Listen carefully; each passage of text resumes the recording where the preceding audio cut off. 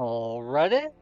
Hello, everybody. This is ZZ1000ZZ, and today I am continuing my Rod Planter challenge of the Empire campaign in Disciples 2. Now, let me just double check that the stream is working. Yeah, looks like. Cool. I'm always worried that I'm going to think I'm streaming, talk for an hour, and realize I didn't start the stream. I haven't gone an hour that way before, but I have gone like I think the longest I went was like 20 minutes before realizing the stream didn't actually go live. Anyway, we are on stage 6 out of 7 of the Empire campaign, and let's watch the mission briefing.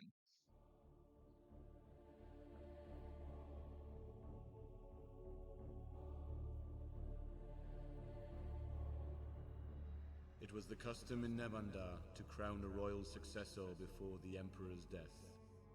Demosthene felt the time had arrived for him to pass the crown to his recovered son, Uther. Tidings of the upcoming ceremony was sent throughout the realm. All would surely attend. Uther was mature for his age, and the burden of leadership did not seem to frighten him. His great deeds in battle were legendary, and many peasants thought him blessed by the High Father.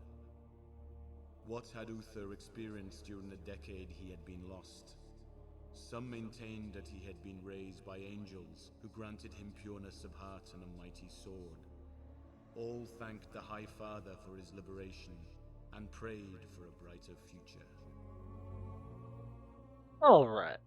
Now, because we're reloading this game, we're going to miss out on a little bit of opening dialogue.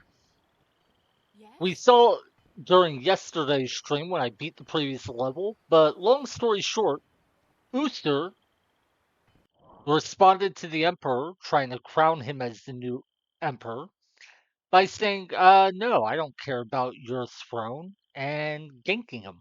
He killed his father and walked off. And when he walked off, he said that we would have to play with his little friends, which are these demons. What? Now, we do What? apparently get a lot of these little units. So, maybe they'll be useful at some point. I don't know. I mean, a single spearman in a party is not very relevant, but okay, so this looks to be a pretty small map. For thy high father. As I was mentioning, this is the 6th stage out of 7, and ooh, no, I don't think I want to use witch hunters. Well, maybe I should use one just to start, so I have an easier time killing these demons. Anyway, yeah. Should be fine to take this battle, I hope. Anyway, with this being the 6 out of 7 stages, I'm thinking we might be able to beat the game today, but I'm not sure.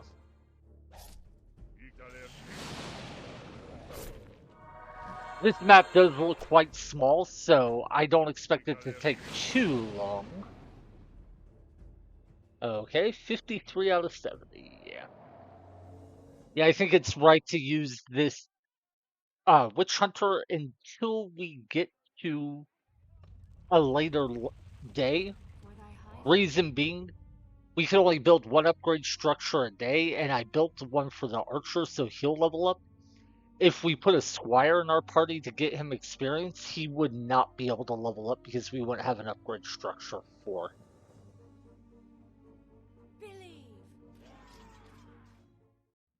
believe. Okay.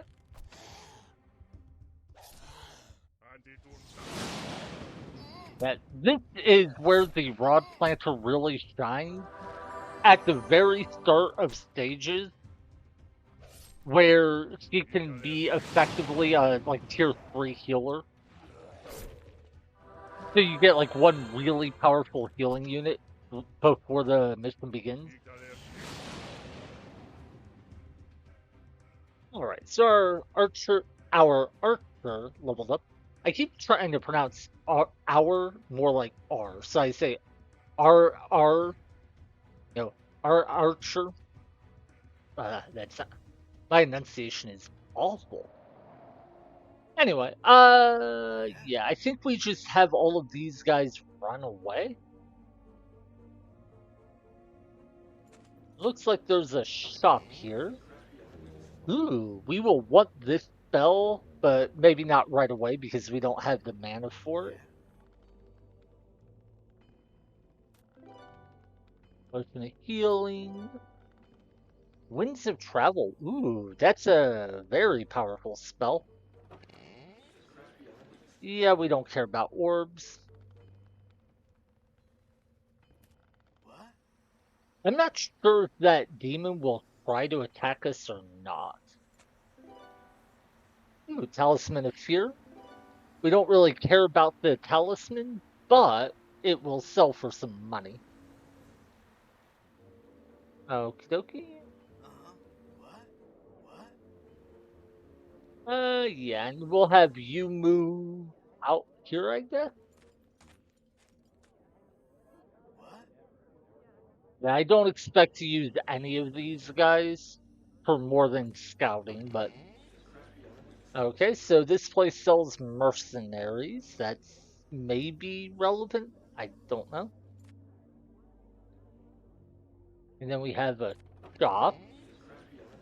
Ice Shield Scroll, Ice Storm, and Blizzard Scrolls. Okay, so that last scroll, well, there was a Water Ward, but there was also a basically Strength scroll. Increase our damage by 10%. That might wind up being useful. Yeah, we don't want to fight you, so let's just try to run past.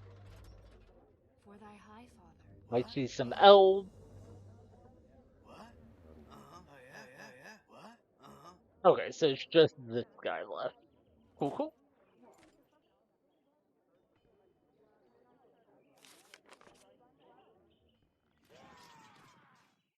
Okay, yeah, the demon does attack, but we may, because we moved all of our other parties out of the way, went for our main party, which is exactly what we want.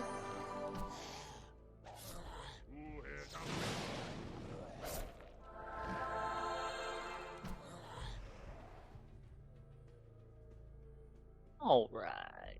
Man, 166 experience already. That's pretty nice. And it's one turn. Huh. The dwarves are going to be our enemies.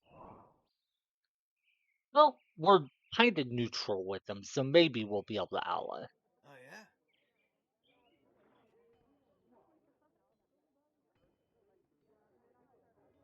For thy Hmm. high father. You're the one with the Talisman of Fear, right? Yeah. And we'll give her the potion he picked up.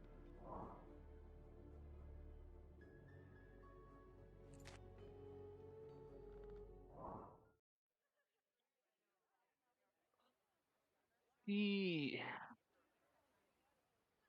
We could go for a Grand Inquisitor, but I really do like having a tanky frontline, so I think we will swap out our Witch For thy Hunter. high father. Oh, I forgot to equip her Boots of Traveling.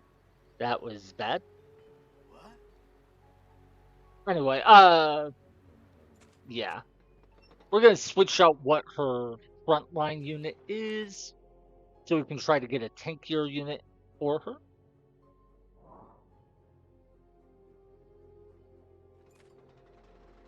For thy high Using father. him to get the guy for us saved a few movement points.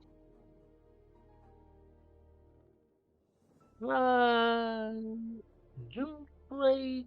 Yeah, I think we can handle this fight. Let's not forget to equip our boots this time.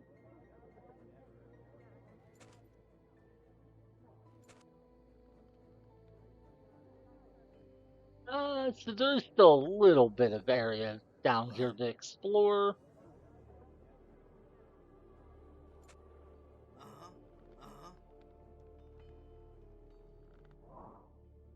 Okay, you know what? As powerful a scroll as that is, I am going to sell it. Money is better for us right now.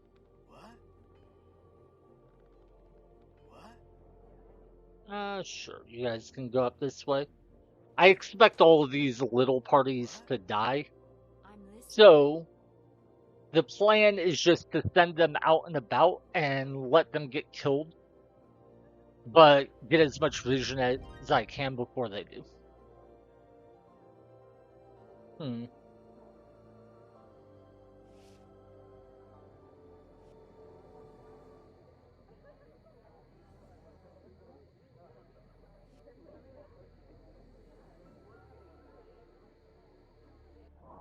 Okay, so we established this trick in our last video. Whenever you get in a fight, it cuts your movement points in half, but it goes by your current movement points. So if you take your boots off before a fight, it that will reduce how many movement points the fight costs you.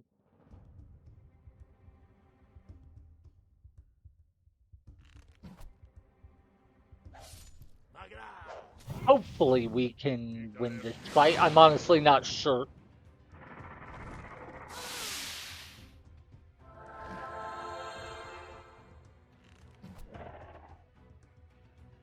I guess one thing we could do is defend on some characters who are lower on health.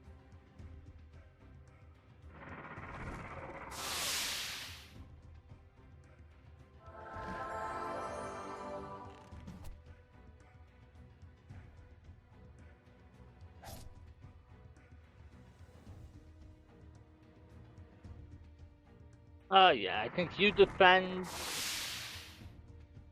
Now we can heal him. Think he needs to defend. He definitely needs to defend.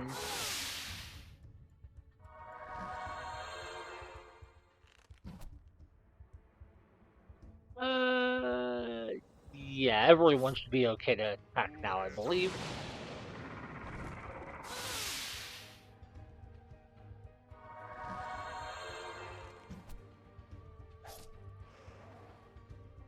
It was pretty close, but we got there. Question is, does he level up from this fight? Yeah, he did. I wasn't sure if I should heal him because if he levels up, then the healing was redundant. So I should have healed my leader instead, but it's fine. Ordered us to kill Uzo. We have the same ally. Or same aims. Why not? Why do we not ally? I can't talk. I mean, not saying I wouldn't be willing to ally with you guys, but are you gonna like show up and be my friend, or are you just saying that and then never doing anything again?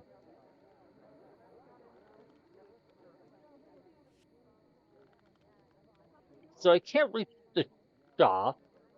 Can't reach that fight there. Not even sure I'd want to. That's a fairly scary fight. So let's go ahead and kill this party.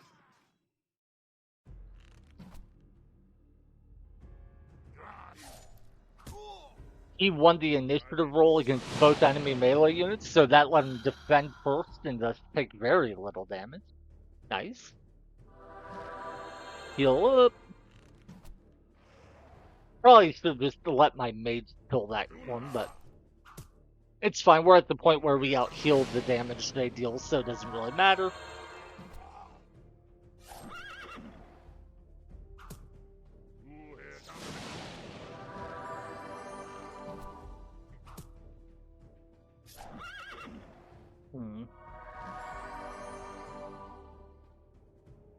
Wow, this guy only needs 226 experience to level up.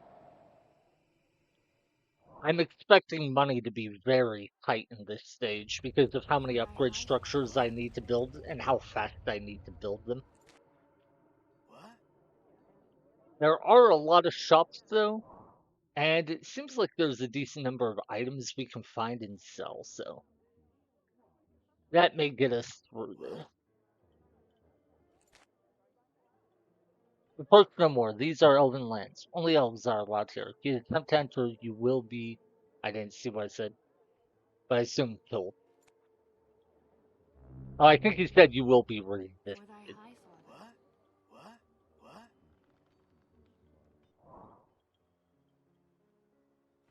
Yeah, let's drop our witch hunter off in the capital in case we ever need him. Oh yeah?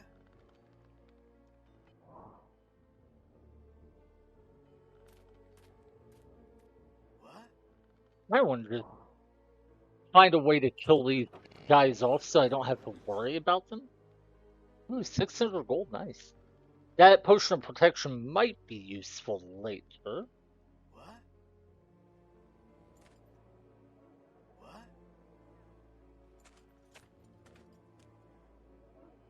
But yeah. So this edge of the map is here. Bottom left corner is the one we've explored the least, then the upper left. What? So, oh wait, you had some movement points left? Cool. No, no, no! I did not mean to fight. Oh.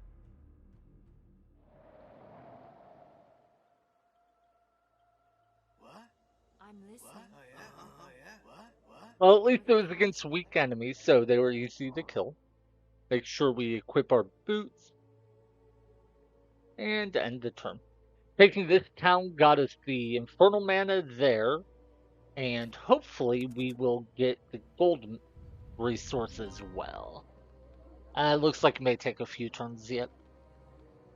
We heard about the Emperor's death. We regret that we cannot help you, as we must settle a problem first. Please, do not intrude into our territory in these. Okay. Did I see? Yeah, that looks like a Legion of the Damned party. Question is, can we kill it? I have no idea how strong that party is going to be, so this may be a stupid play. I could just send my junk unit there to attack him first, but I was kind of banking on the fact that we are very strong. At least for like a tier 1 party.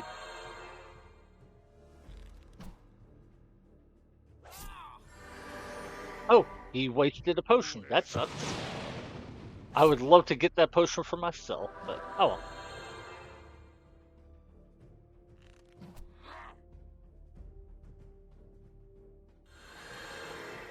Alright, he uses another potion.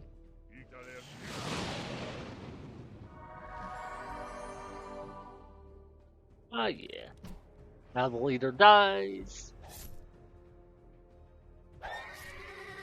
And it's a free win from here.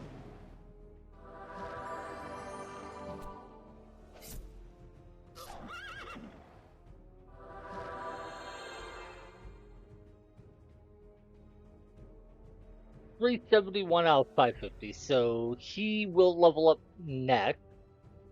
He needs 279 experience. Oh wait, he only needs 242. That can't be right. Oh no, this needs 179. Yeah, that math makes more sense. Well, we did still get a few potions. And because I took my boots off, I was able to conserve a few movement points, which will let us attack this tower. I kind of regretting doing so though. Wow, that's a lot of damage. That's 290 damage. Yeah, we don't win this.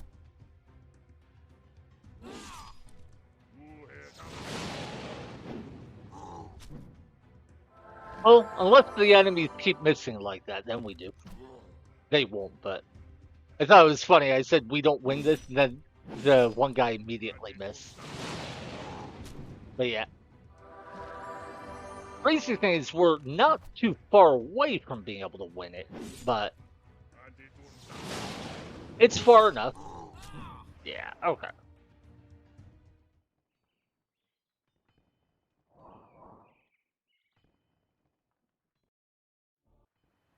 I'm listening. So instead, we'll go after this party. Way less interesting, but It's a bit of free XP. And more importantly, just get stuff off the map. Alright.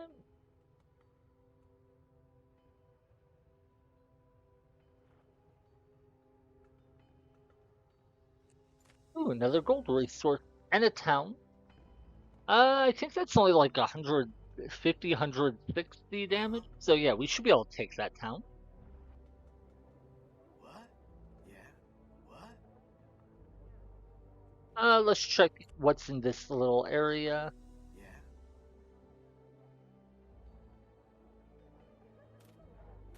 Oh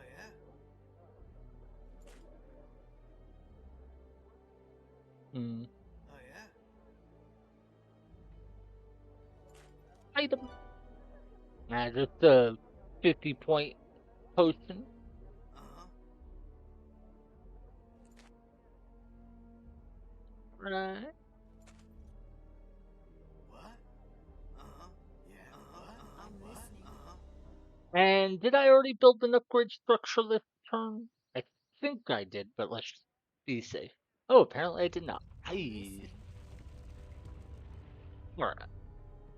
So that's one tier 2 upgrade structure. We just need one for the marksman, one for the knight.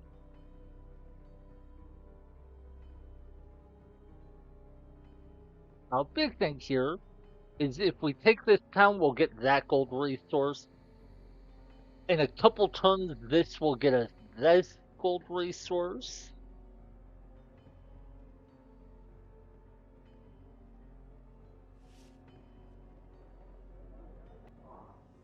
Drop our boots to conserve a bit of movement points. And yeah, this is just...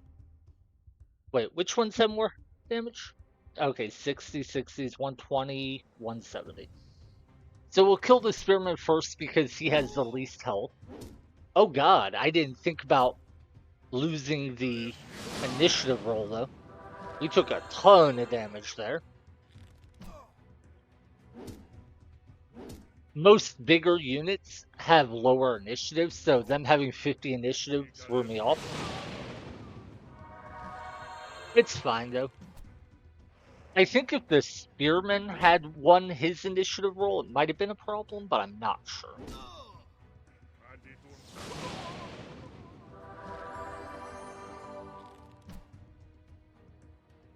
Alright, then we defend.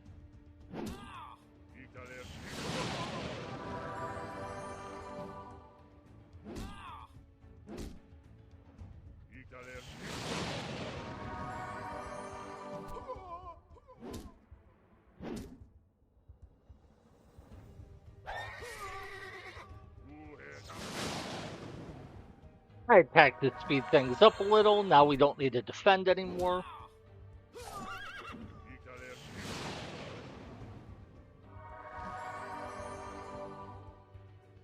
Okay, so he just needs 81 more experience. Have you nothing better to do than attack us? Why do you not avenge your Emperor's death, cowards? No, I don't like you. I'll avenge his death soon enough, but first I want to I'm listening. gather my resources. And by resources, I mean experience.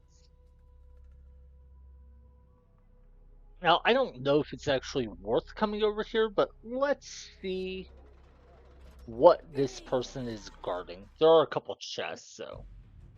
That's only 110 damage.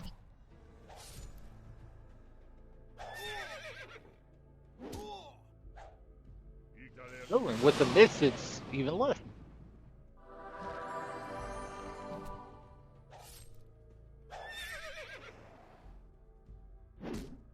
Nice and easy. Alright, 31 more XP to level.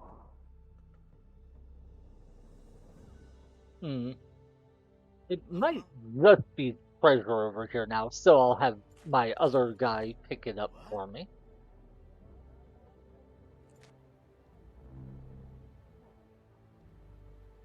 Okay, so we have another town here, or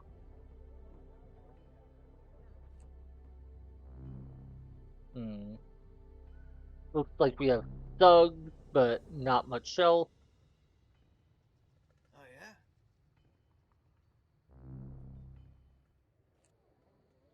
yeah? Ooh, we definitely want that resource though, so I'll probably need to drop a rod. Uh, I think he actually wins this fight. Is that right? As he kills the archer. Oh no, he doesn't win the fight. It's just very close. Darn.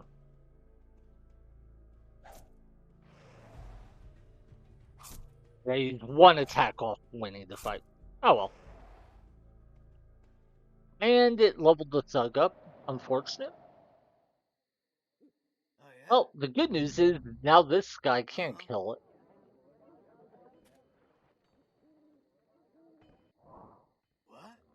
What? Sure, you walk up this way. I don't really care.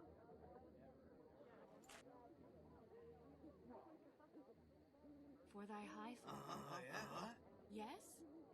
And yeah, we already built an upgrade structure. So next turn, we'll build our melee upgrade structure, and then we'll be set for those for a little while. Hmm. For thy high father. Uh-huh. Banner strength increase the damage of the party. I don't think we'll ever use the banner strength, but I will go ahead and take it. For thy high father. I wonder if there's anything in here worth grabbing.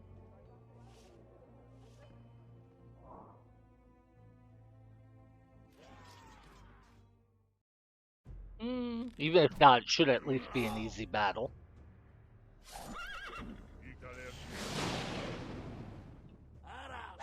Wait, why didn't I shoot the ghost? That was silly of me. Oh,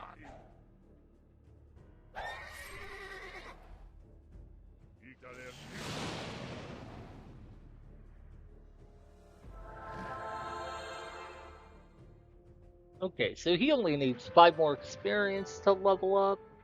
A potion of fire warding is worthless. Well, actually, it's worth like 60 gold, I think. So, not completely worthless, but pretty darn close. I could get up to here, or I could fight this battle and get a level up. For thy high Question father. is movement point. Yeah, I think it's best to just take the battle. Billy! Yeah, it really doesn't matter who I hit.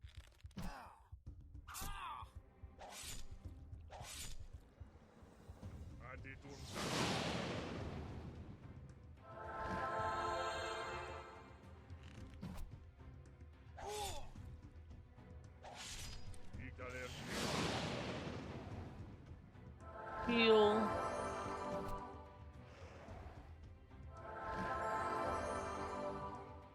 Mage leveling up is very nice. Our marksman only needs 52 XP. Our knight needs quite a bit more, though. Uh-huh. What?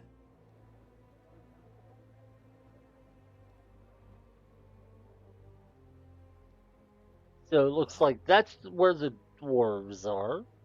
Wonder what this item is. Uh-huh.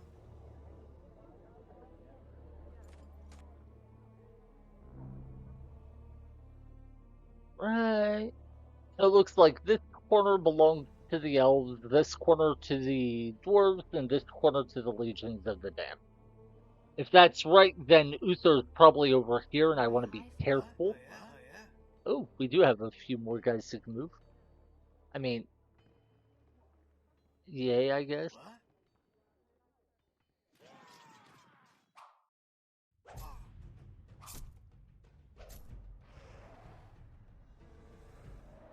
Alright. Yeah. Yeah, I don't care about you, For thy high and father. sure. I'm listening. Okay, so I don't think Uther will come out and attack us if we get close, but we will probably run into more legions of the damn enemies soon. Speaking of which, I see one right now. Hmm.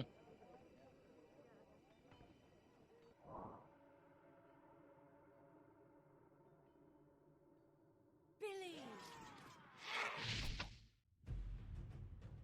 Yeah, if that's all this battle is, it should be a breeze.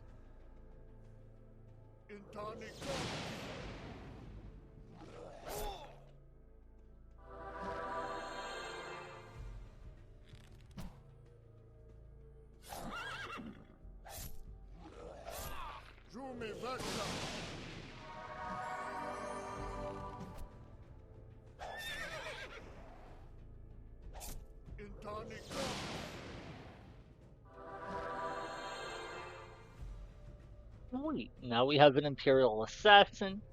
He no longer needs upgrade structures. And I believe we already built the upgrade structures for the knight. Hmm.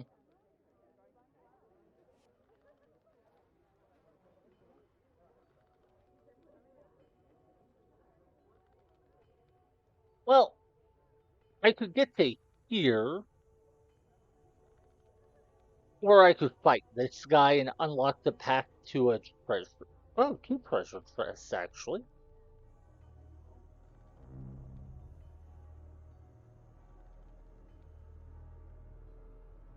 Billy!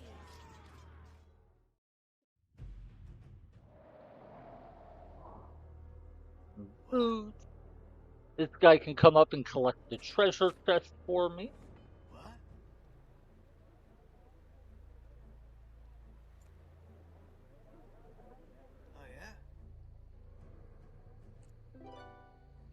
Oh, yeah? And a potion for initiative isn't bad.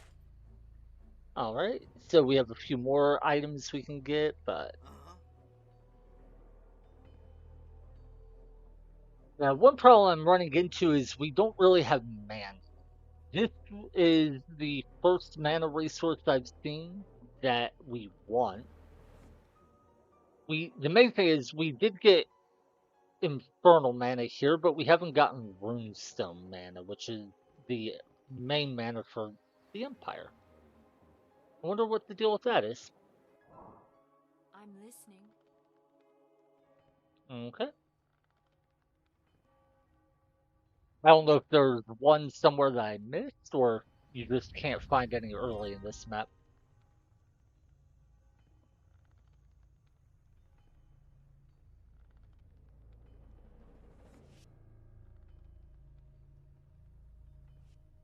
Now we have to think about something. Do we want to attack this dwarf party? We could try to ally ourselves with the dwarves, but I think we might actually be better off just killing them.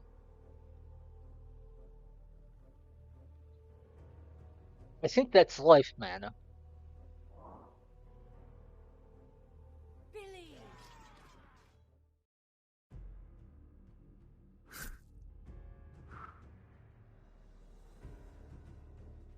Yeah, we go on the offense here in case they try to run away.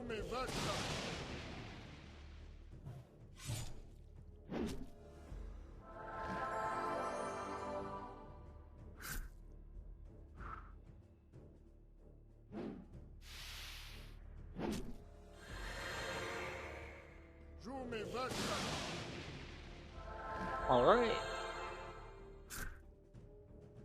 Sweet. We do get to kill him before he uses another potion, so that gets us an extra potion at the end of the battle.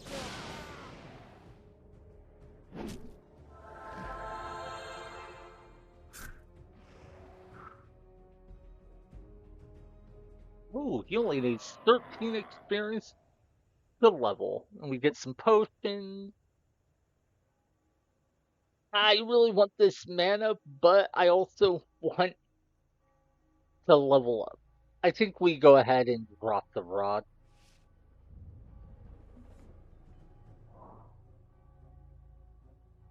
And we still need to build this and this for I'm 3,000 listening. more gold.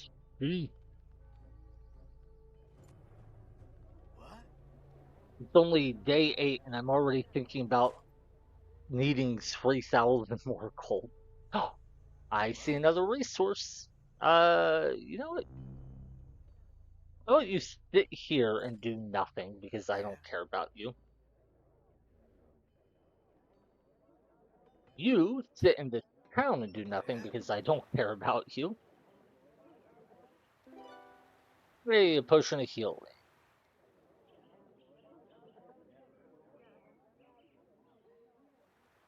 What?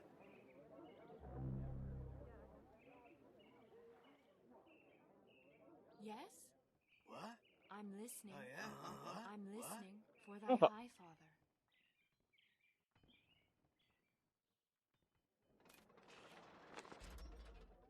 oh no, the dwarfs have infiltrated a spy into our party. Oh hey, they actually did the work of attacking for us. That's awesome.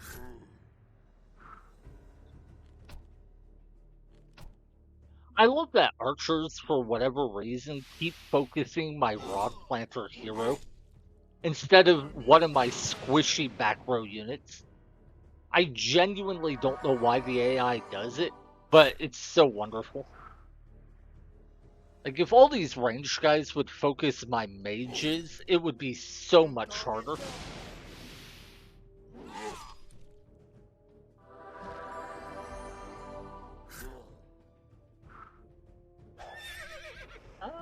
Okay. Well, that was battle. I guess I should have healed my rod planter since my knight was going to heal when he leveled anyway. Sweet. Now we're getting 75 life mana a round. That's a huge upgrade. Orb of Life. For thy high father. Not sure what's in that place, so I think I want to go after it. But I think it's more important we kill the Legion of the Damned party if we can.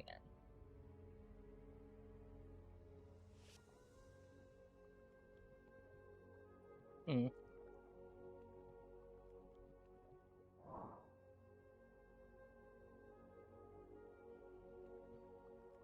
Okay. I was making those weird movements because when I take the boots off, Billy! my movement point cap is 42. So I was trying to drop to 42 before I start the fight. Ah! Okay, and looks like they are not running away for some reason. I'm certainly not going to complain.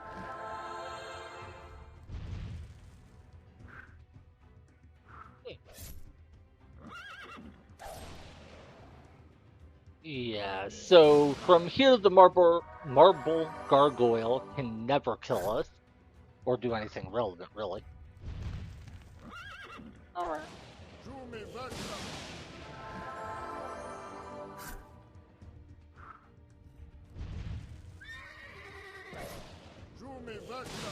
What's crazy is I think it won't take us long to be able to take down enemy capitals too.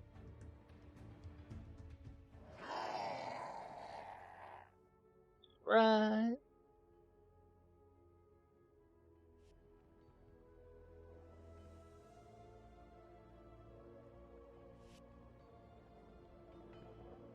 Billy! Wait, we actually get this town? Oh, that's beautiful.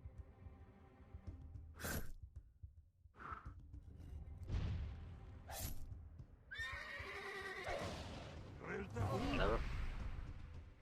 We'll end our turn inside the town so that'll give us feelings. I don't really care about being efficient.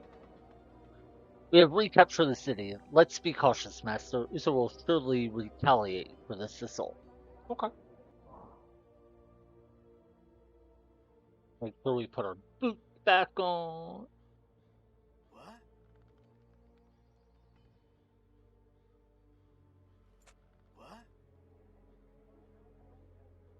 Okay, so there's a thief. Let's go ahead and kill it. Dwarven thieves are surprisingly strong. In exchange, they don't have 60 initiative like most thieves do. They only have 50. But it is always surprising me when I look over and they have 150 health instead of 100, and they even hit Oh harder. yeah? Oh yeah? What?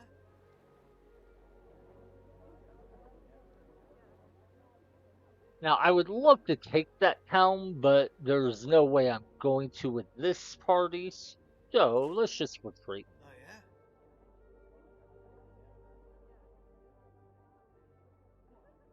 The goal was to get scouting information. I think I've gotten as much of that as I'm going to get. Because going any further this way will send me into the dwarves and they'll just kill all of my guys.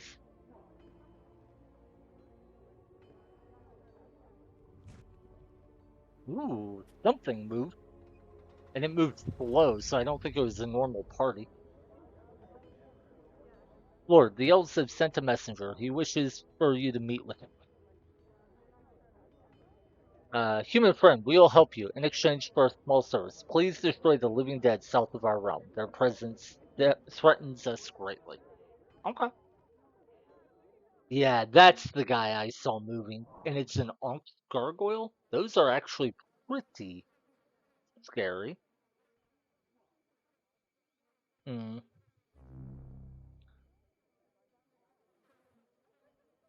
Wait. Okay. You know what? I'm actually gonna fight it just to see. Billy!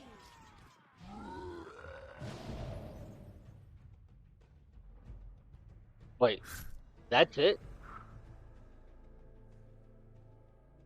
Oh, oh my god! I totally forgot. Unk's gargoyles are not immune to poison.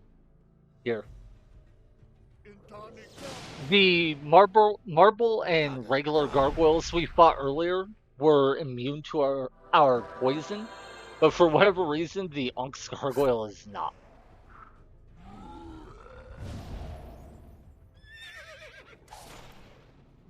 The Onk's gargoyle, by the way, is an upgraded version, so you would think it would be even stronger.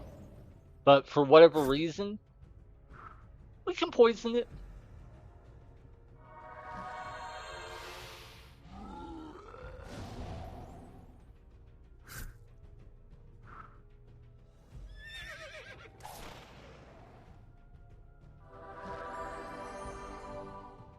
Wow, 313 experience. That's great.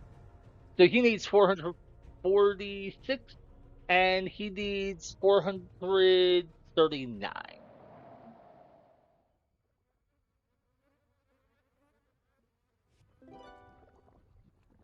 Huh. I wonder if we can take this guy down too. Billy! Moloch? Okay, they transform into our assassin. That's scary. Except again, they're focusing our rod planter instead of someone who actually matters. Well, I mean, our rod planter obviously matters, of course, but she's tanky enough that the damage on her doesn't matter.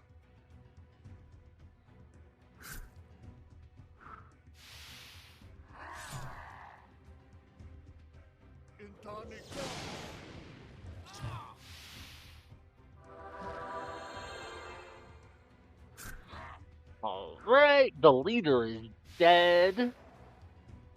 That just leaves this big dude.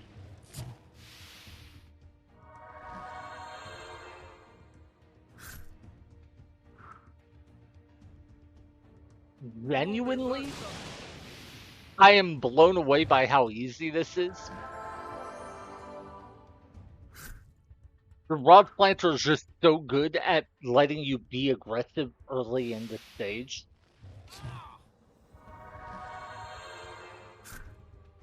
Okay, well, that was certainly a thing that happened.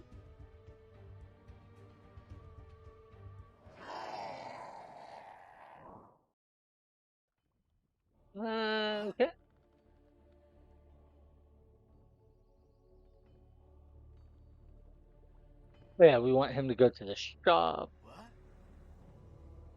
You're already over here, so let's just keep walking. Uh-huh. Uh-huh. What? Oh, yeah? I'm listening. What? Oh, fine. Let's see if I can split past the doors. Yes? I don't have any potions or the buffs I would need to take down that capital, but I'm not too far off from it.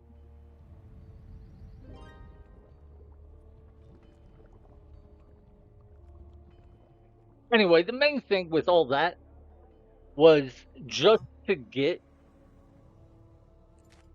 as many enemy parties killed as possible. That way they can't like roam around the map and do a bunch of stuff. And hey, we did get a little bit of resources, at least for now. Uh-huh. Alright, so no way for you to split past these guys. What if you just like walk over here? Oh, yeah? Oh, yeah? What? Uh-huh.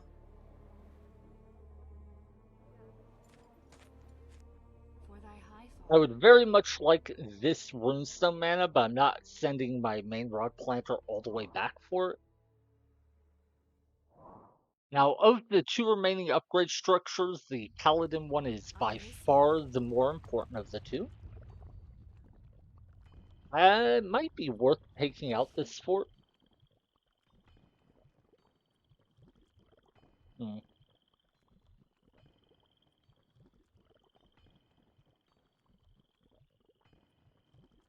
Just a hint more move, scouting before I attack. Oh, that's a total joke. 50 gold and a weakness scroll. Nothing of note. No money is nice. I guess. Oh, we're one space away from being able to fight him. So instead, no. Billy! Oh well. I was gonna try to fight this party from a slightly better spot, but not a big deal. Oh, yeah? Uh-huh. Uh-huh. What? What? Yeah. Uh-huh. What? All right. So I still need 1,040 more gold.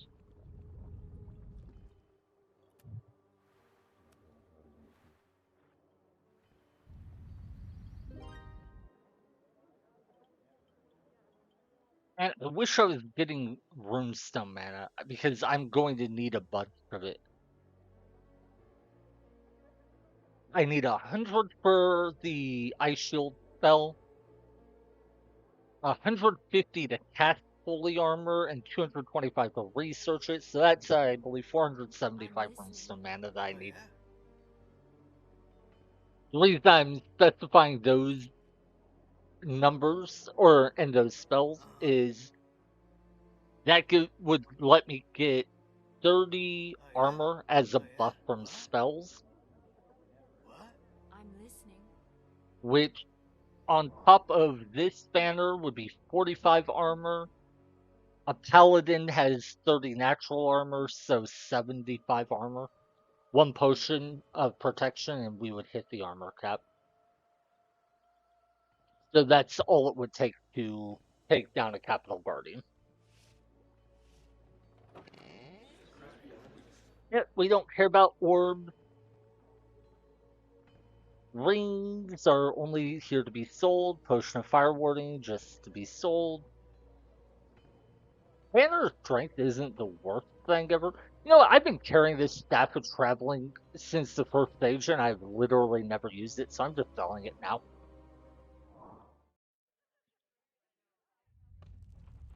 I should have sold it a long time ago and just carried some other item with me throughout the stages. Like, even if it was just an item I could sell or a potion to use, would have been more valuable. Alright, let's take down another little tower. Medusas can be a little scary. They are a lot like mermaids, only they don't deal damage and they petrify instead of paralyze. Wait, we actually lose our knight here, don't we? Yeah, because he lost all of his initiative rolls. That... Oh, I just needed him to win one initiative roll. But he did not. Well, I guess the question is, do we reload or do we just accept this? Honestly, we might just accept it. I mean... Okay.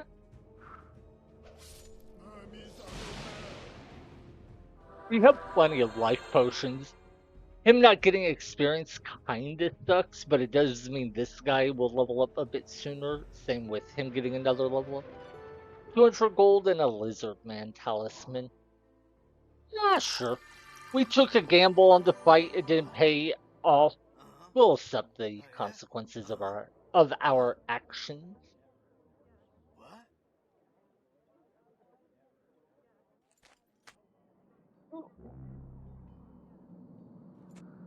I'm listening. So yeah, this is definitely a small map, but it is pretty densely packed.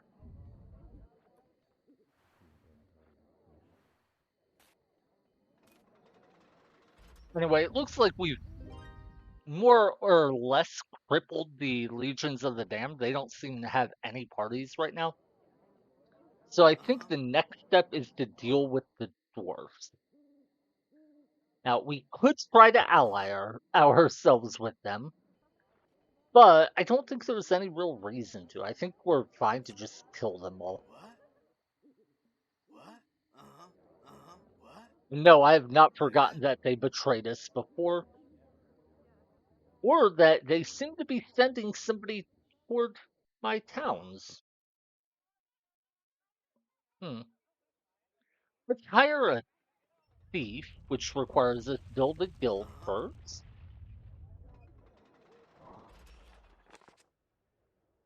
What? It better be good. Oh, that's just a rod planter? I thought it was much more scary than that. Well, it's just a rod planter. I'll ignore him for now. Again? I'm listening. Alright. So that's a real party. This is a thief. I'd like to take this town, so in the process, I guess we kill these guys? Is that right? Yeah, let's do it.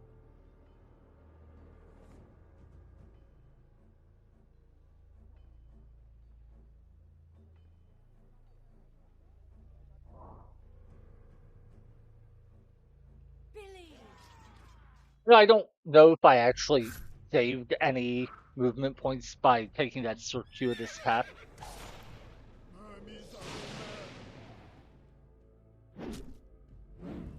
Oh my god, he almost died because I forgot he wasn't at full health at the start of the battle. It's fine though.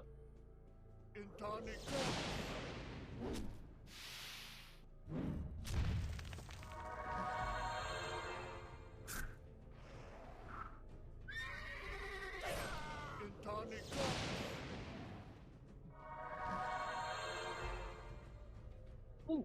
Now we have a white wizard, 60 damage to everyone, takes 2100 experience to level up, so that'll take a long time. Our Imperial Assassin leveled up. One underrated thing about leveling up once you've hit the cap for your class is it gives you better chance to hit. And especially on assassins who have poison, getting 2 plus 1% chances to hit is very nice. But anyway, we only need 149 experience for our Imperial Knight to become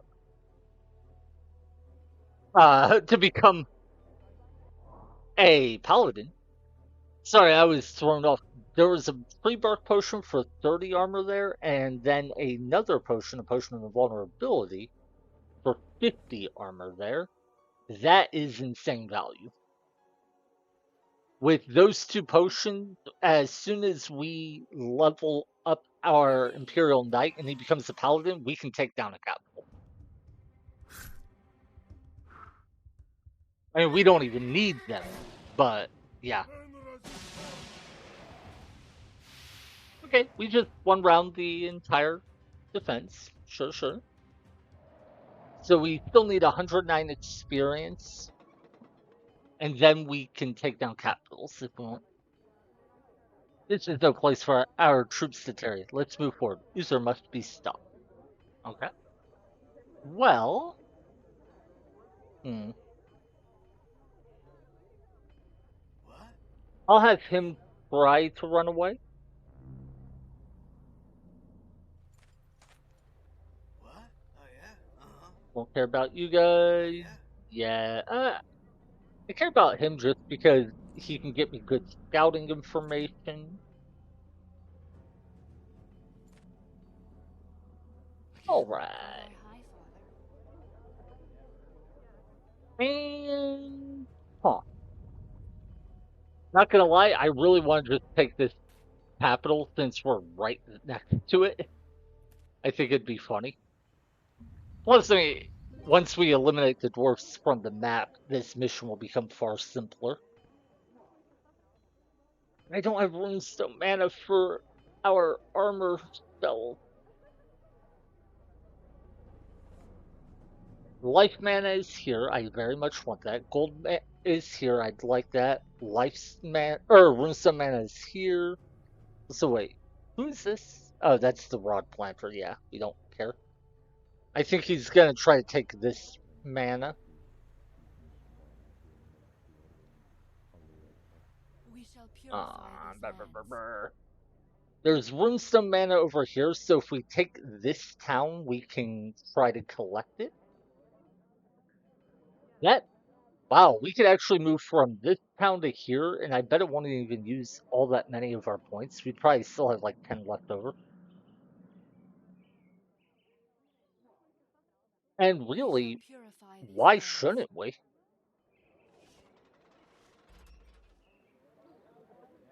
Yeah, 18 movement points left after moving that far. That's nutty.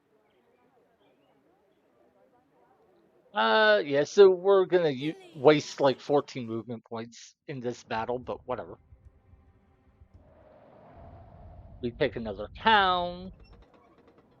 Why attack us? We should ally our nations to fight against the heretic child. I was like, wait, what are they calling him? Hey, I tried to ally with you guys before and you betrayed me. Now you're my enemy. That's just how it be. Oh yeah?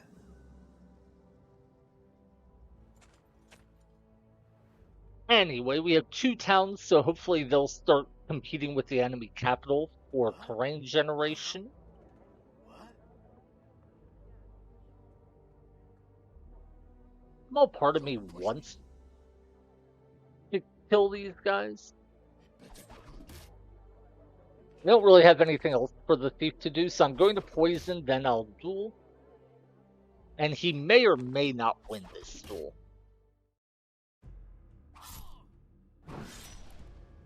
Oh wait, yeah. He loses it by just a hair.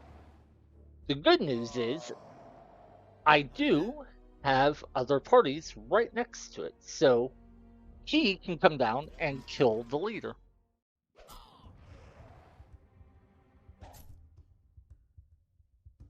Hey, 50 experience. Don't think that matters, but Uh-huh.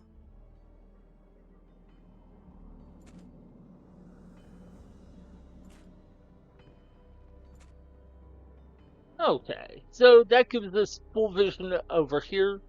The elf area, I think I'll actually break in and kill all the elves.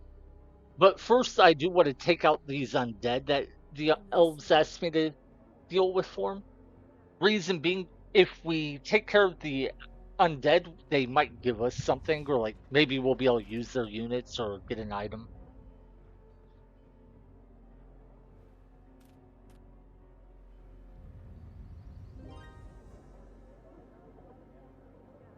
Sweet. We got runestone mana for the first time. That's huge.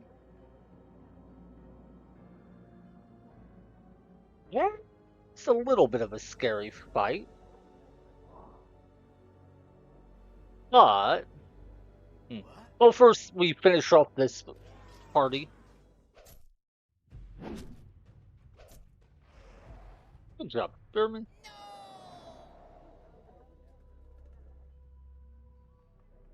And then there's the Legion of the Damned party here.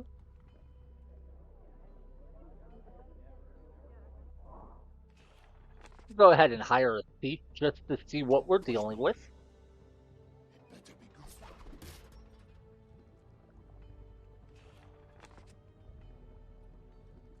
Okay, so they're all tier 1 units. Not a big deal. No, I don't want a leader. I'm just going to hire a bunch of tier 1 units. Hopefully that will be enough to defend the town. We could go after this. I really want this life mana.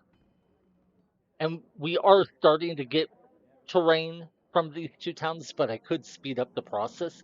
I could even drop a rod over on that resource. That would really speed up the process. I also could try to kill these guys. I mean, it would level up my knight.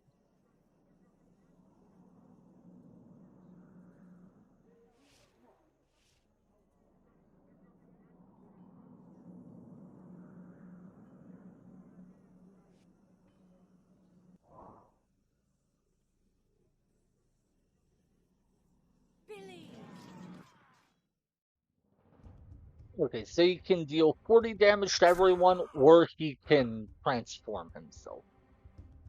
We defend. That frostbite hurt, because it bypasses armor. Ooh.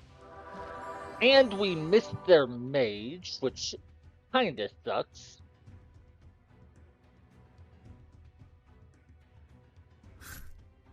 Right, so we get to poison another person. Wait, did he just die? Wow, he really does just die to one. Wait, he has armor, so maybe he doesn't.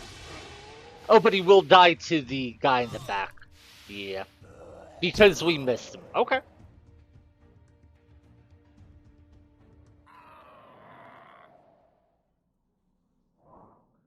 So, we're going to redo this, and I am going to use some tech that I've been wanting to try for a while. And that is, we're going to put our leader in the front row. The reason for this is she has a lot of armor, so she can now tank the attacks of the enemy leader. That way our knight doesn't keep getting hit as many times. He only gets hit by the giant each turn. And now, he should be fine. Yeah.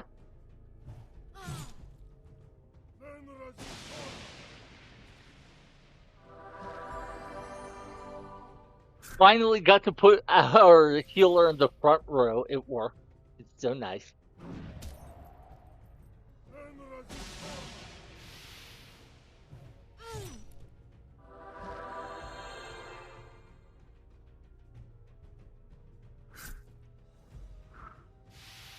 Now, this is a surprisingly strong enemy party.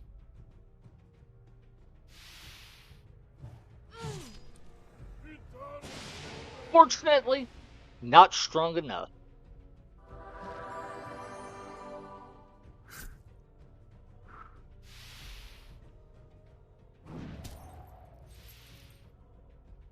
Alright. And our knight will level up, so we don't need to heal him. I'll heal my leader, and look at that. That's beautiful.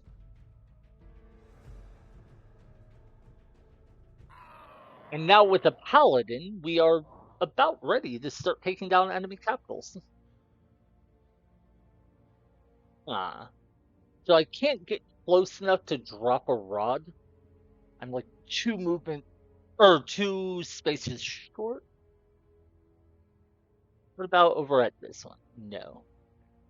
What about just dropping a rod to be a troll?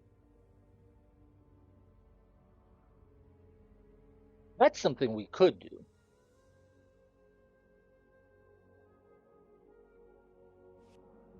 What about being even more of a troll by researching the haste spell so I can then drop a second rod? Oh, that's so stupid. I should not be doing this. What is wrong with me? What? Okay.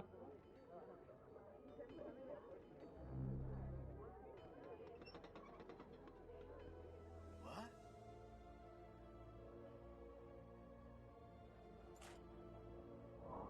Oh yeah? Uh-huh. What? Uh-huh. Uh, yeah, that goes silly me, but I don't mind. But yeah, now we're getting, I think, 100 runes some mana a turn.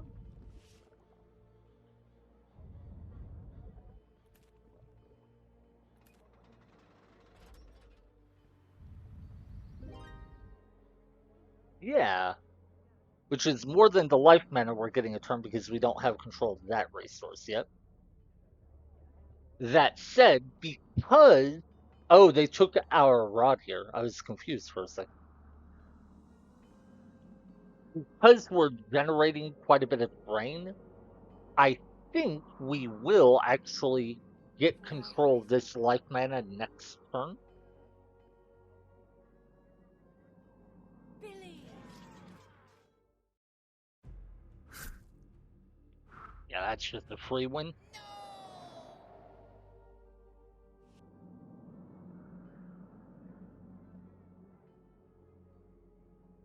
Oh. Okay. So we take the rod that or we replant the rod he removed, and then we'll cast haste so we can go drop another rod over at this gold resource.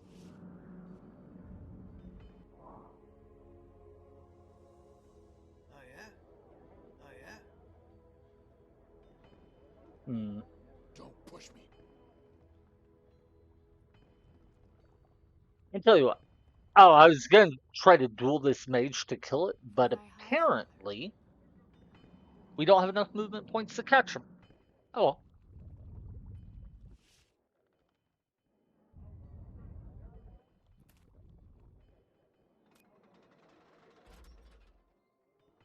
well. The mountain clan discovered the spy we had in their party. Wait, did they remove my rod again? You guys are getting on my nerves. Okay, so the question now is, can we take capital? And we don't have enough mana yet because we will need a couple spells, or we will need potion. I'm What? listening. Uh-huh. What? So, Oh yeah? where was the spell shop? Yeah, this is the spell shop. Okay. What? What? Yeah, I'll have this guy just sit in the town to defend it, or pretend to defend it. I don't think he'll be very relevant. For thy high father. So we kill this guy, then drop another rod. Believe. These dwarves are really getting on my nerves. But just roll over and die, please.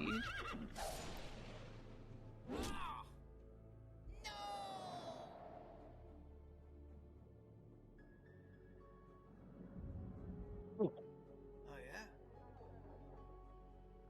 Anyway, I need what?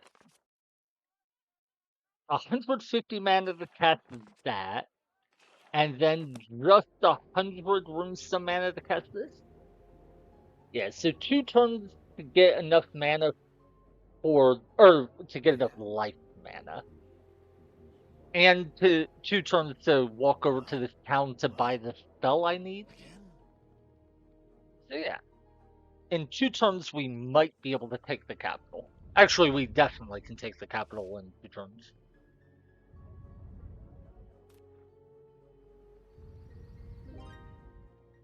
Wait, I just had a thought.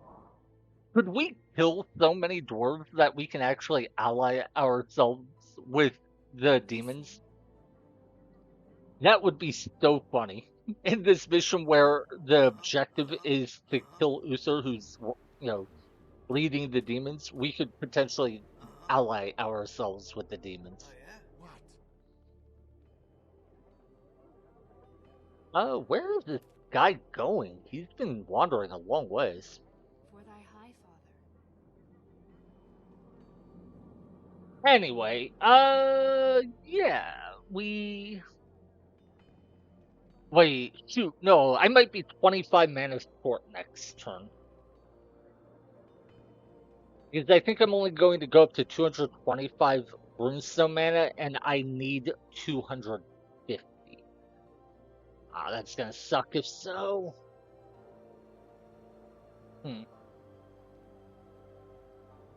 Well then, how close are any of my units to leveling up? Not super close. Trying to think what to do in that one extra turn. Because my plan had been to run to town and then run back and fight next turn. Okay. Well, let's kill this troll and grab whatever chest this is. Maybe walk down and try to... Oh, wait. For some reason, I thought I had to go through here to get to this place. Billy! Yeah, maybe we try taking out that dungeon. Not quite sure yet.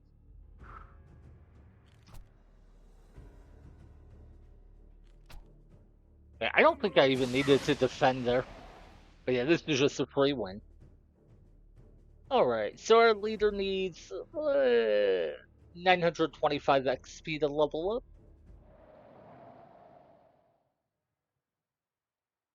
Billy! Wow, taking off those boots gave me almost exactly the right amount of movement points to take this second fight. Of course, the alternative would have been to just remove that rod. But yeah, we'll grab this chest and then decide what to do from there.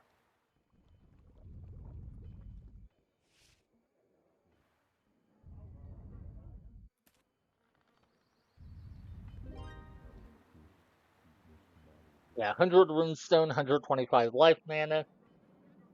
We're at 225 runestone mana. We need 250 because this costs 100. Ah, so close, so close. What? Okay. Yes? So yeah, the idea is we are going to cast Ice Shield for 10 armor, Holy Armor for 20 armor. Tome of Air, that is useless to us.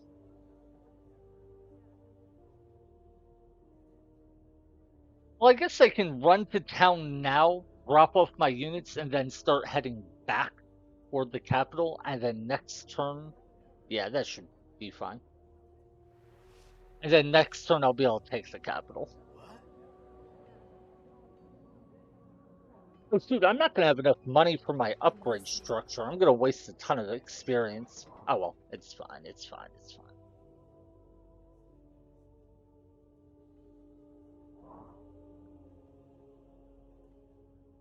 I mean, might as well kill this orc on my way out. Billy! Not even being efficient with my movement points there, but whatever. Yeah, next turn we'll buff up and kill. He's at 45 armor. Wait, I don't have a... Oh yeah, I do have potions of armor. I was gonna say I don't have the potions I need, but I do. I just need one potion on him and it's fine. It'll actually be a bit wasteful to use my potion of protection, which gives 30 armor, because I only need... No, I'm sorry. Tree bark potion that I have that only gives 30 armor. Sorry.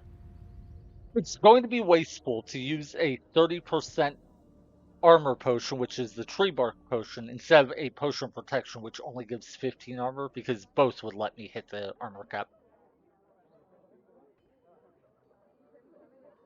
I talk too fast and my brain doesn't quite keep up, so I keep stumbling over my words.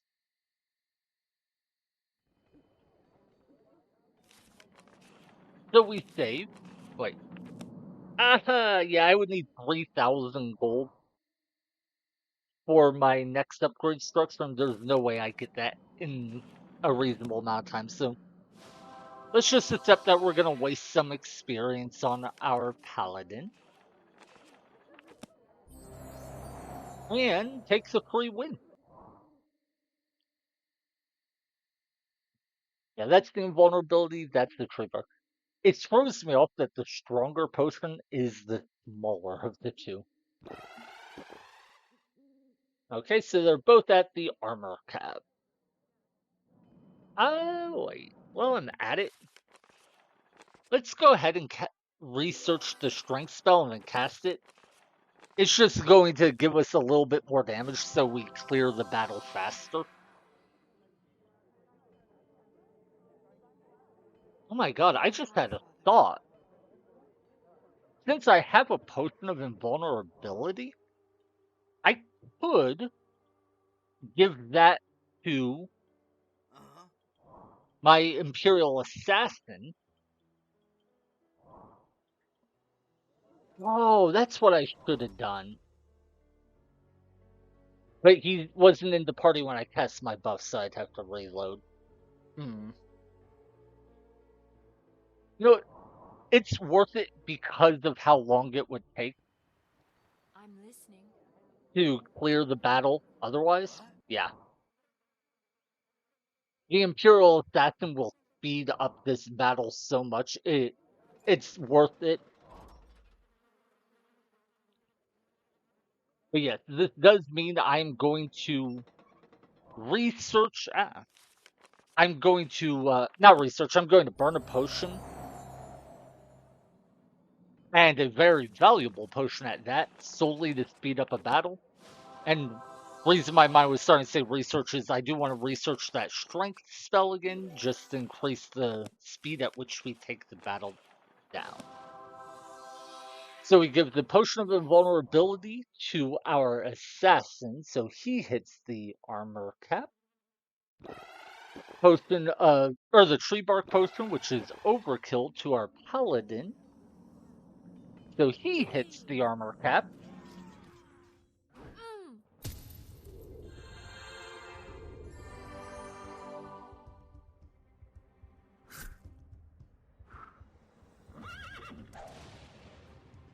Now, of course, the problem with having the assassin with us is that he will require healing as well, which means I have 3 units that require healing instead of 2. It will make it harder to keep up with the healing. But worst case scenario, I can just let him die at some point. I don't think I'll ever need to, but for the amount of value he provides in terms of speeding up the battle, it is well worth it. Also, with that second Tenderfoot dead, the leader will now deal way less damage.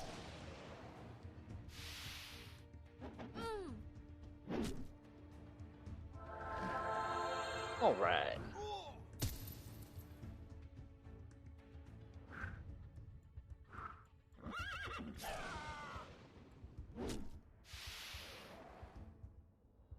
And another person is down.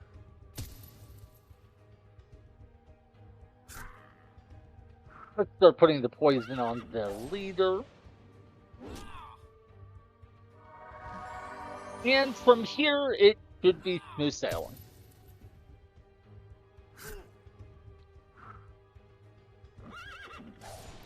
The extra damage from having the assassin is already paying off a ton.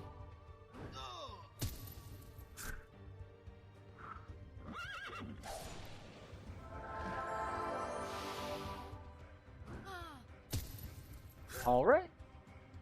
Yeah, without the assassin, this battle would take so much longer. I'm glad I brought him. Because, yeah, he only deals 5-ish damage for his own attack, but then the poison deals 26, so... Our paladin would deal 11 damage or so on his own. So the assassin effectively deals 3 rounds of damage per round. Or 3 rounds of the paladin's damage per round. So in a sense, it kind of like speeds the battle up by 3 times.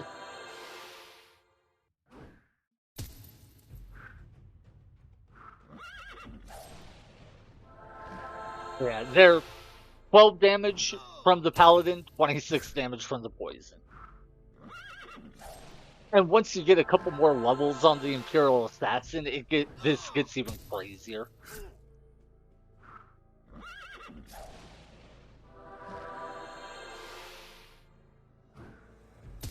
Yeah, compared to when I killed the Capital Guardians in the last stage, this is already feels so much better.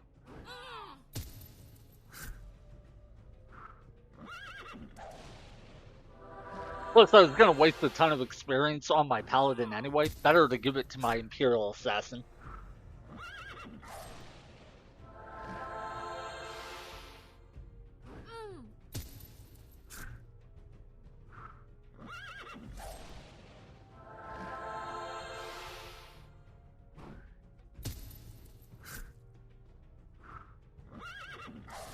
Anyway, this didn't take too much longer.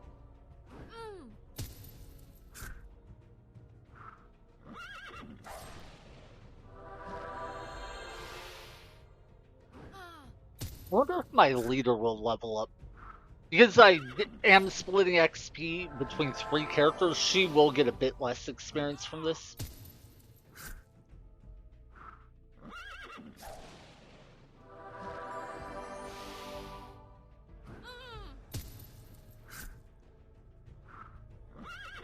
Wait. Yeah, she can still get a few more skills. There's a certain point where leaders stop getting new skills when they level up. That's victory. But I think it's like level 12 or something like that. Wow, 1,345 experience. Very nice. Oh wait, she is level 12. Dear God. Okay, yeah, see, I only heal for 91. My healing per level up is going to go down now that I've reached level 12. I think, do I only gain 1 point of healing per level now? I think so, but I'm not sure. Ooh, that's a lot of resources. And we get a couple spells. Okay, I'll take it, I'll take it.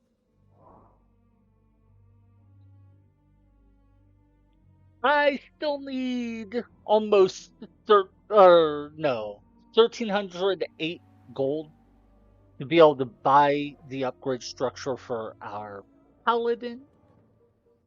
Do I have much that I could sell for money? A little, but not much. Okay. Anyway, with the dwarfs gone, we now completely control this corner of the map. There are still a couple dwarf parties on the map I think that we'll have to wipe out, but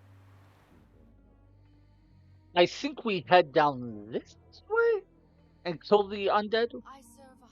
Or do we go this way and kill the undead?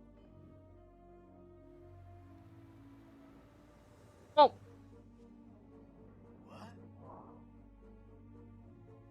One thing we can do, put that wizard we had dropped off in this guy's party and have him come over and deliver it. Now, in Heroes of Might and Magic games, which game is fairly similar to, wow, it really did run all the way to kill this one spearman. That's funny.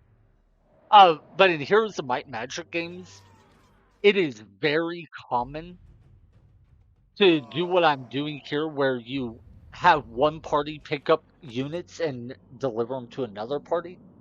In this game, it's a lot less useful, but every now and then it's still worth doing. We could get the Earth Ward, or the Water Ward, but I don't think we really care about them. Otherwise, accuracy does nothing. Natural healing has a tiny bit of value, but not much. Insight's decent, but it's easy enough to scout that we don't really need it. Arcane power, arcane knowledge, arcane lore are all bad. You should never take them. Might is useless on a healer. Incorruptible is good in multiplayer, not so much in single player. Toughness would be fun to give us more health, but not very relevant. Well, we don't really care much about any of these.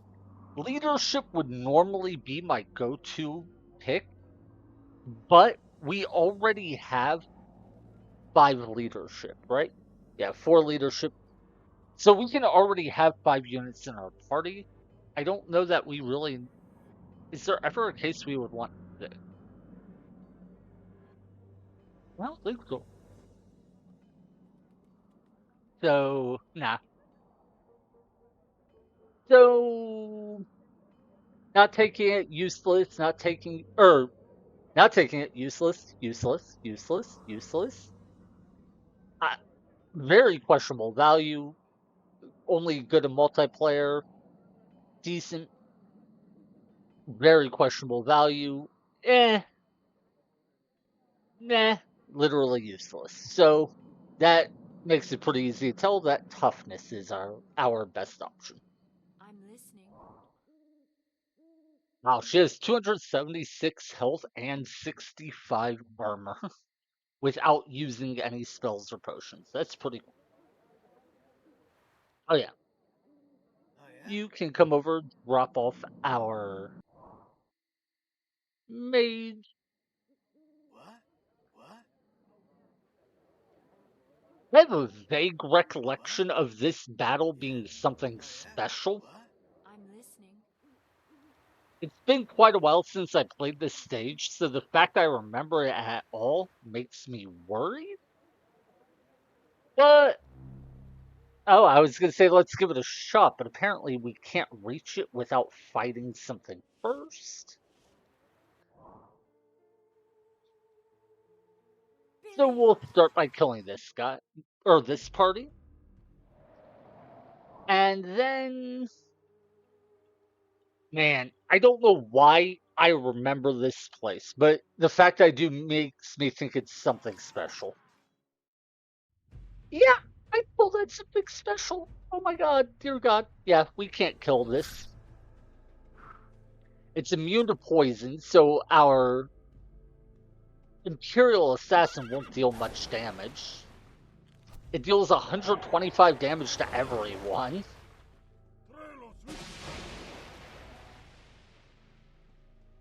So yeah, the main thing is we can't blitz it down quickly because it has 800 health, and we can't tank it very well because it deals 125 base damage. Now, we can beat it by treating it the same as the Capital Guardian, where we only have 2 people in our party. So I think that's what we should do.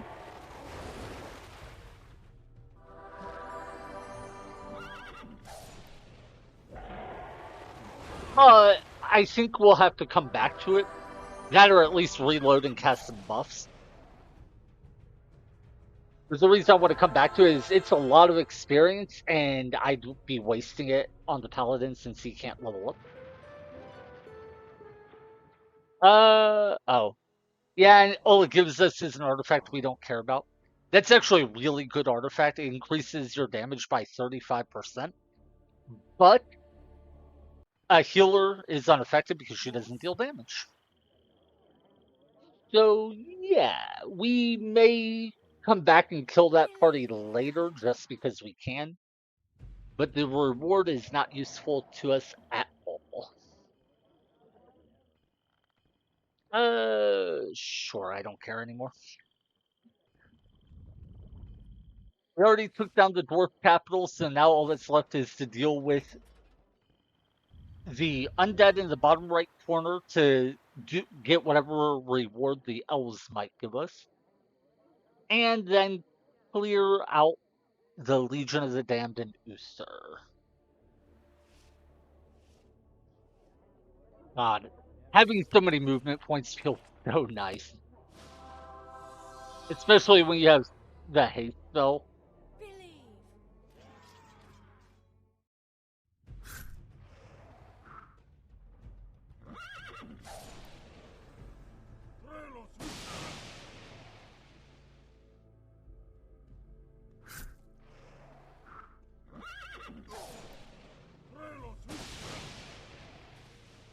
Nice and easy, nice and easy. I still need 508 more experience. Or, I mean, more gold. And then I'll be able to. Wait. There's a dwarf party here. I totally didn't notice that. I thought they were all dead already. Anyway, yeah. We need 400. No, sorry, 508 gold for our paladin to be able to level up. So let's sell a couple items. Okay, that gets us there.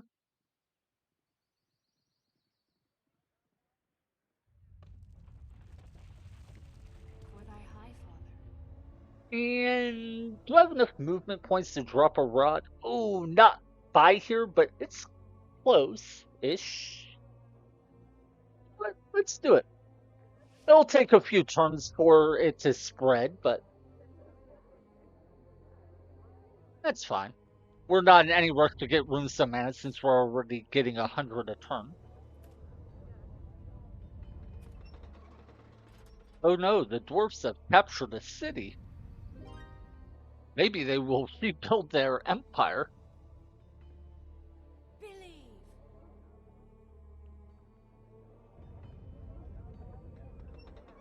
No, they don't get to rebuild. The dwarves are dead. We genocided them.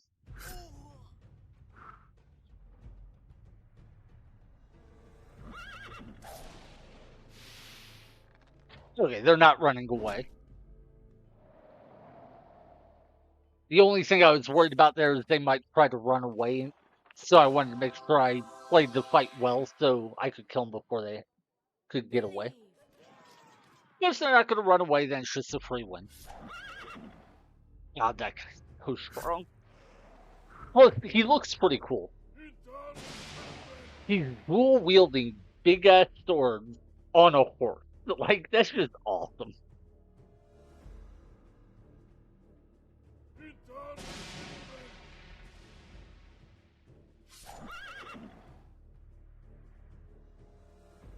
Alright.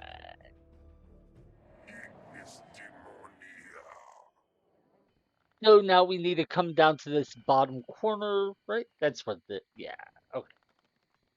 So we're headed here next. I hope we get something relevant from the elves. I don't think they'll just give us units, so maybe they'll give us an item. I don't know what items they could give us that would be relevant, but I know what item I'd really love. There's a banner that gives 20% armor. The banner we have right now only gives 15. It would be so awesome if we could get the 20% one instead. Yeah, one movement point shy.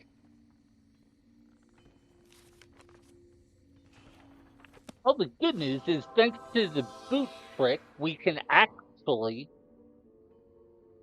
fight these guys and still move after.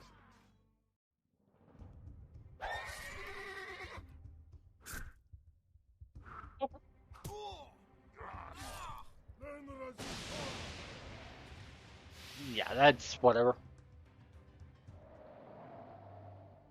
So yeah, we still have 6 movement points. It's not a lot, but it's enough to get us this item.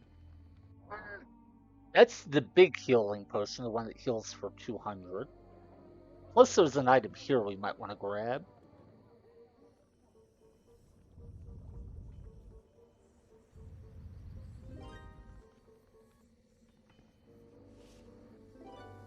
Ooh, tree bark potion. That's perfect.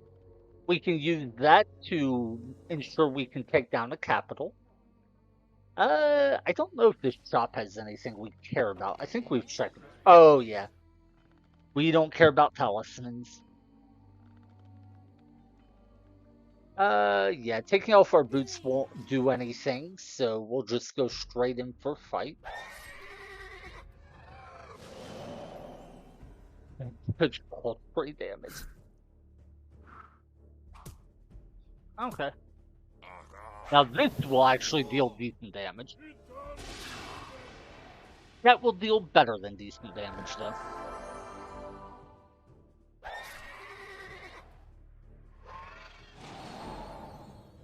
That's so dumb.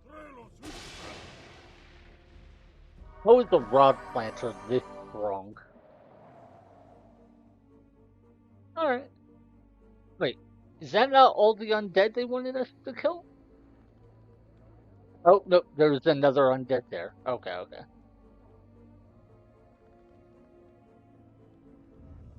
They did say the undead's south of them. This is south and it's undead, so I assume it's what we need to kill.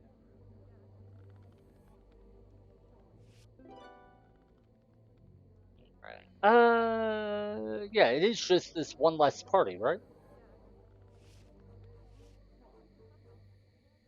I hope there's nothing more I need to do. Billy. Yeah, that's just free. Yay! Thank you, friend. You have destroyed the undead creatures. The elves will remember this. Please accept this gift as a reward. Horn of Awareness. Oh, wow. Wow, wow. 25% less damage from attacks? We've been using these artifacts that would give us 10 armor. That horn will give us 25. So that's plus 15 armor. I assume it was delivered to our capital. Yeah. That is, yeah, that was well worth doing the quest for then. That said, now that we have done the quest, I kind of want to go kill the elves. How could I not?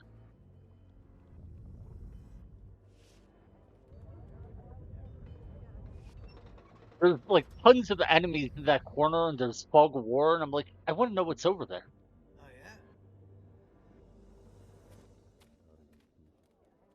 yeah? Yeah, to demonstrate how good that is, we currently have 65 armor. With that horn, we would go up to 80 armor. Billy. Without any spells, we would reduce damage by 80%. Billy.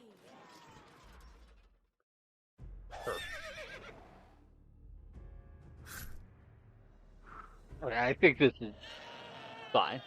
Alright, alright. We don't have a lot of mana, so I'm not going to cast Haste this turn. We're going to go Genocide the Elves.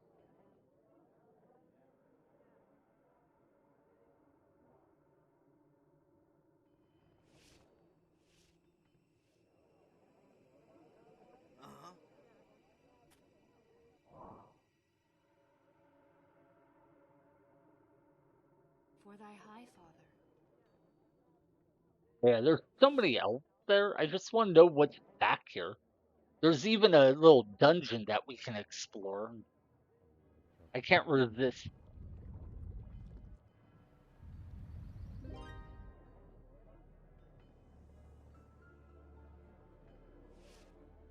Hey guys, I won't hurt you if you just move out of the way and give me all your stuff. Billy. Now there's really no reason to kill all of them, so I'm just going to kill the ones that are in my way of trying to get to treasure.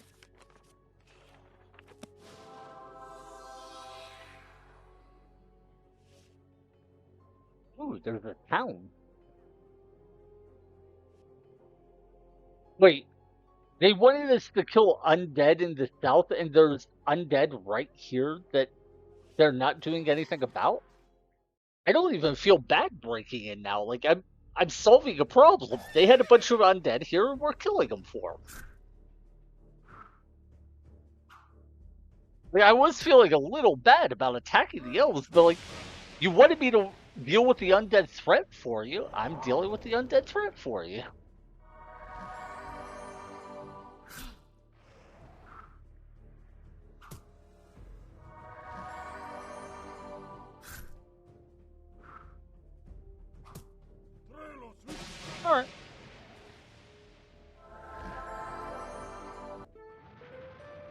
the 500 gold Titan's Might Potion.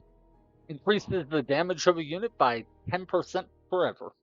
We've already used the one on our Rod Planter, and it does absolutely nothing because healing does not count as damage. Maybe I should have given it to my mage instead of my front row guy. What are they called? Defender or Fae?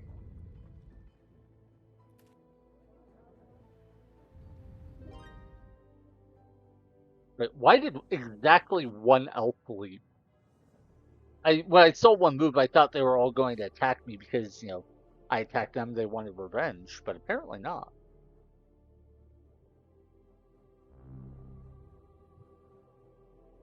Okay.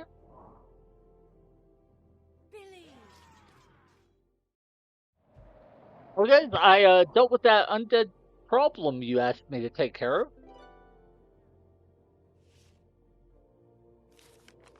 Wait, is there anything in that corner or not? Oh my god, there's a dragon. There's a dragon. Yeah. Okay. I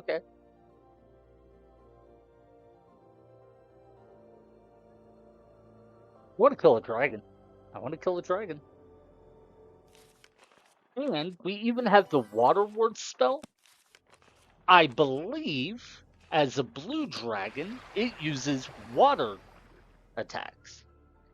I also believe it will not be immune to poison damage like the black dragon was. So, yeah. We get to kill a dragon, baby. I'm happy.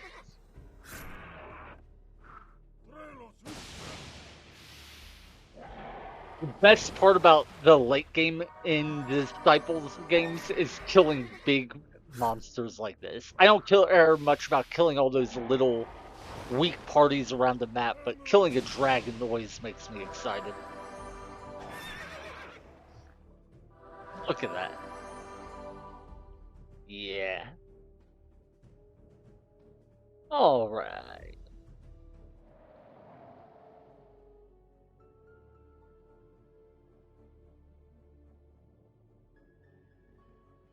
No, if they had a dragon, why did they need our help dealing with the undead? Actually, I guess the undead do have a bunch of paralysis units, so maybe they could, paralyze the dragon? I don't know, I feel like if you have a dragon, you should be able to just fly over your enemies and nuke them from the skies. Then again, I guess the undead do have undead dragons. It just sounds fun. Getting to fight wars with dragons. I got some decently strong enemies here, but I'm afraid they are a little bit outclassed.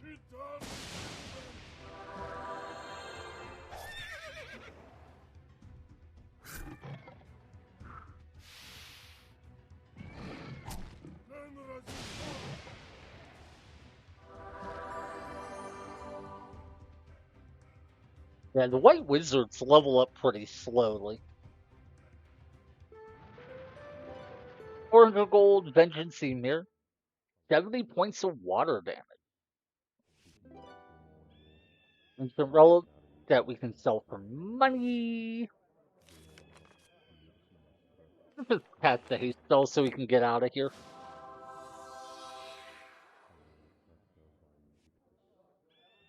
It was fun torturing you guys, but I think we're done. One more town to take, and then we can head out. Oh! Sorry. I played a bit of Chrono Cross, and when I updated my stream title, I must have forgot to fix that. Thank you for letting me know. Let me fix that real quick.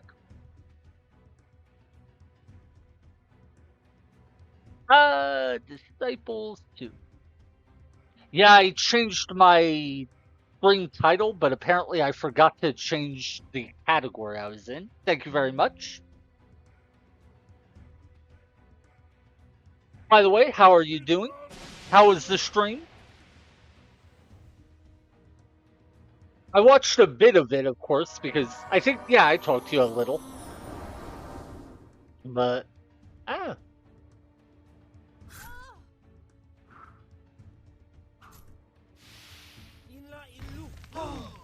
Oh, my guy in the front row is actually taking a lot of damage.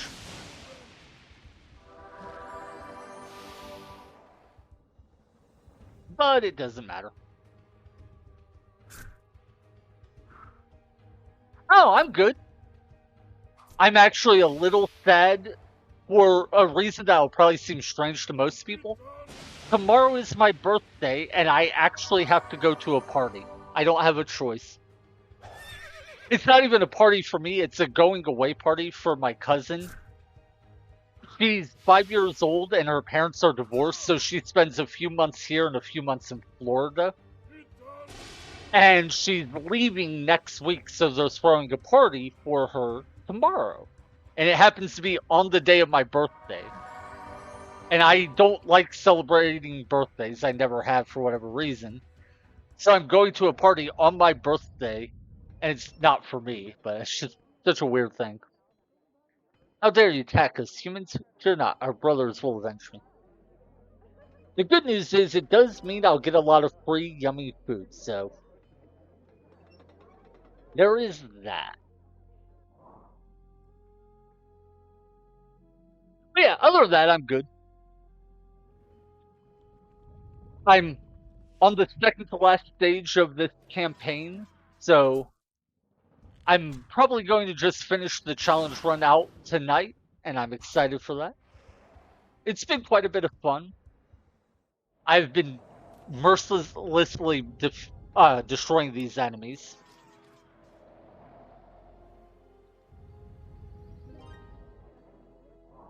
Alright,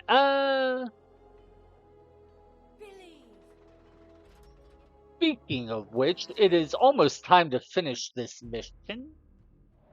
I just need to go over to the bottom left corner, take down the capital if I want, then do a fight that's behind it, and then we'll be done with the stage.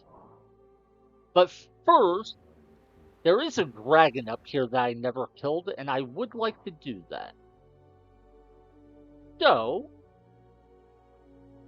I'm gonna go kill a dragon.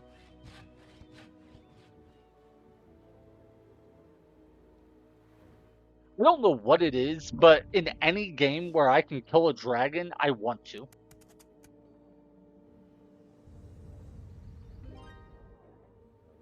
I think it's just something primal that, like, humans enjoy killing big monsters. You know what? Wait, I don't even need buffs. What am I doing? This is a free win.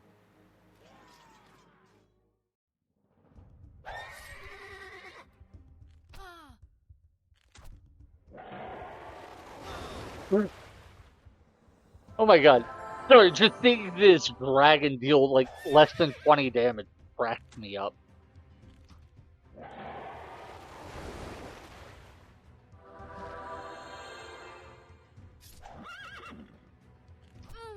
I swear, normally these things are scary.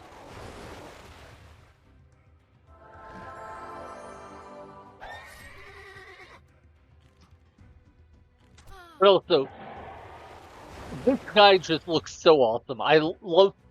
He looks a little silly with his huge armor. He looks like he's in a turtle shell with his head barely poking out. But I just love the idea of wielding two big badass swords while riding a horse. That's just so funny, but awesome.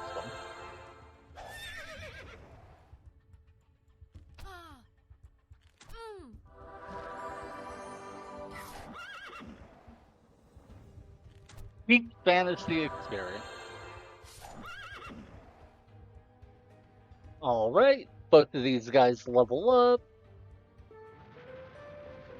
650 gold and an artifact that boosts our damage. Alrighty. With that done, I think we go take down the capital. Now, fortunately, taking capitals is a lot faster in this mission than in previous ones because I have better potions. Okay, this is funny. First strike is we can only unlock once we hit level 13. It would increase our initiative by 50%, so we'd go from 11 to 16. That's so bad. Might and accuracy do literally nothing. Arcane power, lore, and knowledge are all awful. Water and earth words, I doubt I'll ever have a reason to use. So regeneration at the start of each turn is kind of okay, but I guess we just take leadership so we can hire more units. Normally that's the best skill in the game because, more units means bigger army, means stronger forces. But I already am only using 4 party members while I could have 5. So being able to use 6 party members doesn't really change anything. Alright, and just to speed things up a little, let's cast Haste.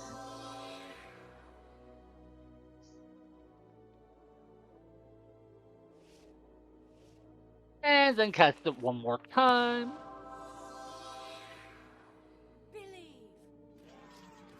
And yeah. That's so silly. Yeah, enemies having tier 1 units when you have like tier 6 units is just not fair.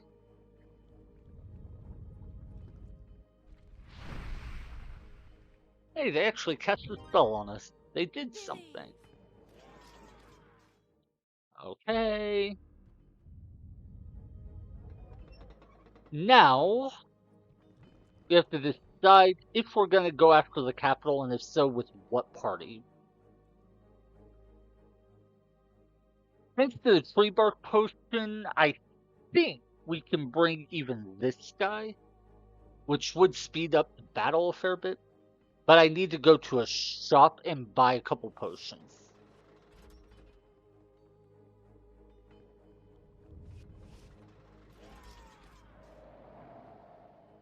I just want a couple armor potions so I can bring my Imperial Assassin along and he can deal good damage while not dying.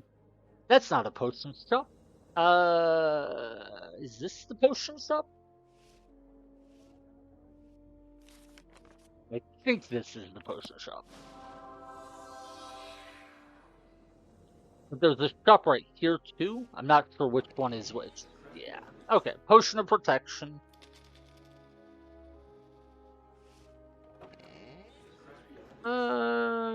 Yeah, let's buy this rust scroll. It might be useful. I don't think so, but just in case. Alright, so we have 30% potion for him, 15% potion for him. Yeah, that should be enough. Our Imperial Assassin may die in the fight against the enemy capital, but he'll survive a good number of turns, and that's all I really care about, because he deals a ton of damage, and will make things go way faster. Now I just have to run all the way over here.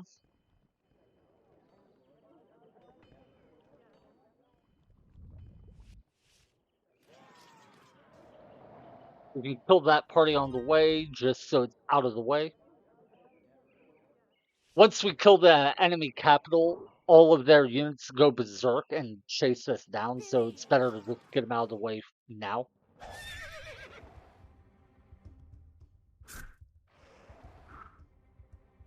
Alright. Use the boot swap quick for a bit of extra movement, and then we go in. And on the next turn, we should be able to take down the capital. How much damage is our assassin dealing now? 38 poison damage. That is huge. Poison ignores armor, so against the Capital Guardian, which has 90 armor, it is very helpful. So let's see. You have 76 armor, 90 armor, 45 armor.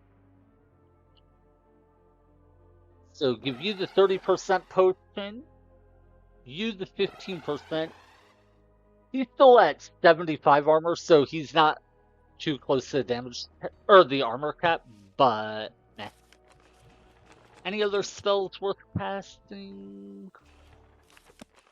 Oh my god, I unlocked level 5 spells in this map. I totally forgot.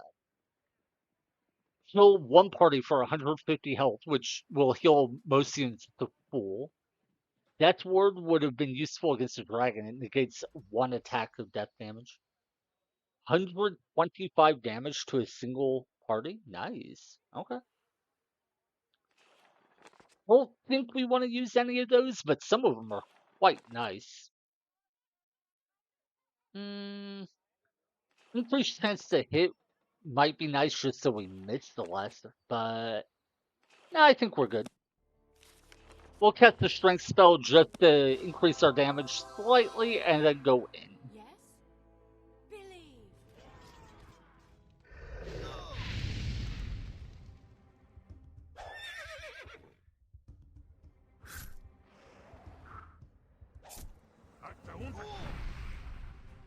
Yeah.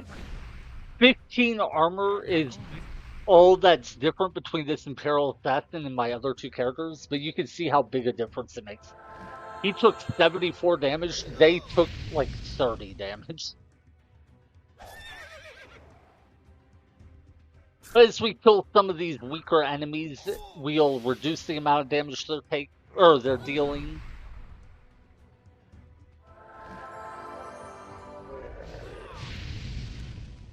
Oh.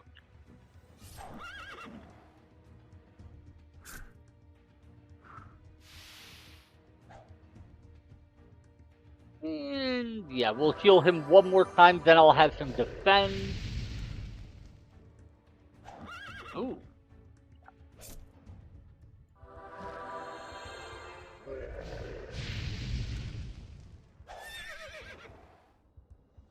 Alright, with this one enemy down, this should go pretty quick. That poison damage will shred this boss. You can see he took nearly 50 damage from one attack thanks to poison. But because the enemy is poisoned, we don't need to hit him again, so let's defend and reduce how much damage we take. Still poisoned, so we'll defend again. Yeah, the damage our Imperial Assassin deals with his regular attack is only like 7 points. So it all comes down to keeping the boss poisoned. As long as he's poisoned, we don't really care about anything else.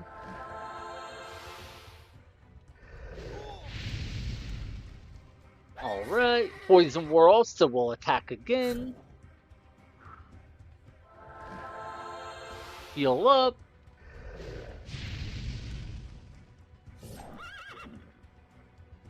That's adorable watching our frontline guy deal 15 damage, only for the boss to just take, what is it, 38 poison damage? Yeah. Even on turns he's not attacking, our assassin deals more than double the damage of our frontline unit.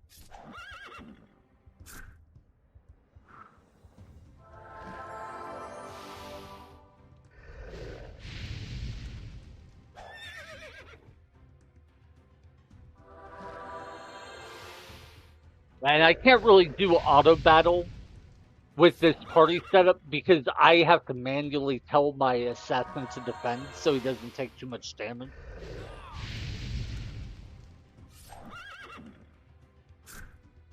But it should just be like 5 more rounds and the boss is dead.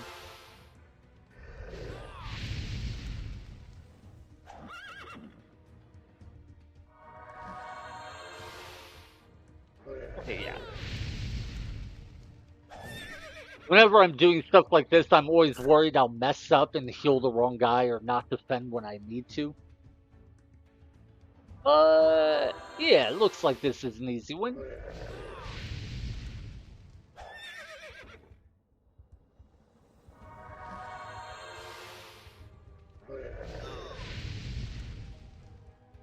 so funny that our healer has 282 max HP and an insane amount of defense. So our leader is just a heal bot that is very difficult to kill. And the capital is down. And I don't know if he'll level up or not, so let's heal him. Okay, he did level up. Nice.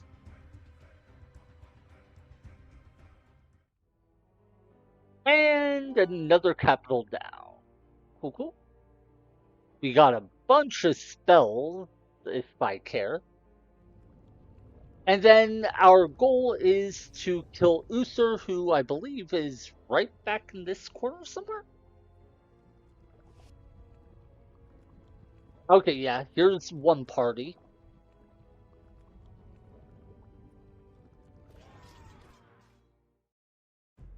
Oh, oh, actually, that's brilliant. I didn't think about this. Okay. Uh, Normally Uther sits in the corner and hides there, and it's actually a bit of a pain because when you go to fight him, he'll cast spells on you. So you have to like kind of walk through a bunch of spells that'll weaken you, then you can fight him. But when you kill an enemy capital, it causes all of the units belonging to that faction to go berserk and just blindly charge at you. So I effectively just neutralized the trap that Uther set by making him come out and fight me instead. That's fun.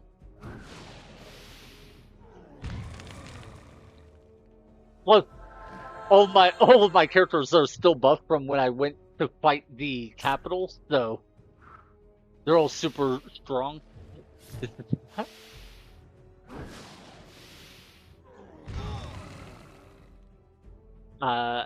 Like, who do I even heal? None of my characters are taking actual damage. It's so weird. Alright, Uther dead. Now, the problem is, we're only killing Uther's human form. The next stage will be us killing his final form, where he becomes a demon. But, it's fine. Oh my god, that's so gross. Okay.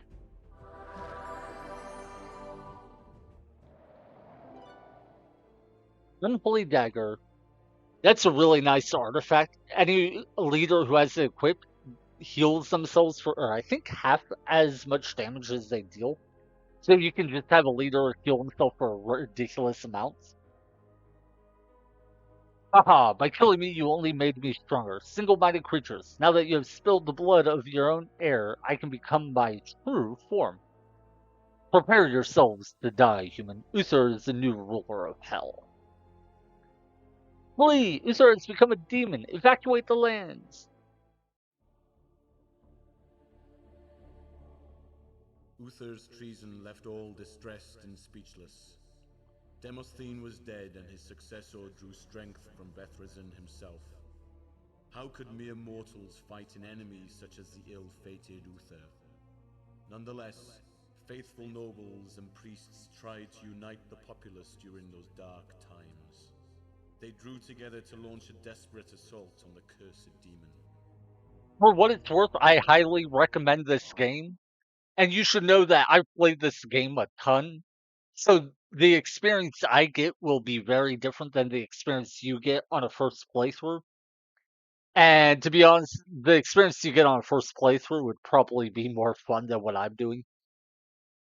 Because I am very much abusing the game. Now, personally, I enjoy doing that, so I'm not mad, but yeah, we'll take this crown we got from the dragon, even though he can't deal damage, so it's not useful for that. But it's worth a lot of money, so we can sell it. But yeah, this is one of my favorite games, and the learning curve from like going from a new player to being very familiar with it was extremely rewarding for me. And I love going back and watching new people play and seeing as they learn how to do different things, how to improve and grow. I think it's a really great game for that.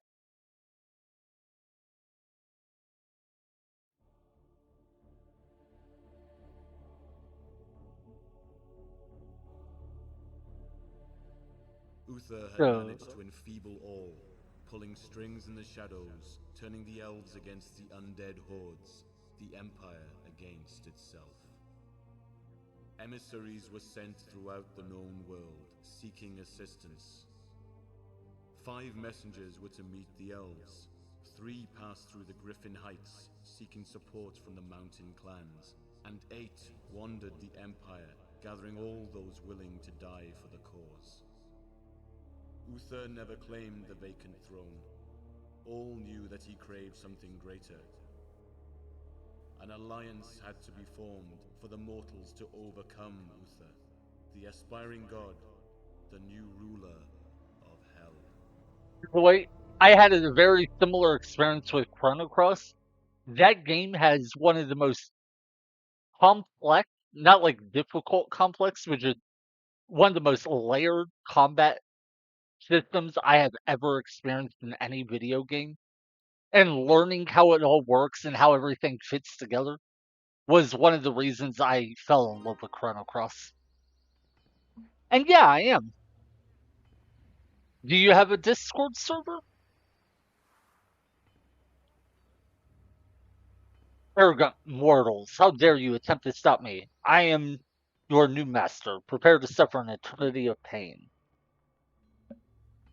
The Guardian is weak, my lord. Uther's sorcery has weakened him. Remember, our capital is vulnerable now. Lord, there are undead hordes in these lands. It seems Uther has managed to conclude an alliance with them. Now, them talking about our Guardian being weak, we just fought a Capital Guardian that last stage. It had 900 health and was dealing 250 damage. Here, 190 health only deals 49 damage. The reason for the change, I mean, story-wise, it's because Uther used magic to weaken him or whatever. But the reason for it is eventually in this stage, Uther will actually walk toward your capital and try to take it down.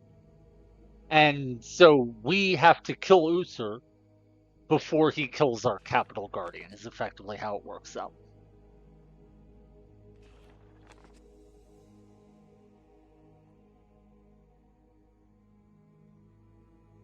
Well, I'm definitely a nerdy misfit, not so much of a furry, but I will admit I had a crush on Lola Bunny from Space Jam as a kid. I mean, who didn't? Okay, so this is a pretty big map. Looks like we're mostly in the bottom right corner. But yeah, after the stream, I'll have to try to join your server.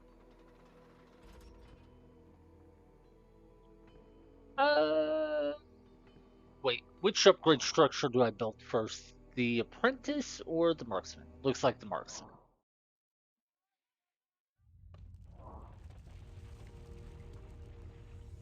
For thy high father.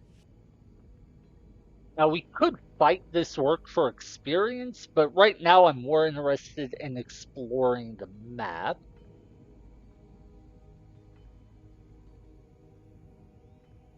Okay, so it looks like this is the corner. I'm not sure we really need to fight anything down here. Let's grab this item just to find out what it is. A potion, not very useful, but okay. And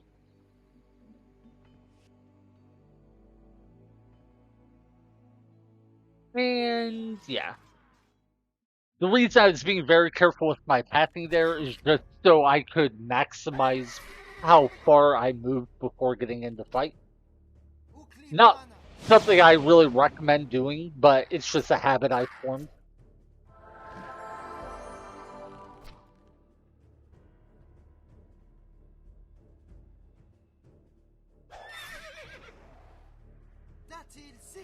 And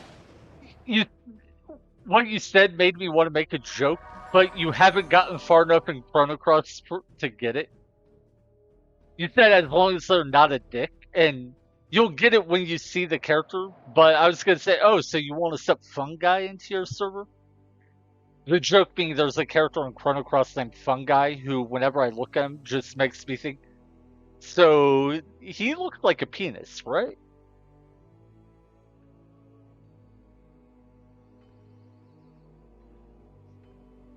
He's a mushroom, so that's why. But I mean, especially on the original version where the graphics weren't as sharp, it's just the general shape of a mushroom and a penis. Yeah, there's some overlap there.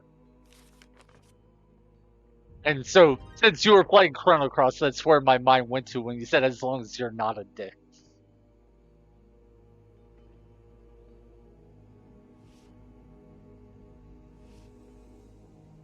But yeah, Fungi's character is named Fungui, as in he's a fun guy. But it's a pun on fungi. Mushrooms are fungi. I actually like the character. Somebody told me one time that he looks like a penis, and ever since they said that, I couldn't unsee it. So that's where my mind goes now.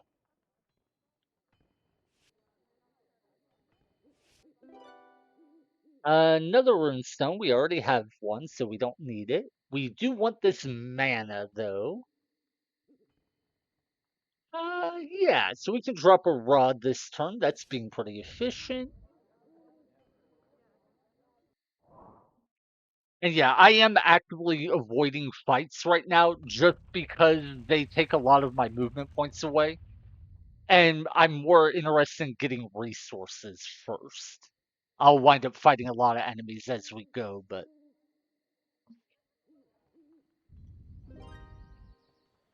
yeah, that's something a lot of people, especially when you're new to this game, will play kind of slowly, be very careful and such, and makes total sense when you're new. But when I first picked up this game, I had an really old laptop. I mean, this was the late 90s, I think.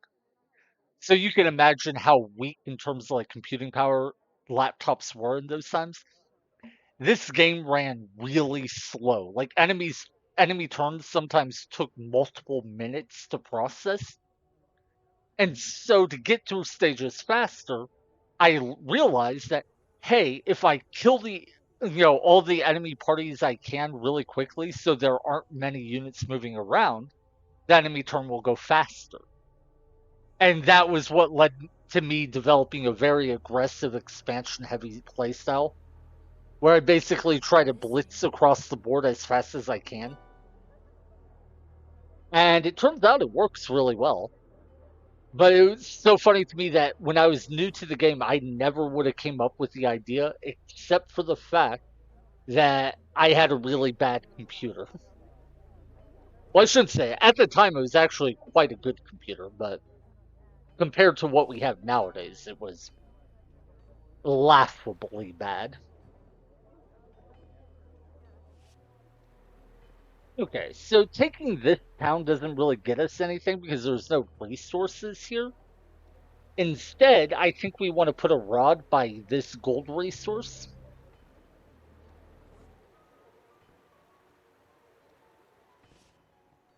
Yeah.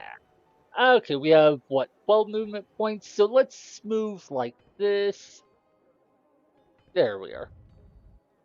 It costs us 150 gold to drop a rod, but we'll get 50 gold a turn now. So in 3 turns, we will have paid it all.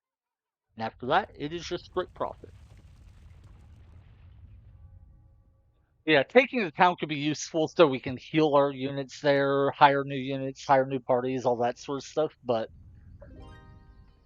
my first priority is to get as many resources as I can. Well, specifically resource per turn. Basically, I want a high income, and then I can worry about everything else after. Oh, 3 tree bark potions? That's huge. That'll be of great value to us later on when we have more money. Now, the reason we brought that relic with us was to sell. It was worth 500 gold. So now we are up to 950 gold, and we have still bought almost nothing. Hmm. Yeah. Okay. So I'm just looking at our movement points. I think we do want to fight this party. Yeah, because it's not going to really cost us any movement points. Our turn's almost over anyway. Vanity's having two healers here. Two healers here is a bit annoying. Wait, did I just call them healers?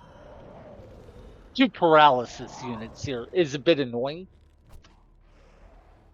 Because that means they can shut down a lot of our party.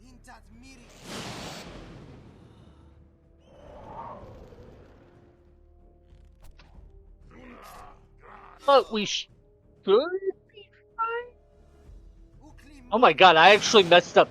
That first round when I attacked with my knight, I should have instead healed. Or, I mean, defended.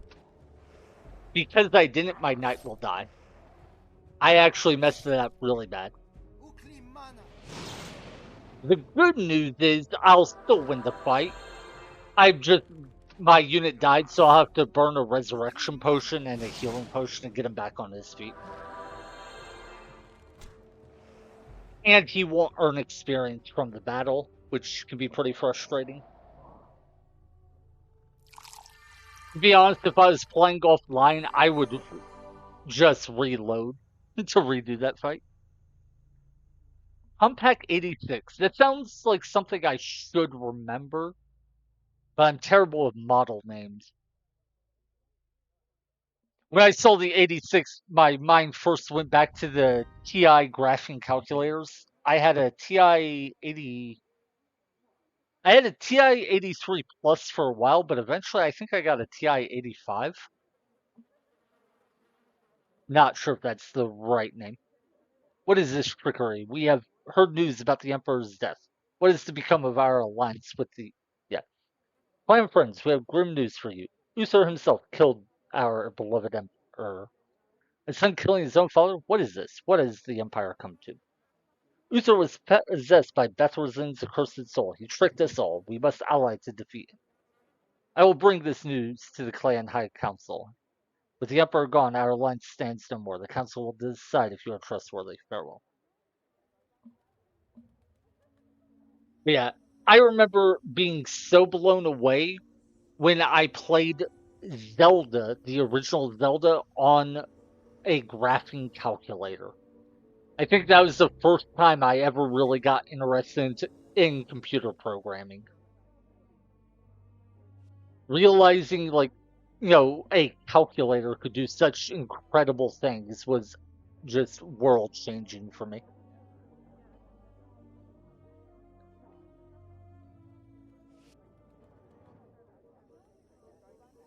Okay, so if I want to take this town, I either have to pass around here, and I don't have movement points for it, or I can just take this fight.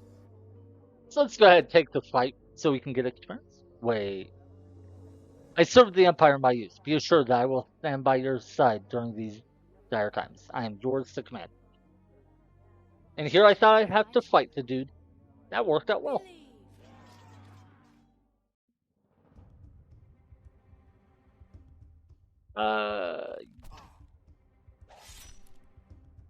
We defend. Healer heals a ton, and our back row deals all the damage. This is a bit of a boring strategy, but it works really well when you have a strong healer. I'm trying to remember... Oh, what was the one graphing calculator I had? When I was in high school, before I ever got a TI 83 Plus, I got some... I don't think it was a Casio, but it was some other kind of like... I don't want to say knockoff, but it was like a lower quality graphing calculator made by a different company. And I remember the first program I ever programmed, I was, I think, a junior in high school, and I was in a chemistry class. No, wait, not chemistry, physics class. And I programmed in all the linear motion equations that we used in class So I didn't have to do the calculations by hand. I could just punch them into the calculator. Then after that, my first program, or my next program, was a rock, paper, scissors game. And it turns out the random number generator on that calculator was so anemic, I was winning something like 40% of the time in rock, paper, scissors, which confused me because I was like, it's a random number. How am I beating it? But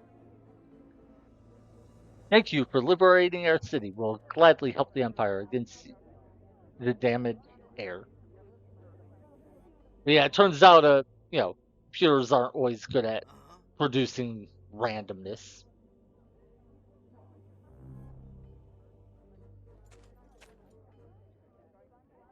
For thy high father. Wish I could remember what kind of calculator it was. I remember exactly what it looked like, so I bet if I looked on Google, I could find it. Oh yeah? Anyway, we took our first town. We don't really care much about the town, but it was on our way, so might as well. We also picked up this guy, so we now have a unit to help us scout. It looks like this direction is mostly a dead end, looks like it's walls, but there might be a path if we killed this party, we might be able to go up further. So that's a possibility. We might be able to go up here, but for now, let's try going toward this left corner. Also, I think we have upgrade structures for all the tier 2 units, right? Yeah.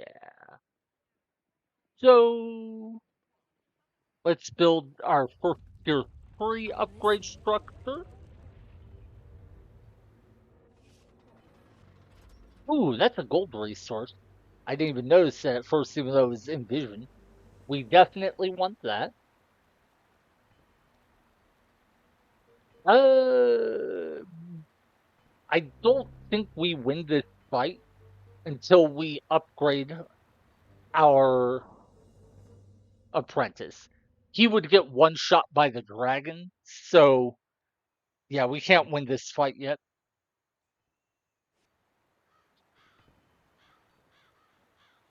And those marksmen would definitely kill our back rows. So for now, we just Uh-huh. drop a rod I'm and listening. move on. Okay. So it's day 6, and we've gotten this much vision. Picked up 1 life mana resource and 2 gold resources. That's a decent start. I think next we want to try to push our way through one of these passages. Which one's the easier? Necromancer and Warlord together will The deal, I think, future is always 75 ahead. damage to the whole party. So we probably want to go here next.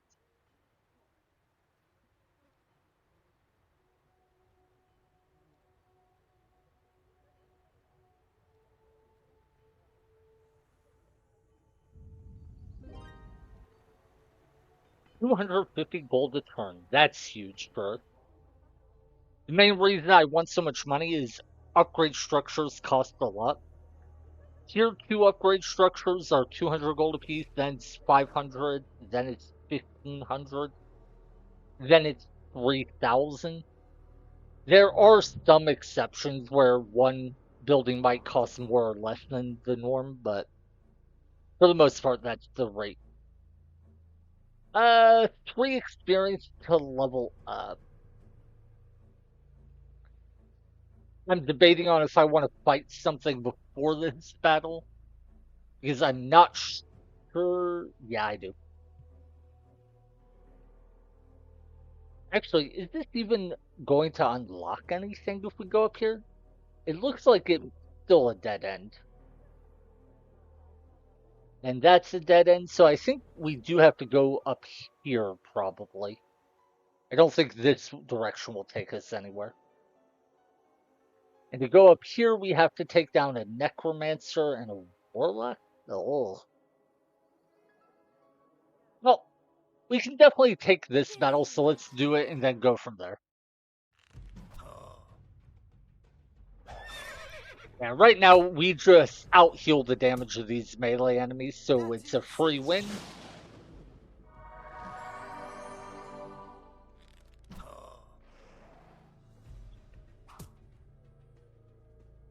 And we have a mage now for 30 damage to the entire enemy party, and more importantly, he has 65 HP.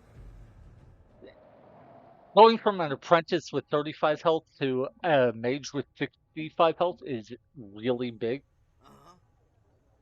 because it lets you survive a lot of attacks you wouldn't survive otherwise. Okay.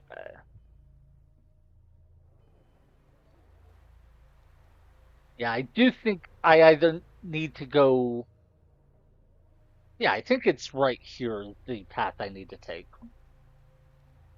Wait, I didn't build an upgrade structure. Let's do that real quick.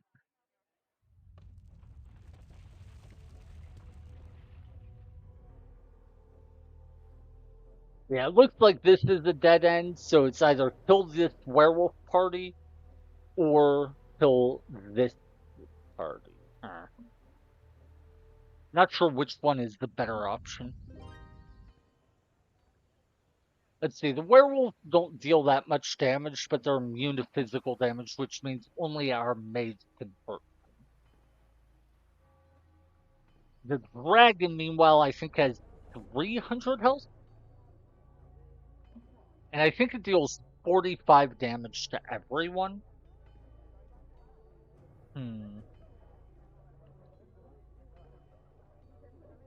Our mage deals 30 damage a round, which means he needs 3 to 4 rounds to kill the werewolf.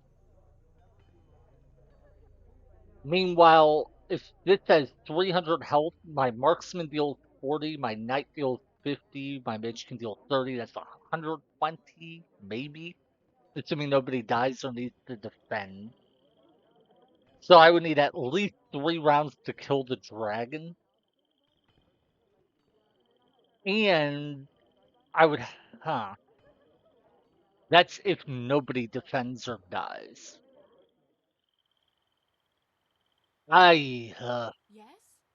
This is where having a supportive leader sucks. If I had a level 13 mage, warrior, or ranger, they would be able to solo this entire party, or at least the dragon. And yeah. Necromancer plus Warlock deals 75 damage, so I can't fight these guys. They'll just kill my mage in 1 round.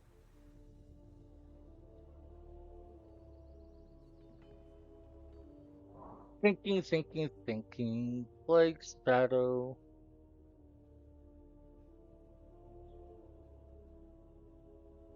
I am going to try fighting the werewolf party. And you may have noticed I put my leader in the front row. The reason for that is very simple. She has crazy high armor, 80%.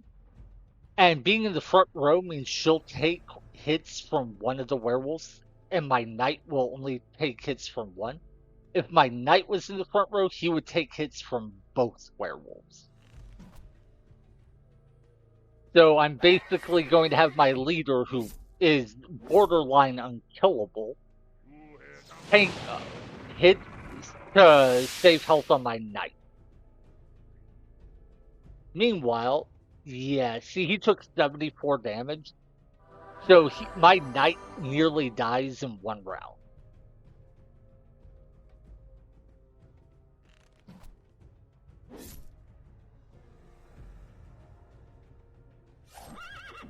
Wait. Oh, shoot. No, I misplayed. Ah! My knight dies here. Oh, wait. He survived 1 hit? Okay. So, this might go well depending on initiative rolls. Oh, I don't even need it. The knight. Yeah, the knight dies. I can't help that. That actually worked out. Okay.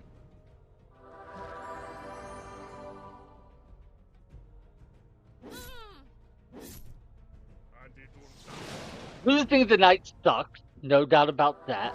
But wait, do I even have another resurrection potion? I might not.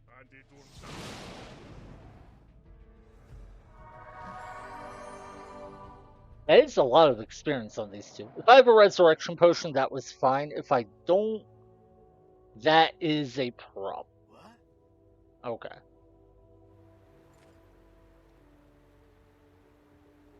Oh, we'll just accept it. I hate losing units, but we need to break out of the contain we're in, and I don't see a better way to do it than what I just did. I can think of other strategies, but they all involve like learning spells, going back, getting items, fighting battles to get experience, stuff like that. And all of those would take quite a bit of time. And yeah, I just now we're at a problem where I need a front row tank for this battle, and I don't have one. So instead, I'm just going to ignore the battle and see what else I can do. Yes, actually, I do have a. What am I talking about? I have my leader as a front row tank. Right? Yeah, yeah. I'm fine.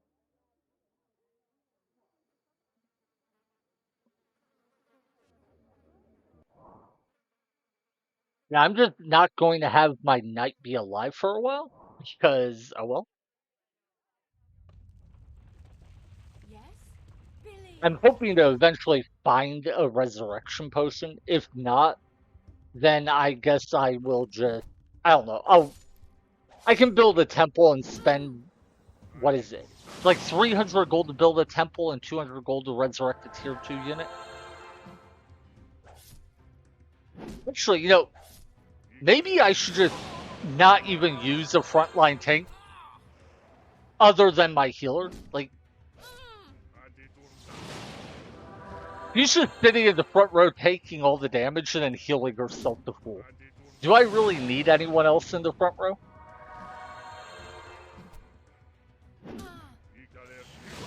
I wonder if I could get away with just hiring another archer unit instead. Because that was really effective. Yeah, maybe we can. Oh my god, I just realized something too. I can just hire a new unit. This is hilarious. One sec, what spells? 75 damage. Panta Hasting, best spell in the game, bar none. Completely restores all of the movement points of a unit for just 150 mana. Haste restores 50%, so half of their movement points for 200 mana. The difference is haste is 1 mana type, whereas Chant the Hasting is 2 mana types. But yeah, I will definitely want to come back and buy this spell once my money issues are over. Anyway, I just realized something funny. If I want, I can leave this guy in my party, just sit here as a dead unit, and then I can hire like another unit. So if I want, I could hire a new squire, put him in the front row, and have him sit next to a dead body for, ever. I never thought about that, but one benefit of having the 6 leadership I have Yes? is I really can just walk around with dead units in my party and then resurrect them only when I feel like I want them. Wow, I played this game for a long time and I had never even considered that strat before. I'm gonna have to think about it some. The dead body strategy. Huh. Yeah, I think it would work, yeah. Speaking of which, we'll use the boot trick to get, I think it's only gonna be 2 more movement points, but it'll get us a little bit of advantage. Our healer sits in the front row. Also, one benefit of having that guy be dead is now the experience is only that we get from battles is only split 3 ways instead of the normal 4. So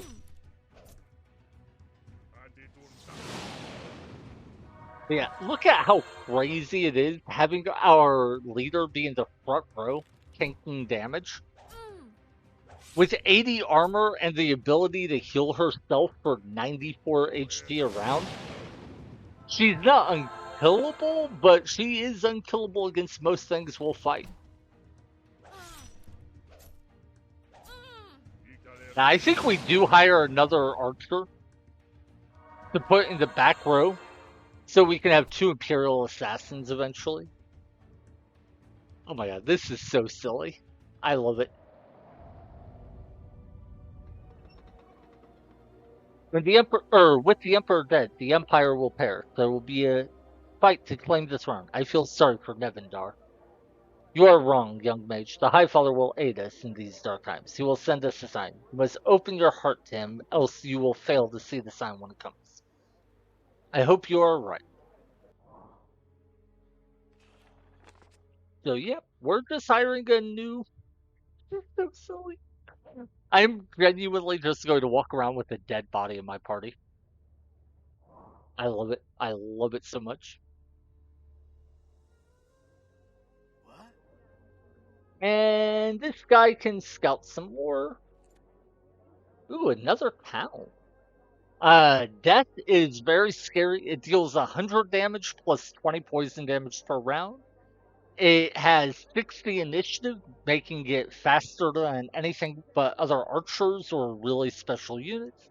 And it is immune to all physical damage. It is, without question, the strongest unit in the entire game. And I hate it so much, and I'm not going to fight it.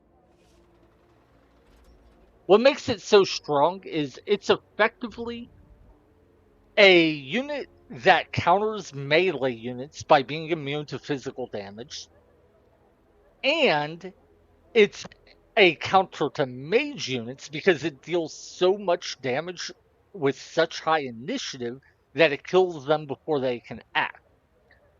The problem is, mage units are supposed to be the counter to it. So, like, mages, the only units that can actually hurt the death, are countered by the fact the death unit is super fast and deals huge burst damage. Oh, yeah? For thy high father.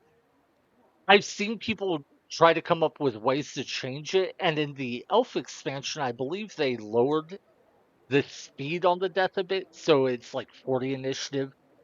That way mages tie it and can potentially act before it does, but that's not good. I honestly think the solution is the death unit should be a melee unit. That way it can't kill mage units, unless it somehow chews through the front line first. The clans are debating if our alliance still stands. In the meantime, we are not allied and we will resent any attempt to intrude in our territory. Okay. So what you're saying is I need to kill you. I got you, I got you. We're not allies, and you are being hostile. I mean, not really hostile, but you're being, what would it be, aggressive, I guess? He's basically saying, stay away from us or else. And it's not really hostile, but it's definitely not friendly either. I wonder if we can take this dungeon.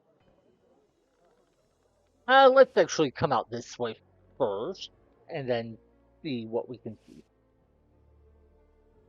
I think that's an enemy rod planter if I recognize the art. Potion of healing. 3 werewolves are fine. We can deal with that easily enough. But we can't reach the town this turn, so instead, let's kill the rod planter. Billy. Ooh, wow. He has a tier 3 mage with him. That is actually kind of scary.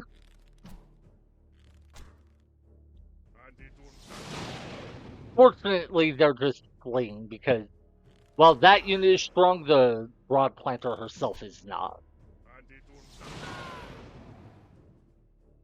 Okay, so we just killed the tier 3 unit. That is huge. What? Typically, the AI will start with a few tier 3 units in every, or like a few high tier units in each stage. But once you kill off those, they actually have to level up their units naturally. So if you can kill off the high value units, you can really set the enemy back and make the rest of the stage much easier.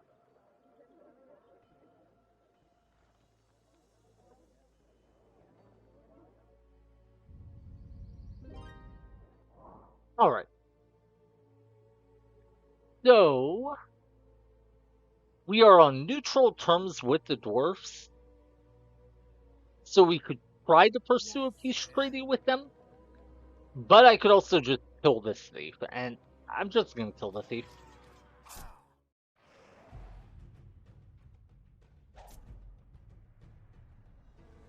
Oh no, he might kill my peasants. Whatever will I do? My peasants are dead. Oh no. A regular thief, by the way, would not be able to one-shot peasants. Only the dwarf thief can do that. I'm listening. Dwarfs as a faction are actually very, very scary. It's easy to underestimate them because their initiative is so much slower. But yeah. I honestly think they are the hardest faction to deal with in multiplayer. Okay. Well, this is a free win. The archers can't do anything, but the mage can kill the werewolf, while our healer is just an insane tank. By the way, there is a way you can calculate the effective HP a unit has based on the armor they have. I forget what the formula is off the top of my head, but effectively, what happens is my leader has 80 armor, so she takes 20% damage, which means you have to deal 5 times more than her listed health to kill her. So with a listed health of nearly 300, to kill this rod planter, you would need to have about 1500 damage from unit. Never mind her healing. Her healing is effectively 5 times as strong on herself. So every time she heals, she negates like 470 points of damage. That is why she is so strong right now. The city is ours, my lord. There is a stench of sulfur in this town. Without doubt, the legions have been... Okay.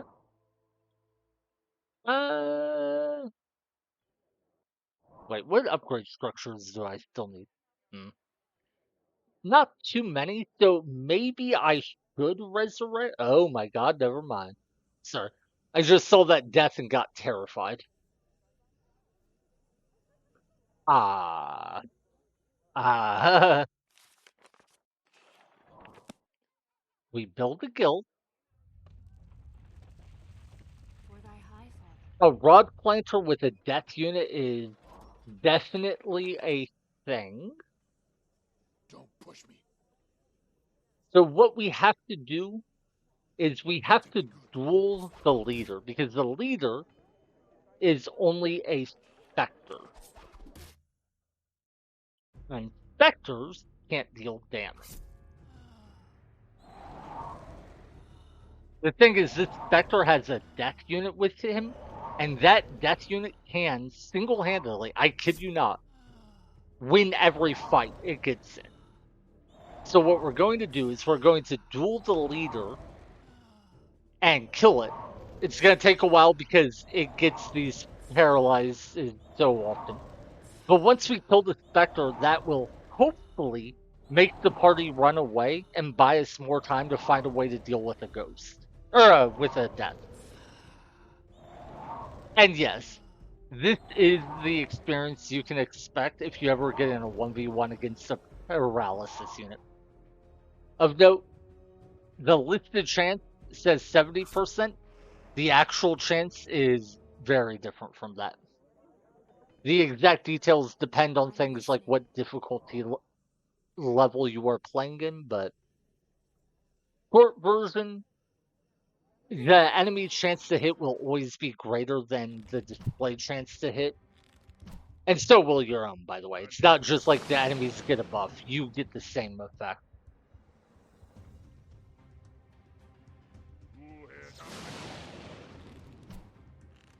The enemies benefit more if you're playing on hard or brutal, the two harder stages. If you're playing on the just normal difficulty level, their accuracy chances are the exact What? same as yours. And if you play on the easy difficulty level, their chance to hit is actually worse than yours.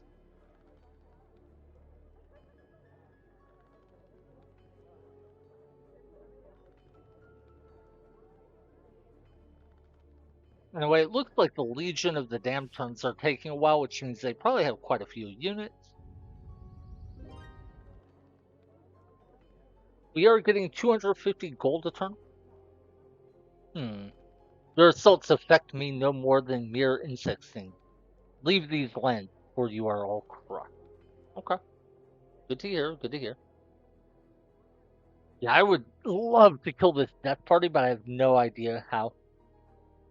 Anyway, let me look at chat real quick. Yeah, the thing with paralysis units is they are very strong when there's like one unit that needs to be locked down, but they could also be completely worthless if you have like, you know, 5 big threats and the enemy has 1 paralysis unit. But I don't know if you guys were here when I've talked about it before, but basically, when the game says you have a say 85% chance to hit or an 80% chance, that's not actually true. Disciples 2 uses the same thing as games like Fire Emblems do, where whenever it rolls a chance to hit, it rolls the number twice and then averages those results together.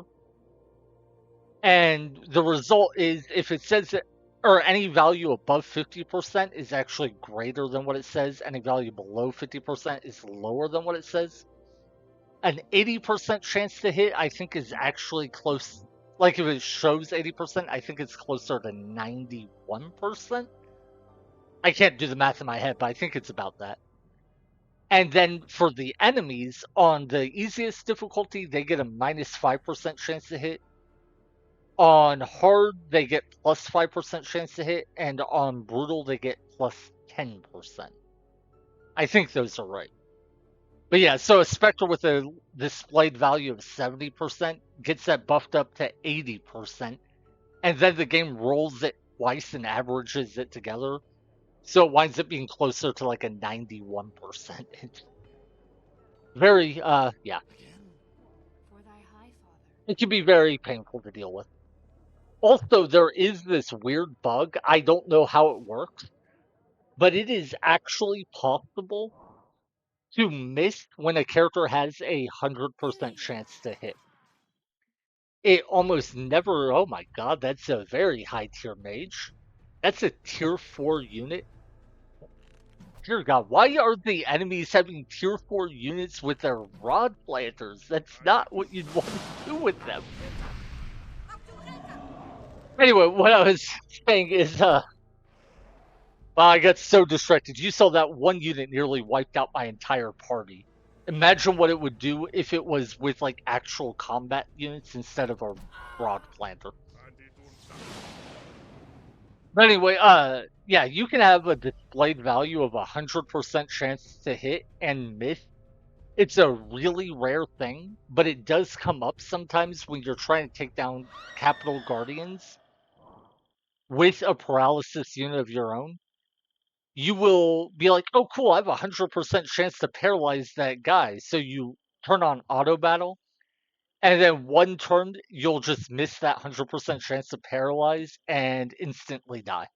You're like, wait, that's not how it's supposed to work.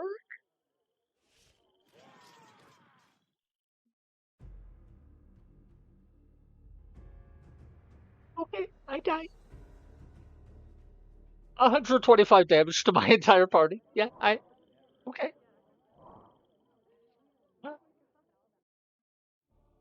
Uh, I'll just reload, sure. Yeah, why not have one of the strongest units in the entire game just be sitting in this dungeon? Sure, you can do that. Why not?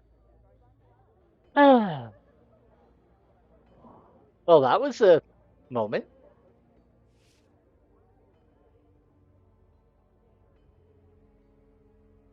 Oh, the enemies must have a rod here that I can't see. Yeah, that's what it was. Okay. We want to remove this rod and plant one of our own, but I don't really want to use my main rod planter to do it because that would take 2 turns. Removing a rod or planting a new one consumes all of your movement points, so I'm going to hire a new rod planter and have her do it instead. You'd say it must be a modifier. Could be, or it could be similar to a problem you'll see in a lot of older RPGs. Chrono Cross doesn't have it. I think Chrono Trigger might. Not sure on that, but I know a bunch of Final Fantasy games do. Where there's an offset problem where the game will compare two values, but they won't compare it correctly. So effectively, it'll say, like, if a number is less than 255, then, like, the attack hits. But if it actually winds up being equal to 255, it won't hit, even though it's supposed to have a 100% chance to hit. So it may just be like the calculations or comparisons are off by like 1 point. Or like you say, there could be a modifier or it could be I don't know. I've always meant to actually try to look at the game's code and figure it out, but I never did. I know someone else tried to look for what causes it and they couldn't figure it out. But they did figure out like the rest of what I said about the chance to hit calculations. None of that was discovered by me. That was all from other people. All right. So we want to kill these parties? Yeah. For a second, I couldn't remember if this was one of the parties that had a lot more dangerous units, but nope.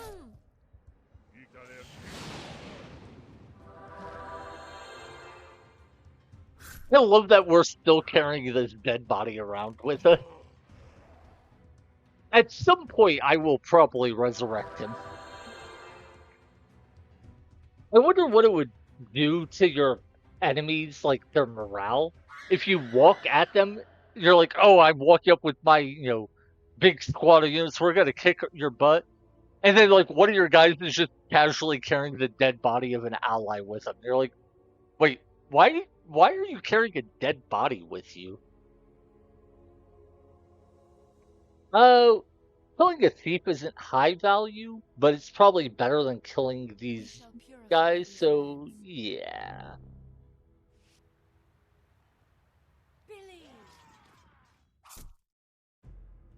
I was talking about what it would do to people if you were carrying a dead body with you. I guess we are currently fighting the undead, so they would probably just think it's totally natural. Alright. Our mage will level up on the next battle. And when he does, he goes from being a mage to a wizard.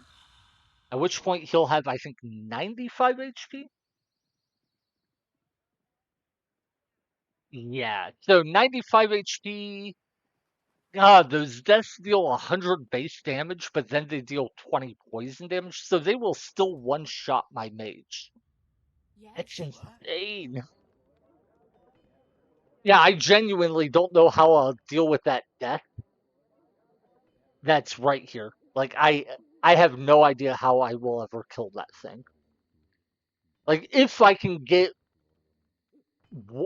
What is it? If I can get 1,200 more experience once my mage levels up, then I can kill the death. Until then, I honestly have no idea how I will deal with it. But let's find out. Yeah, and see, like, you're talking about carrying a body. This isn't like you have huge armies where you have like hundreds and hundreds of men and like supply carts and wagons where you just toss the body on a wagon.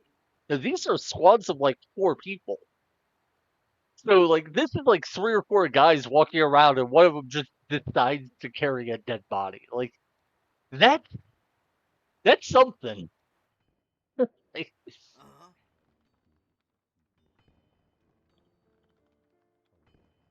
okay, so this is a thief. We can kill that. Or well, or we can lose the fight. That's also a possible outcome if we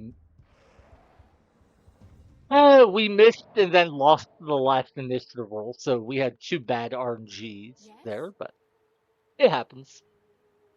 Fortunately, all that guy was doing was scouting, so it's not a big deal.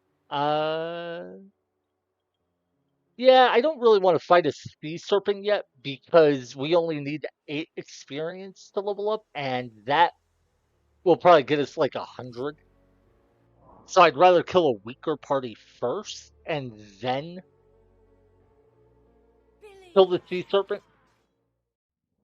Uh, yeah, you kill him, and the others can go after the leader. All right. No, I was thinking about talking about carrying a dead bodies around. My rod planter is canonically called an archangel. So this is an angel that is carrying around a dead body, and that is actually kind of fitting.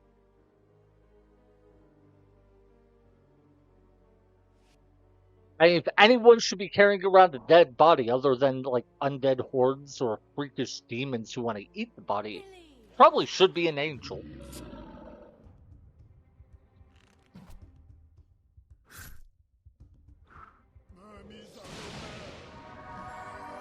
Alright.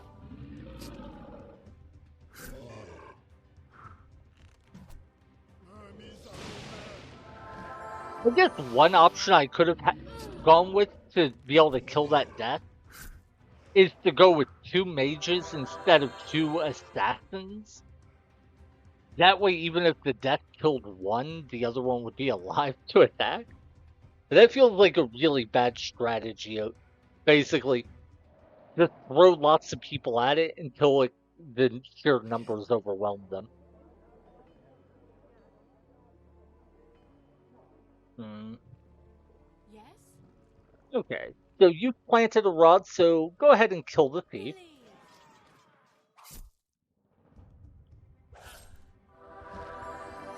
Now, for comparison, we saw my main leader has 80 armor and like 280 health, heals for 94.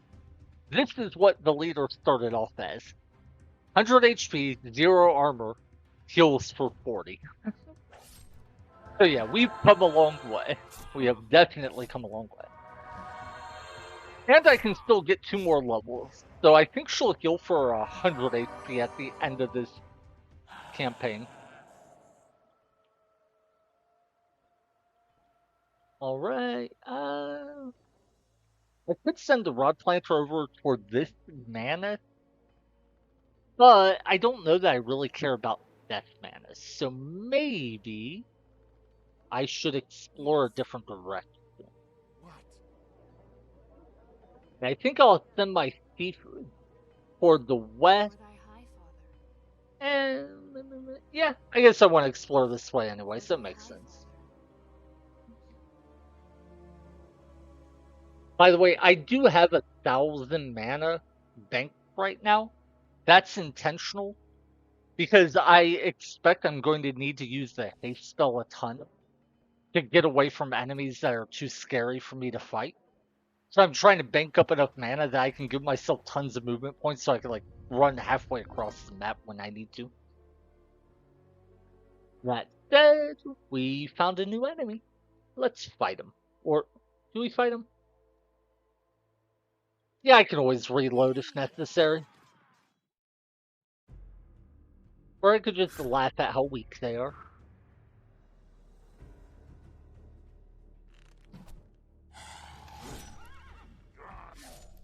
I'm sorry. The guys that hit the back row are actually a threat, but just seeing the leader hit my guy for like 5 damage cracks me up. Like, oh, yeah. You're hitting a support unit for like negative damage.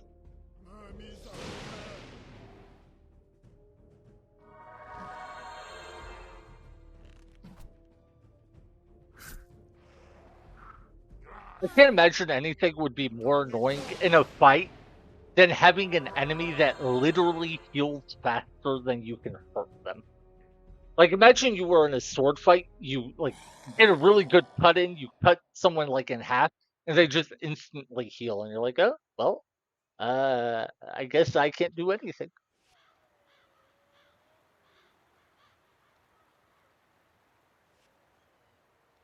Ooh, mana.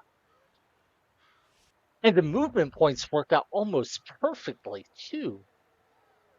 Now, this is I think that's a mage leader, if I recognize the model.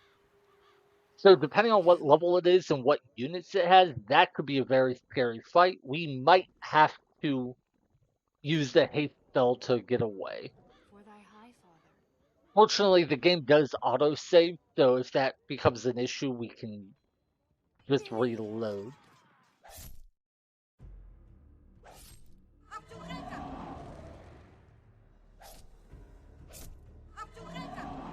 Alright. Yeah.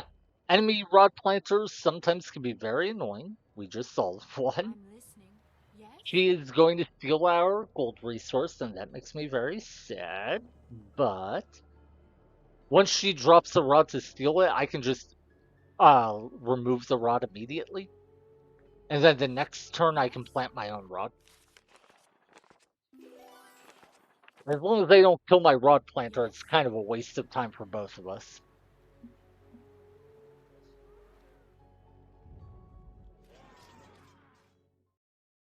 Alright, no surprise here that the thief dies, though. I didn't realize it would die to a neutral part. I guess it's not neutral, it's a Legion of the Damned party, it just doesn't have a normal leader. Interesting. Okay. And then the dwarf steal some mana from me too? By the way, this is what can make stages get out of hand, is I have 3 different enemies and they're all causing me different problems. That is why I usually try to prioritize blitzing down 1 or 2 enemies to simplify the map. Wait, is that the... Yeah, that's the Undead Capital. Okay. Okay, yeah. If we ever take this down, the undead are gone. Billy!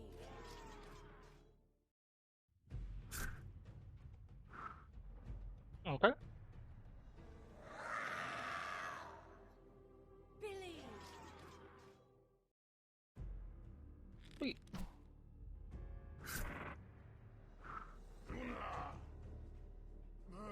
But yeah, another option to deal with the fact there are multiple enemies causing you problems all over is to just make multiple parties. Like, have at least 1 secondary party that can walk around the map killing things for you.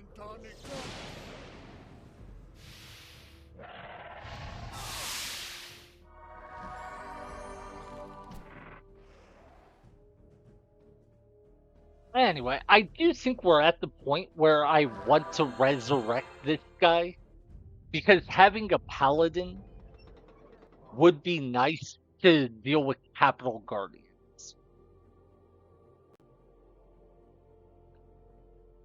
But, how much money? The temple is what, 300 gold? Yeah, and then it's gonna cost me 200 gold to resurrect him, I think. Is it worth it? I think it is, but not just yet. I want to get somewhere safer. That way I can drop one of my units off somewhere safe. Alright. Because if I resurrect my knight right now, he might die, or one of my, like, if I have to try to put my archangel in the back row, whoever I move out of the back row might die. So,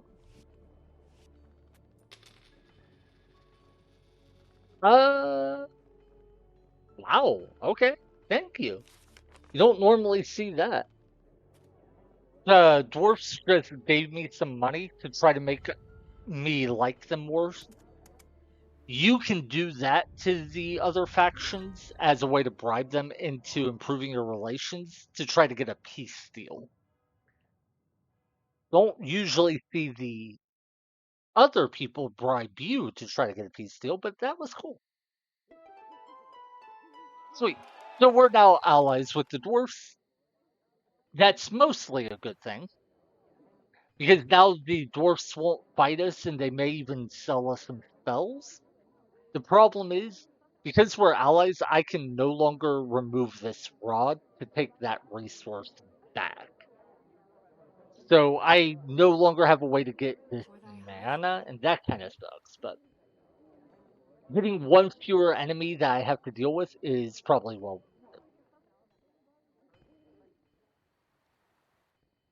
So now we got to think about things. I'm assuming Usur, the boss we have to kill, is going to be up in this corner, but I guess it's possible he's in this one. The dwarfs are down here. We can tell from their terrain and where their units have been coming from. So which way do we want to go? I've uncovered a lot of the map, and I don't know. I would really like to resurrect him and get him 2 levels. Because if I can get him 2 levels, I'll have a paladin, and then I should, I believe, be able to start taking down Capital Guardian. All I need to do is find like 1 potion and 1 spell.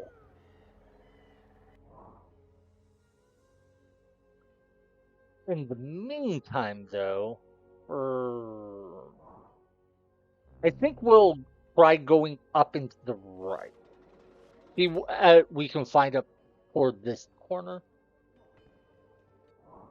And the first thing we want to do is put our knight in the back row so I can heal him without him dying to the sea.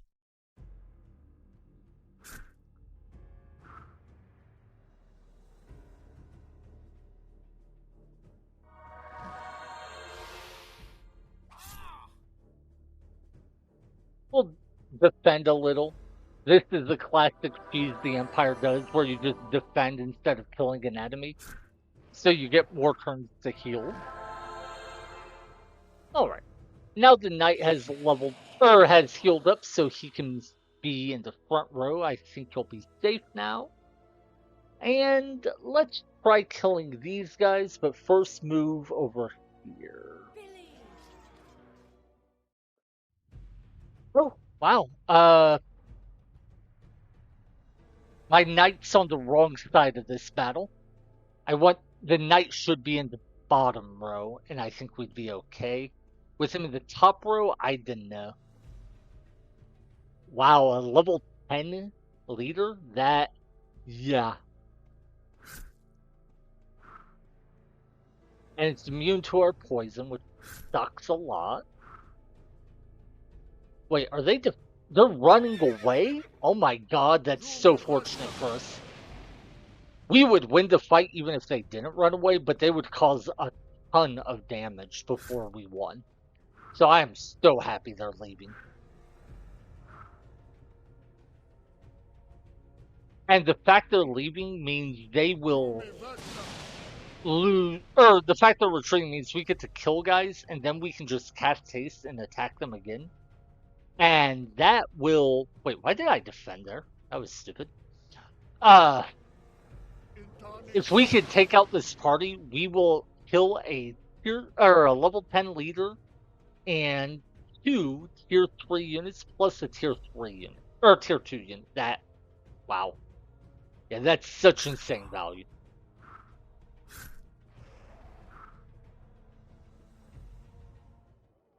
Now, we haven't killed the death unit, and that thing still scares me. I don't know where it ever wound up with. But that one death unit that we saw over here with a rod planter scares me more than this entire party does, despite this party being led by a level 10 leader, which is so weird, but true. Anyway, we're going to use the boot trick so we can get 6 movement points after the battle. Oh my god, I'm a dum-dum. I just realized, because we killed the skeleton warrior in the top row is actually the safer of the 2 rows. So I swapped my knight and archangel to try to put my knight in a safer spot. Instead, I put him in a more dangerous spot. It doesn't really matter because I'll out-heal the damage they deal, but it's just a funny mistake.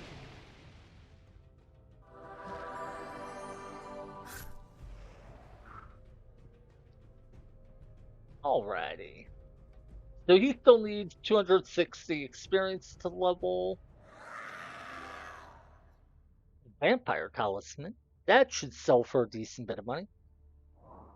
But yeah, and again, whenever you get in a fight, it costs you half your movement points. If you take off boots that increase your movement points before the battle, you'll have fewer max movement points, and thus the penalty for... Oh my god. The penalty for getting in the fight will be lower. The reason I said oh my god like that is the Highfather potion is really good. Permanently increases 1 unit's HP by 15%. That does persist between stages, so you normally want to use it on your leader. In this case, we already used one on our leader, so we can't use another. But, real quick. We could buy it and give to our mage, I think? Our mage or one of our assassins. I'm not sure who would benefit more from it. Real quick, so I don't forget. I'm listening. I'm thinking we give it to our mage because he only has 95 HP, and the death are or any other assassin type units can shoot through that very quickly. But there's an argument for using it on a unit that has more HP and or is more tanky. Basically, it's a question of, do you make a unit that's already good at something better at it, or do you make a unit that's bad at something a bit better at it? And I don't know what the right choice is.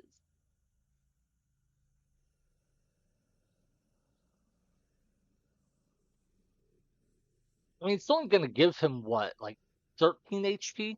Something like that? Yeah, I still think it's right. 14 HP, okay. Yeah, I do think that was the best option. The reason being, even just being at 100 health means he will survive the initial hit from a death unit.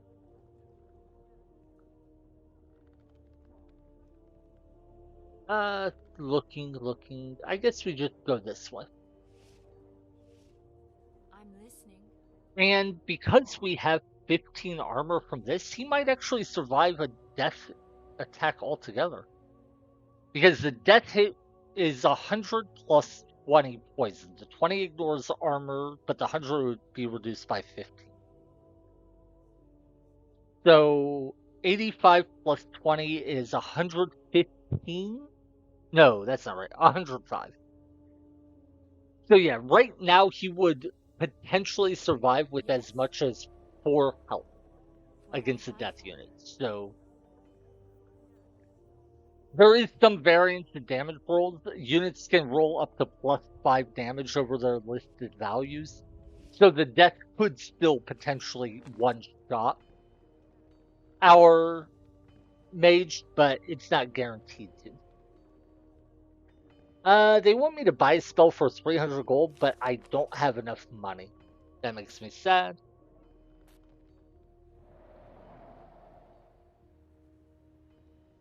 Yeah, I would have definitely bought this spell for 300 gold if I had the money, but... Oh, nice! Kraken just attacked the enemy Rod Planter force.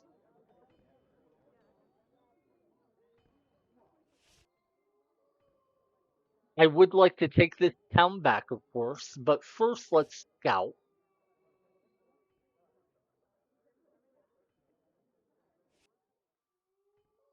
Okay, so we've made it to the upper right corner.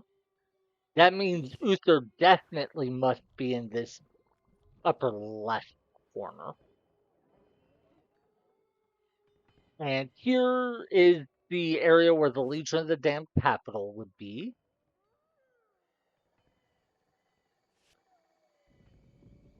We could remove this rod to try to steal some infernal mana.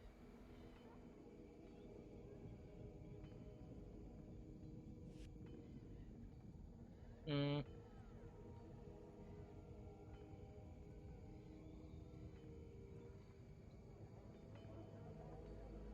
So with a haste spell, I believe we do reach this town. And there is a gold resource. This is so weird. The undead capital is on this tiny little island. Yeah, maybe we just drop a rod by their gold resource to cripple their economy. But first we have to take this town back. Okay. Well, this is 2 tier 2 units, and that's a little dangerous. Fortunately, they're led... Oh, he is a tier 2 leader, but vampire leaders deal very low damage at the start of the game. His base damage at level 1 was only 10 points. And the gimmick, of course, is they heal for half the damage they deal. Once they get a bunch of levels, they become quite strong. But at level 1 and 2, not very threatening, as you can see.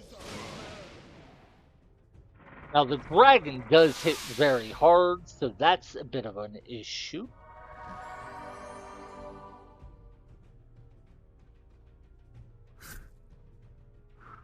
And I think we do want to focus the dragon down, but I guess I only needed one hit to kill the leader, so... Anyway, winning this fight does mean we have killed 2 more tier 2 units. That is huge value. I don't think the undead have many more high tier units. We know they have 1 death unit somewhere. But other than that, I think they are out of strong units. I think they'll... Oh my. I think they'll only have, like, freshly hired units from here on. Except for the 1 death, wherever it was.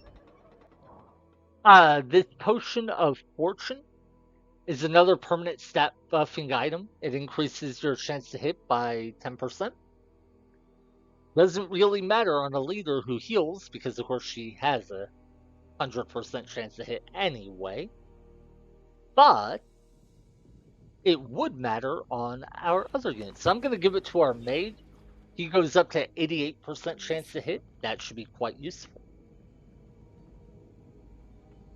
And our Rod Planter can keep going this way. See what's over here. Ooh, a new shop.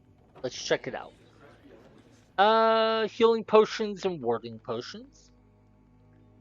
I want to plant a rod here to take that gold resource, but we're allies with the dwarfs, so we cannot. And given that, I think we just end the turn. Anyway, it's only, what, day 20-ish, I think? Oh. Okay, so the Legion of the Damned just killed us with... What is this? Marble? Marble. I keep trying to say Marlboro instead of marble. Marble, Gargoyle, Witch, and an Archer. Okay.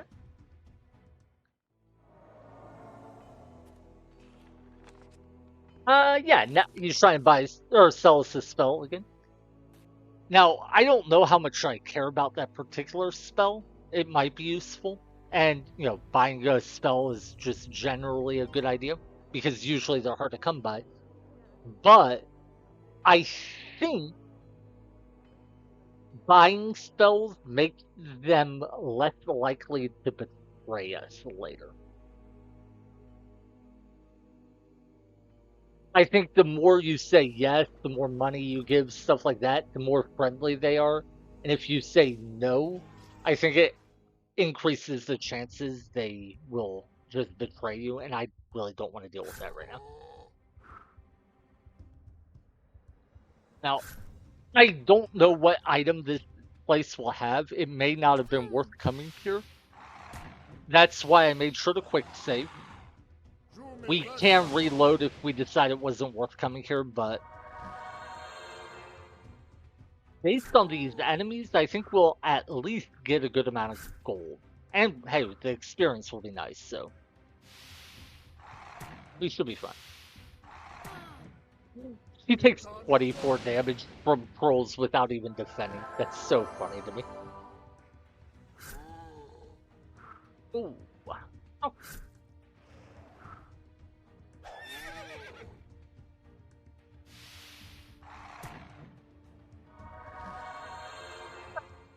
Oh.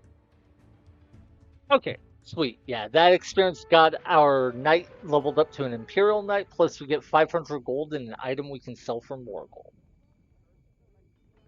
I don't like spending an entire turn just to clear a dungeon, but that is a lot of money and it got us a level up, so I think it's worth it. He needs 445 experience to level up, and we did get his upgrade structure, right? We did not. Okay.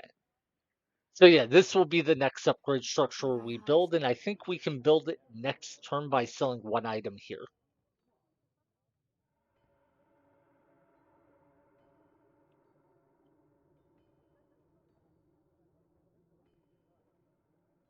Then I think we need what?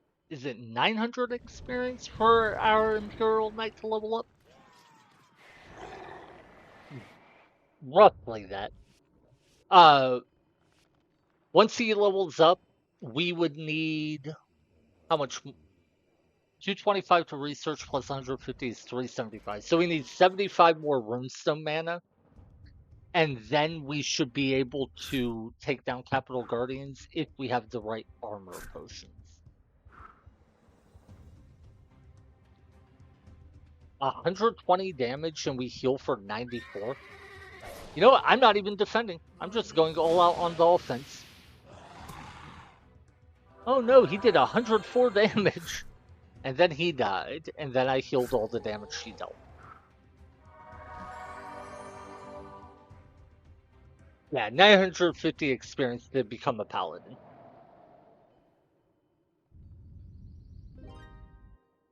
I love when the neutral monsters attack you and just give you free experience like that. That's very convenient. Saves you the trouble of fighting them yourself. Of course, sometimes they do it when you're not expecting it and you're not strong enough to deal with them easily. Then it becomes a problem, but... Oh no, you don't sell any armor potions. Ah, that's unfortunate. I need like one free bark potion and I think I'm set to take down Capital Guardians. There was a shop somewhere that sold more armor potions. Where was it? That's a magic shop, sell spells. And oh yeah, that had the Santa Hasting I really want. Not was it this place that sold some armor potions? Might have been, not sure. Oh, that's a mercenary camp. Hmm. Anyway, the undead summoned a new army. You have to go kill it. They're being annoying. Yeah, you can see these are all tier 1 units.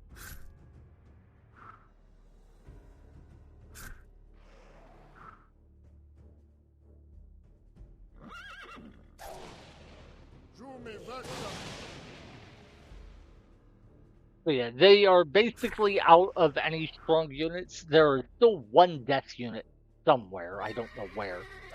But other than that, it looks like the undead are out of anything, or out of any units that matter. 181 experience for him to level. Okay. How do I get to this job? I don't. Is there a path past this? Maybe. I'm not sure. Well, it's a mercenary camp, which means the only use for the higher units, and we're not really looking for units right now. So anyway, it is day 21. So I feel like we're going a little slow, but day 21 isn't that far into a stage, to be honest. And cool, the legions of the damned and the dwarfs are fighting each other. Please keep it up, kill each other all you want. So right now we're getting 350 gold a turn and 125 life mana.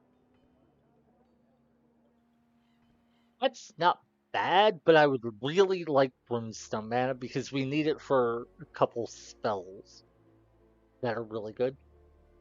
And Death mana is actually important for the Chant of Hastings spell, so...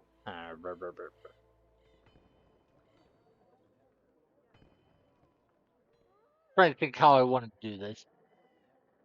I kind of want to keep exploring up and left, but I also kind of want to start trying to get more resources. We shall purify these lands. There is a dungeon here, and we could reach it this turn, so let's see what it has to offer first, and then we can go from there.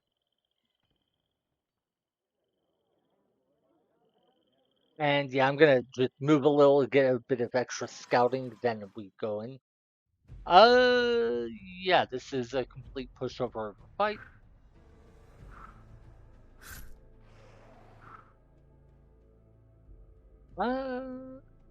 Yeah, I don't even need to defend. Just go all in.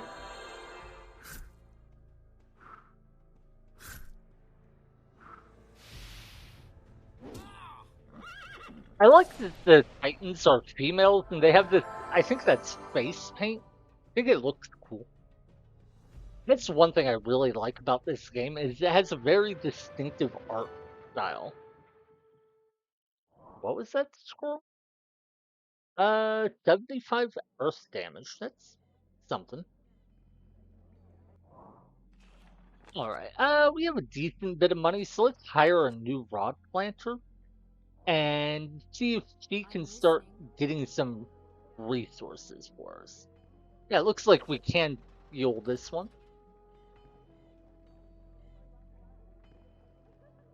Can we? Can I not drop the rod right next to the resource? Yeah, I guess maybe the forest, like these are trees as the terrain, they might actually block off any spots close enough to the resource to plant the rod right next to it, so maybe we can't actually steal it. If so, that's kind of cool. I don't think I've seen it anywhere else in the campaign. I guess the real question is, even if we don't deny them the gold, do we at least get the gold ourselves? 350? I don't think so. Queen Yada Hali. Empire denizens, the clans will not let the Empire down in these dark times. We stand by your side against the treacherous Uther. Our alliance will stand. Okay. Yeah, we had already allied with them, but I guess if not, then on day 25, the dwarfs will automatically offer you an alliance. That's cool. And at some point, I assume we will go to war and kill each other, but until then, I'm happy to have you not cause me trouble. 3 bark potion. We needed that. That's perfect. And here's a runestone mana. This is actually great for us. I'm so glad we came up this way. What we'll do is we'll take this town, kill these guys, cast haste, remove the rod, Billy! and then I think in like 1 or 2 turns, that will be enough to get us the runestone mana.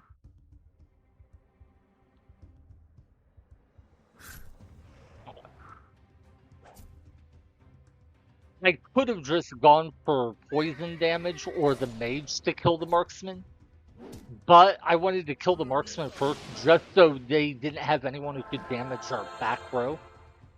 That way it will be simpler to control the healing in this fight. We'll only need to heal 2 characters instead of whoever they might have hit in the back row. Yeah. Okay. So we healed the knight, and yeah, that should just be kill. Our leader heals to full. Perfect. Okay, and he only needs 71 experience to level up. That's sexy. Our mage isn't too far from leveling up either.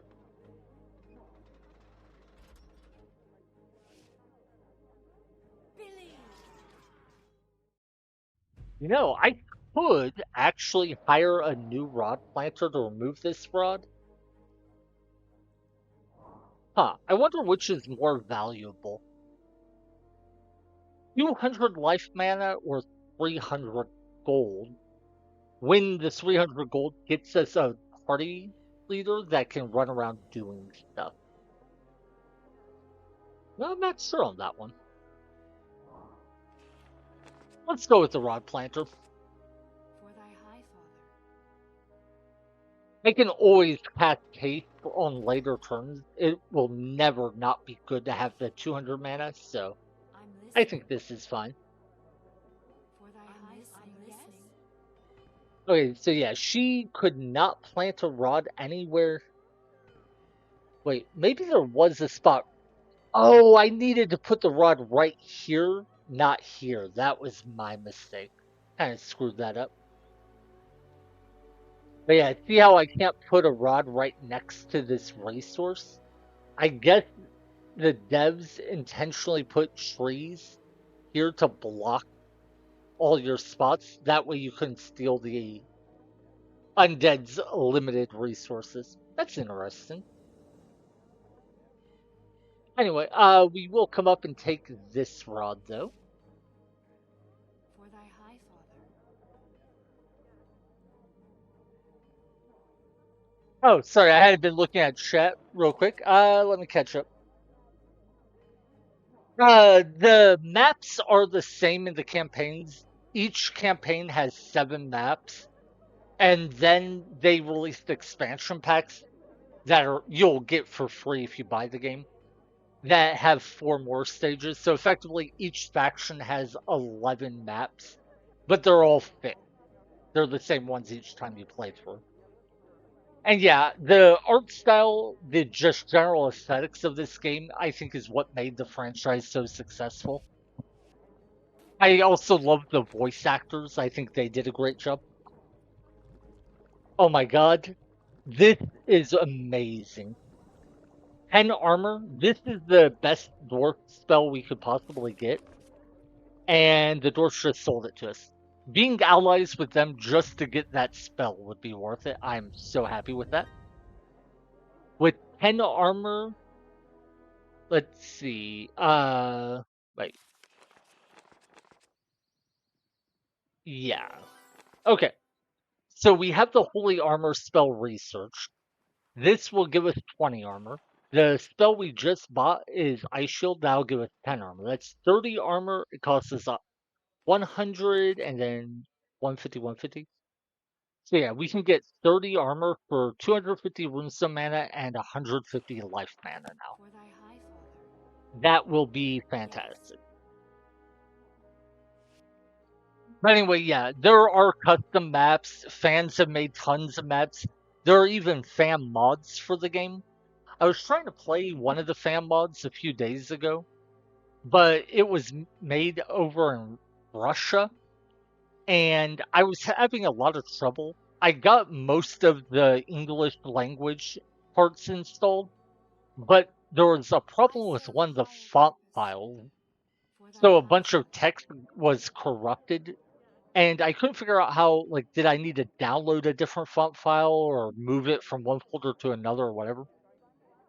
But the mod looked really interesting. It changed tons and tons of stuff. Like, genuinely everything felt different in that mod. And I would be really interested in playing it if I can ever figure out just how to get it. Oh no, I did not mean to attack you. My bad. Well, I just threw away that rod planter for nothing. But yeah, I would be really interested in playing that mod if I ever get it set up. And I know there's other mods as well. But as far as fan mods for a game go, I don't think I've ever seen another mod make so much of a change to a game. And if I had, certainly no mod, I've certainly never seen a mod make greater changes. So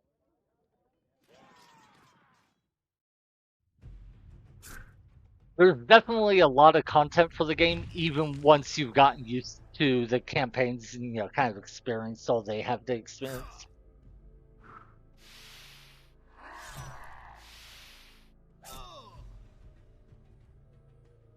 I actually kind of like that the campaign is the same each time because it gives you an environment where you can, like, work on improving, learning, and, like, getting value out of your knowledge.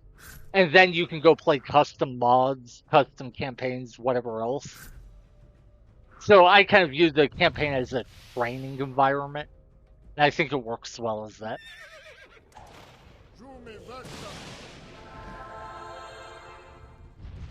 But yeah, by the way, this is the second game of the series. The first game is basically the same as this, with, like, fewer features. Disciples 2 basically took Disciples 1 and just upgraded it. It didn't make any real changes to it. It just built on what was there. Disciple 3 is an entirely different story. Disciple 3, like it or not, just drastically changed the game. For instance, it gave you movement in combat. Like, you have a hexagon grid, kind of like Heroes of Might and Magic. And then they made a bunch of other changes, and then it's very confusing because the original release of Disciples 3 had one combat system. Then they released an expansion which changed the combat system. Then they released a second expansion which changed the combat system again. Then after that, a different studio made a game called Disciples Liberation, which once again completely changed the game's combat, like all of its mechanics. And quite frankly, I think Disciples Liberation is a disgrace in that they didn't even they retconned the entire game. Basically, they don't pay homage to or recognize anything from the previous games. It's Disciples in name only. That said, it is an entirely different experience, and you might enjoy it for what it is as not a sequel. But then, Disciples Liberation had an expansion, and it was a pretty small one, like a DLC.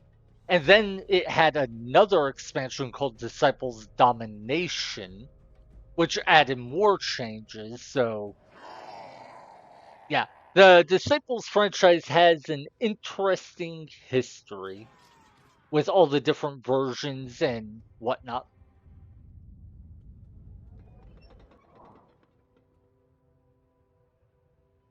But yeah, the main thing is, if you ever want to play the franchise, like you're interested in it, Disciples 1 and 2 are pretty much direct sequels made by the same people, all the same ideas. Then in Disciples 3 and on, they started making more and more changes. And maybe you like them, maybe you don't, but they are just very different games. Personally, I really like Disciples 3's combat after, I think it was the first expansion before they released the second one. Because they tried an interesting idea with the initiative system in the first expansion, I think it was, and then decided it wasn't a good idea and made more changes. But I actually think it was a really cool idea. Basically, they made it so initiative per unit. Oh, I'm sorry. They made it so initiative determined how much time would have to pass before an enemy could act, rather than making it just everyone gets one turn per round. And the idea was if a unit has 60 initiative, then they will get. Oh, wait. Almost messed up. If a unit had 60 initiative, they would get twice as many turns as a unit with 30 initiative. And I thought that was a really cool idea. But then, like, there were balance issues, so when they made another expansion, they reverted it and made other changes. And yeah, it's a very complicated saga. When the Disciples 3 first came out, it had a bunch of issues to the point where I actually had to email the dev and because the game wouldn't work, and they actually sent me a patch for the game through an email.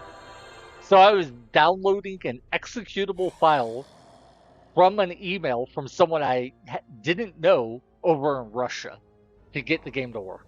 I mean, it was fine. They were honest people, you know, they were the guys who made the games. It wasn't a scam or anything. But I just remember when I first did, I was like, you know, this feels a little weird. For thy high father. I'm listening. For thy high father. Yeah, I think the biggest thing I disliked about Disciple 3 was when it first came out, the guy they had doing the English voice acting for the narration was not good. Like I don't want to like slam the guy. You know, it's not that I hate him or anything, but Disciples 1 and 2 had great narrators, and then when Disciples 3 came out, it seemed like they kind of just hired a random guy, not like a professional voice actor. If he was a professional voice actor, then he probably wasn't a very experienced one, that sort of thing. But then in the expansion, they actually redid the voice lines, and it was a big improvement. I don't think it was as good as the original two games voice acting, but it was definitely a big step up, and I appreciated that. I'm listening.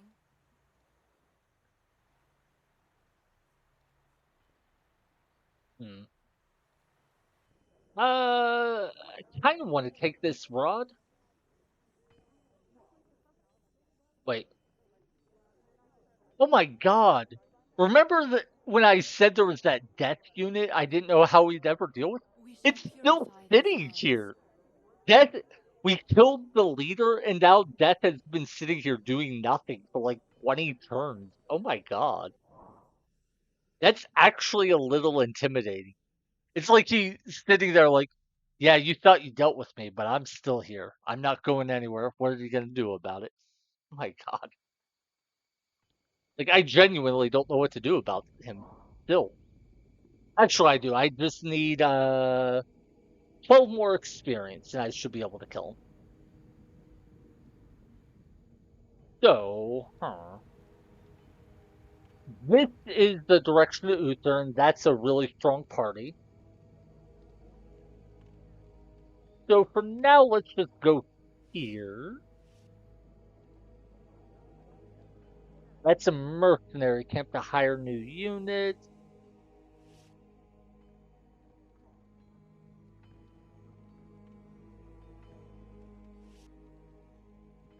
Okay.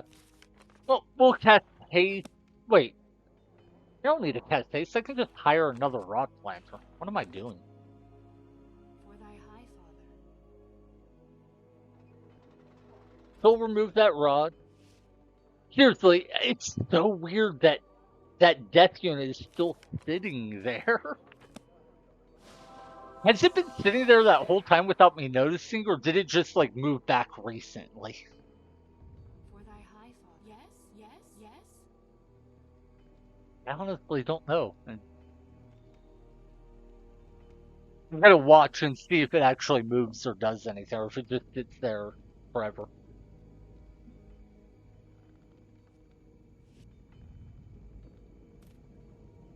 Hey, I just realized something. That's awesome. The Legion of the Damned just stole a gold resource from the dwarves, which, yes, technically that hurts our ally, but we can steal resources from our enemies. We can't steal them from our allies. So what we can do is allow the enemy to steal a resource from our ally, then steal it from our enemy. That way we get the resource from our ally without breaking our alliance. That's funny. Have you not heard me, mortal? I grow impatient. Run as the coward that you are. Dude, you're the one hiding in a corner doing nothing. I don't think you can really call me a coward. For thy high Anyway, we'll go ahead and remove this rod. I don't even know when the Legion of the Damned stole that death mana, but I'm happy to get it back. for thy high father. Speaking of which, we do want to go back to the shop and buy the Chant of Hastings spell because it is the best spell in the game, bar none.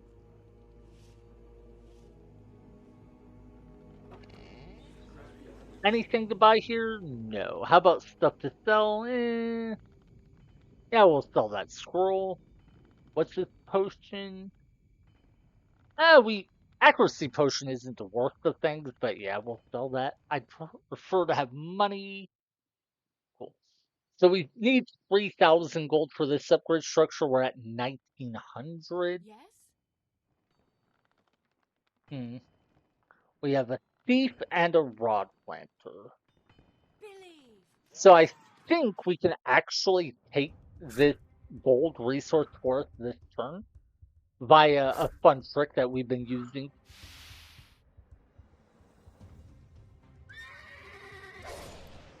Let's just make sure it works. Oh wait, no, never mind, it won't work.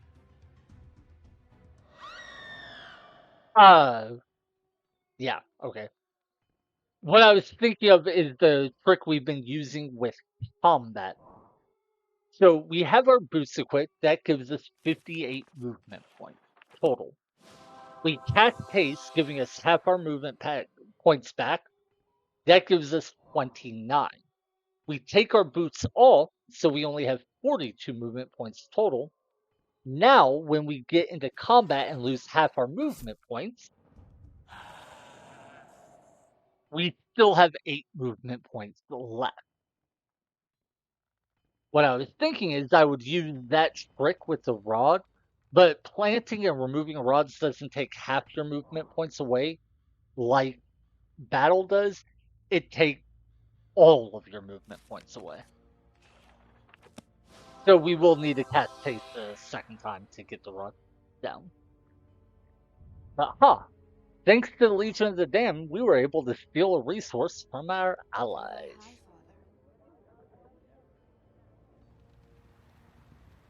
Clearly, the Legion of the Damned are our true allies. The dwarfs are just Yes?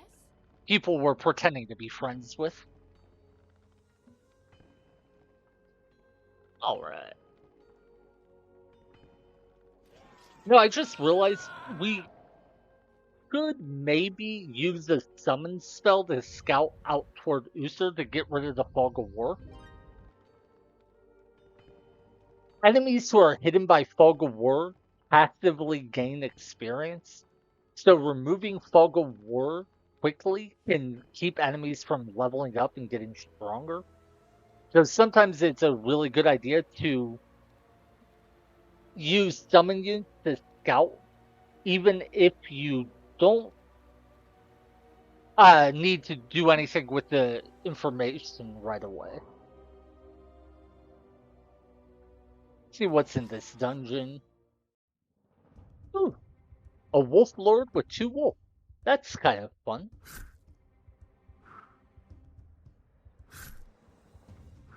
Unfortunately for him, he's just gonna die.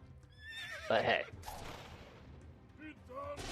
It was a nice bit of, world, not world building, what would you call that? It's not even environmental storytelling. I don't know. Just a cool idea for a party composition is to use the Wolf Lord from the Dwarf campaign with the neutral wolf unit to create a party that's pretty appropriate. 200 gold and a potion of might. Potion of might is fun. And gold is always useful.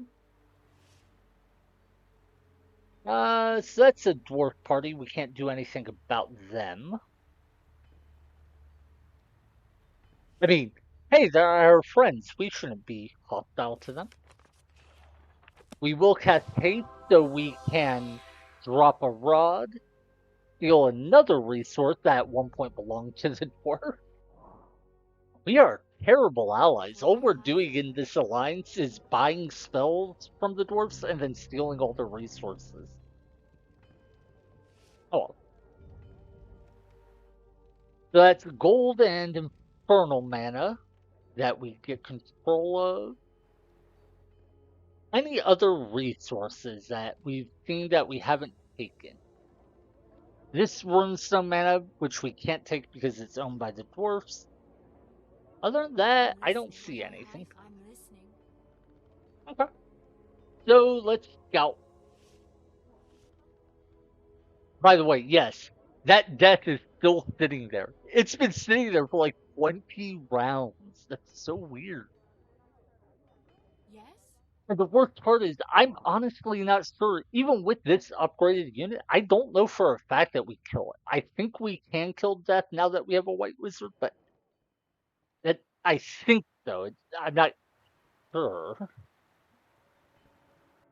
Oh well. Let's see.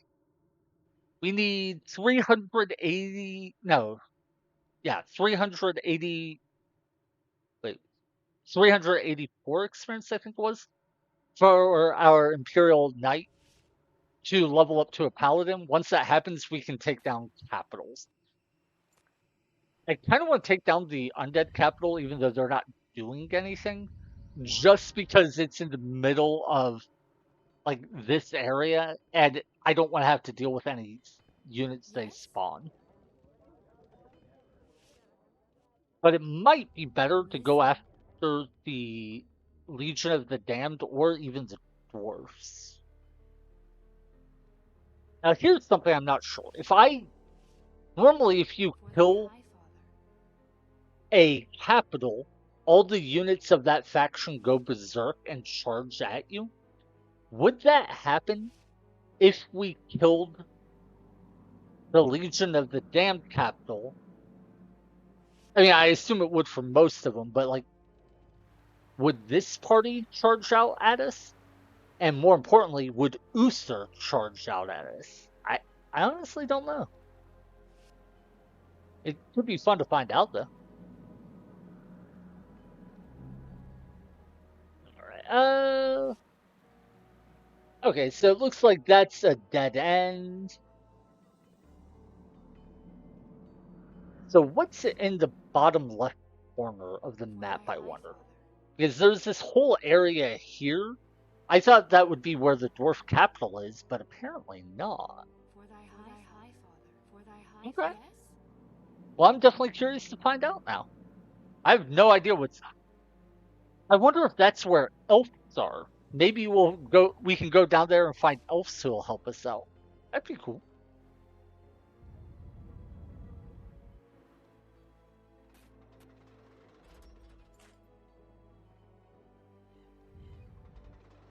Yeah. And see, that's why I want to get rid of the undead, is they, like, every so many turns they're going to summon a party to try to take our town, and I just don't want to have to deal with that.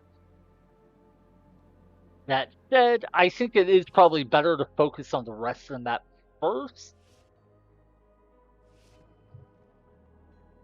We can't take that resource because it belongs to our ally.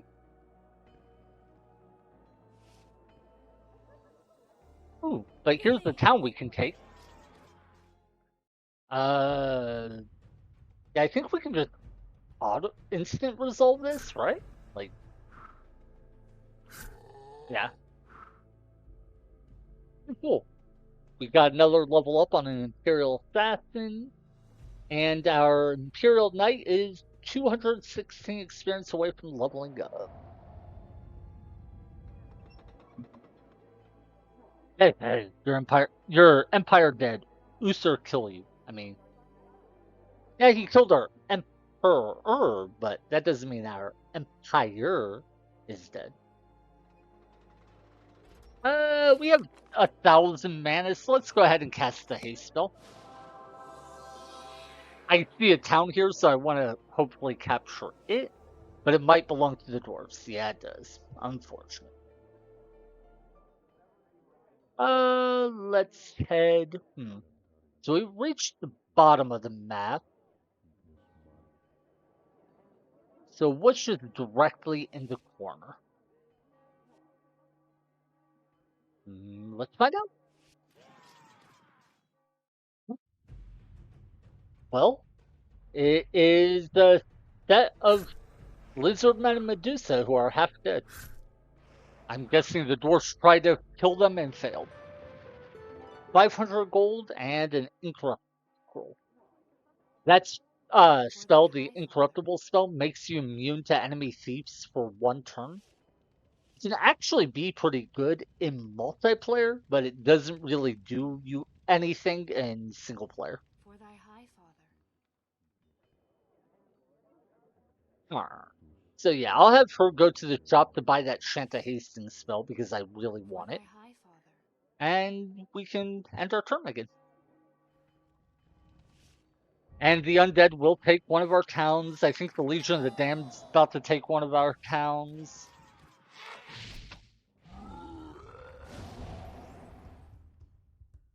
Alright. 1 second, pouring myself a soda. I found Cherry Coke Zero at a store near me recently, and now I'm addicted. I don't know why, but I have a very hard time finding Cherry Coke Zero. I can find Coke Zero or Cherry Coke, but not both together. Anyway, 2 Onks Gargoyles. Now this is interesting. In the last stage, we fought an Onks Gargoyle right before we fought Uther, and it was not immune to poison damage. And I even made a point of it being weird that the Marble Gargoyle that we fought right before was immune to poison, but the Onks one is not. So I guess for some reason, that specific stage, the devs flagged that unit to not be immune to poison damage.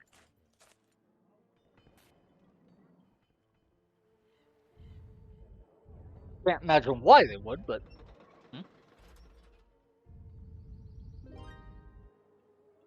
Okay.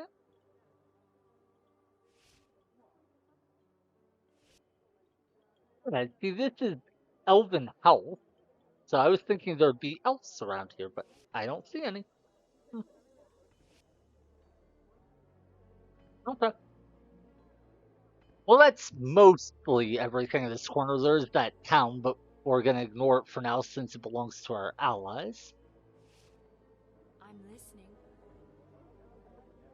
He can't quite reach the shop to buy Shanta Hastings. For thy high father. I'm listening. And her. Okay. So once we get the Shanta Hastings spell, we'll be able to move around the map much more quickly. And I think we'll be able to level up our Imperial Knight into a Paladin soon, which would let us get... which will let us take down capitals. Anyway, I was sighing because I realized the Legion of the Damned not only took 2 of our towns, but they also removed a bunch of rods. Plus, the undead have taken the town, so it's just... a lot of my income got cut down there. The worst part being the runestone mana that I've lost. Yes? Anyway, first we buy Shanta Hastings because genuinely best spell in the entire game. Man, we don't care about the rest of those spells. Yes? So, our enemies have started making progress in reclaiming things. Where do we start at getting our stuff back? Oh wait, they didn't take this town? I thought they had. Okay. Well, first step For thy high is father. removing that rod. And yes, I do expect this rod planter Yes? to immediately die. But we might actually... Wait. No, I think we can keep her alive.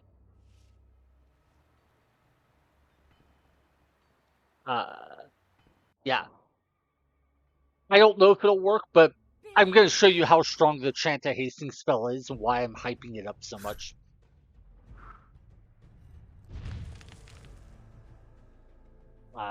Sure.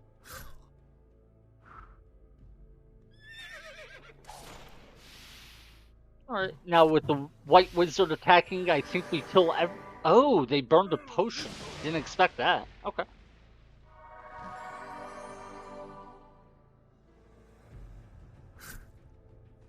Yeah, he'll die to the next White Wizard spell, so let's hit the Gargoyle.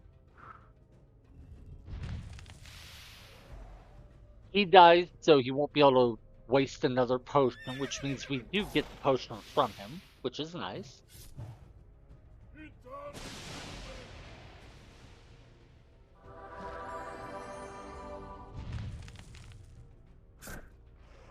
So our White Wizard isn't at full health, but otherwise our party is, and we level up our Paladin. Sweet. Potion of healing. Oh, 2 potions of healing. Wow, yeah. Oh my god, that's a lot of items. Dear god, yeah. Most of them aren't much, but there's some healing items, and that crown, I believe, sells for 1,000 gold, so very happy with it. Anyway, Chanta Hastings, 75 runestone, 75 death mana, total of 150 mana. We passed it, and now I can go from here all the way to here. And if I want, I can do even more abusive stuff with it, but if you have a different party composition, you can get up to, I think, like 80 some movement points. But there are a lot of little tricks you can do with Chanta Hastings. It's similar to how the haste spell works in that regard. But for now, I'm not going to worry about anything cute. We're just going to start taking our stuff back. 150 mana we got all the way from over there. Now we are going to take this town. Well, assuming we can... which fight do we want to go for? I think we... Do we kill the rod planter or do we kill this guy? I think we go for him at first. Billy! Yeah, that... Oh my god. They're leveled up Unks Gargoyles, so they hit even harder than normal? That is definitely a problem. Yeah, they have +1 level, so they have, instead of dealing, I think, 85 damage, they deal 94. Plus, they have +1 armor and some bonus HP. First things first, we kill the leader.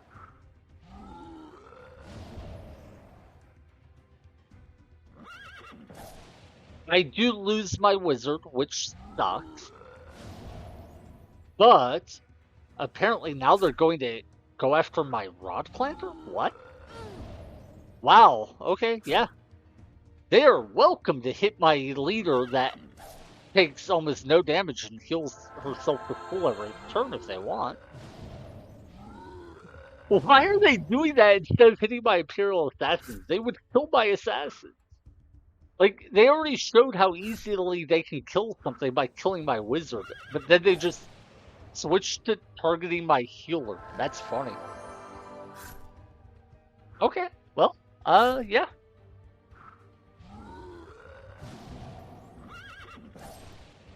I guess that's the benefit of playing against the AI, is the AI can be very stupid. And hey, we got a ton of potions from the last fight we did, which means we can easily just resurrect our wizard, so this works out perfectly. Now our Imperial Assassin levels up. By the way, the fact they were one level higher shows what I mean about scouting the map, because if we had removed the Fog of War more aggressively, they wouldn't have gotten enough experience to be that level higher. That said, 100 HP. Yeah. I think this should be enough. We'll save and then go take the town. Sweet, there are no enemies in the town, so now we'll come out and kill these guys. And I just want to point out what we did this turn. I'll wait till we finish the combat. Yeah, if you ever wonder why I say Chant of Hastening is the best spell in the game, this is a great demonstration of it. So, at the start of the turn, we were way over, somewhere around here, this area. We ran all the way over to this area, killed 2 enemy parties, and captured a town. So we're like on this part of the map. We crossed, what, a third of the map, roughly? And then take down 2 enemy parties and capture a town, all in one turn, thanks to the Chant of Hastening spell.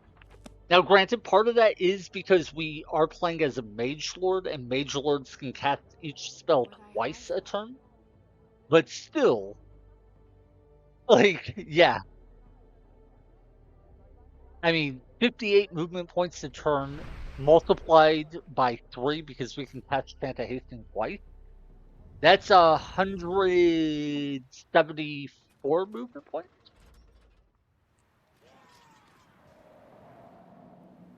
And that's on an Archmage. On a Ranger leader, like an Archer leader, it's even crazier.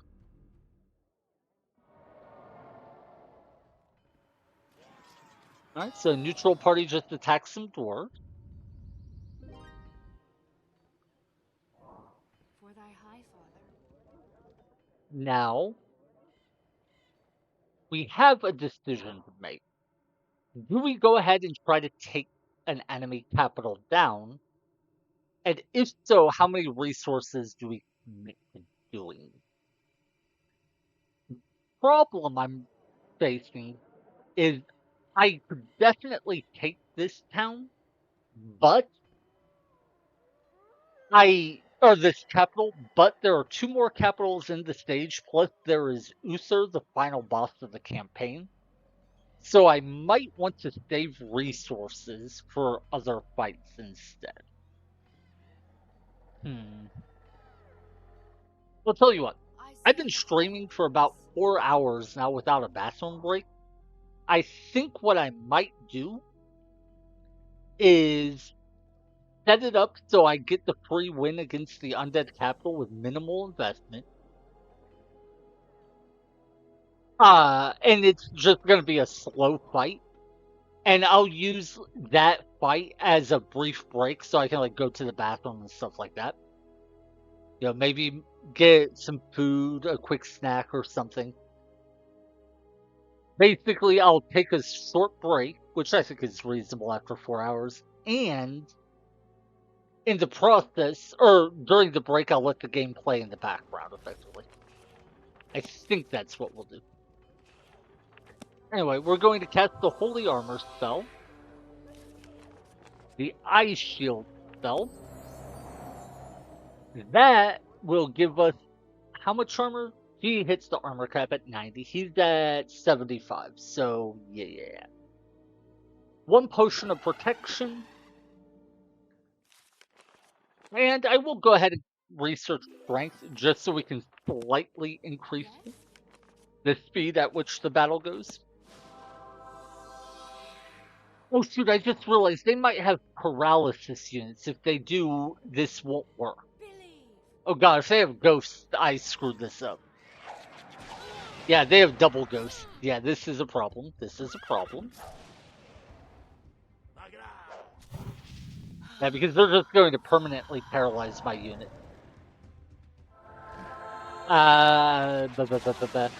Yeah, I needed an Imperial Assassin in this party too.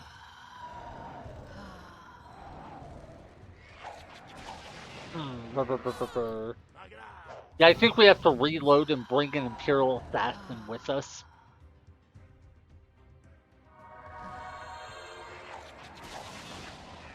Technically, with good RNG, I can beat this.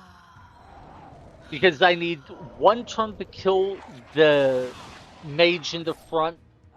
I need 2 turns, I think, maybe 3 to kill the possessed in the front. And then 1 turn per ghost. The thing is, that requires them miss 2 paralysis attempts in 1 turn. Which is very unlikely.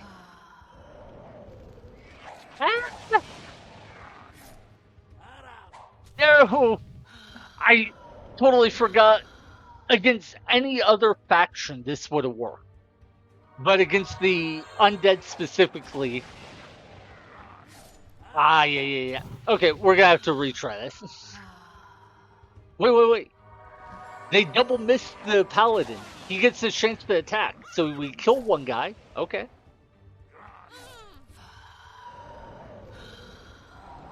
Yeah. If the game didn't lie about the chance to hit, this would be totally manageable. Because these ghosts only have, what, like a 60% chance to hit, supposedly? Like, look at how much they hit me there. Yeah, all of that was with a displayed chance to hit of 65%. I'm listening. Anyway, let me fix my mistake by bringing 1 Imperial Assassin with me. And now, I think we should be able to do it. Oh, wait. Yeah, we want to research Strength. Strength, Ice Shield, and Holy Armor.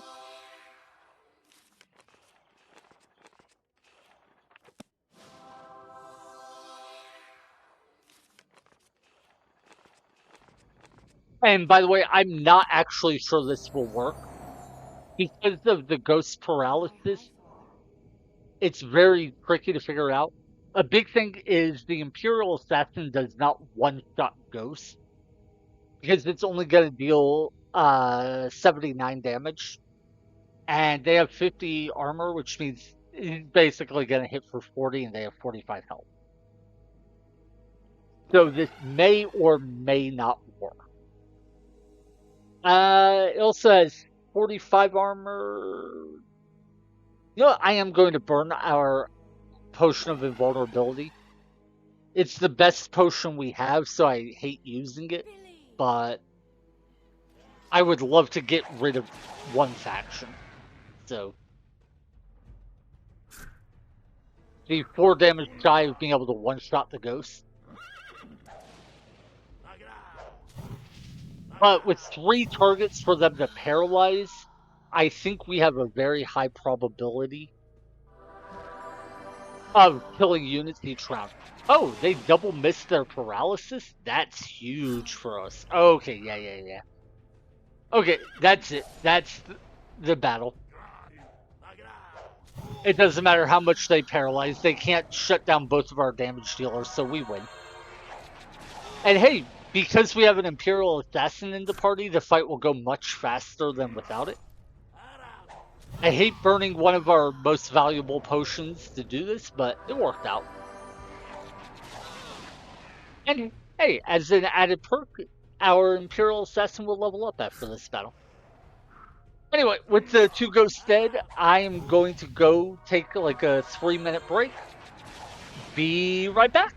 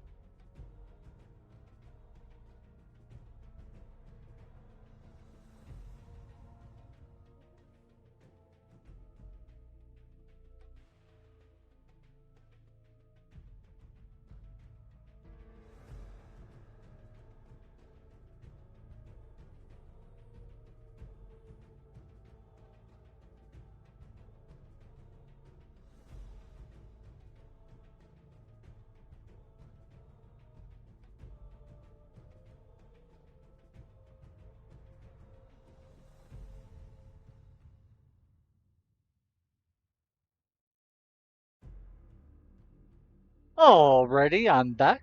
Sorry that took a little longer than I meant for it to. I heard my landlord outside for to go out and say hello. She was cleaning some stuff outside, and I try to make sure I say hello to her whenever I can because I fear if my landlord likes me, that'll make my life easier. But it looks like the fight went well. All my units are alive. Oh shoot, I forgot to build the upgrade structure for my paladin though. Oh well. Yeah, the undead horde is now defeated. We get some spells from them. And For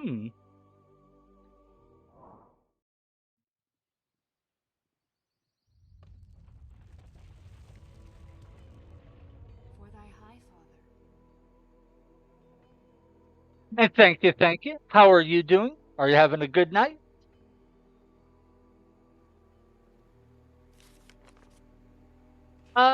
Let's go ahead and use Chant to hit. Oh, wait, I only have 75 runestone mana left.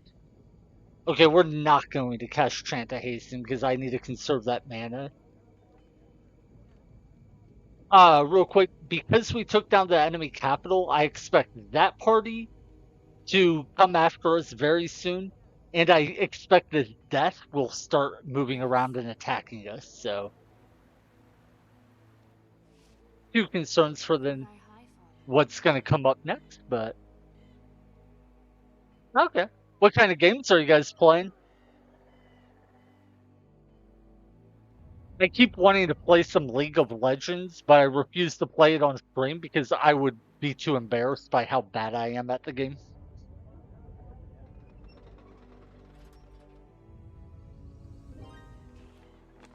Oh, sweet. I forgot.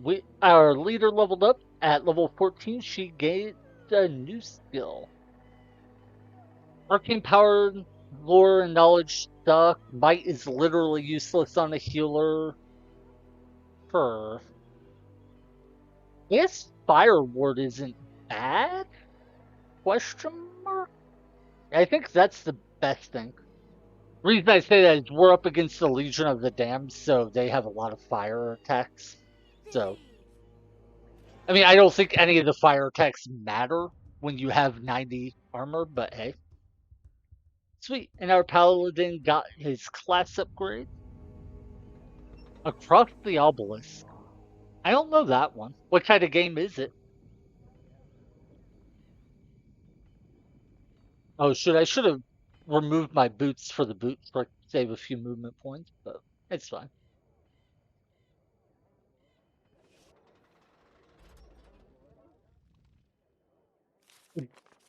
Oh no, wait, I was thinking of what is it called?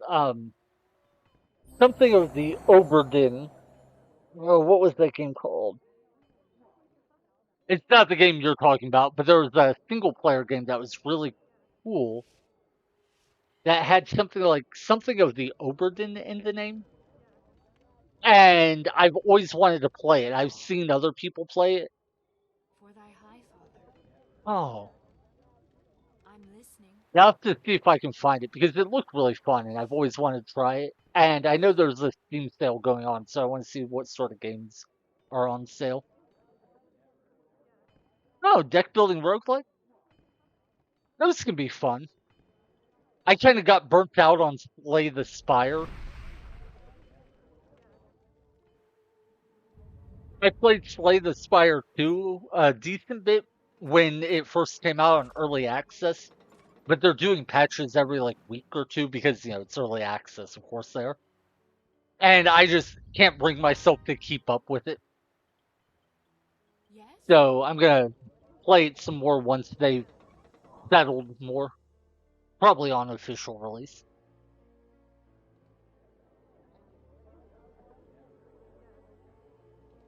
For thy high father.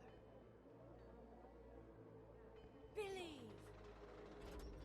It does play like Slay the Spire. See, I remember back on websites like Congregate. I don't know if you've ever heard of it, but it was a flash game website, kind of like Newsground or ones like that. But there was a few roguelike deck builders before Slay the Spire came out that people don't remember because they were just flash games, nothing big. But I really, really enjoyed one of them, and I've never been able to figure out what game it was, like what its name was.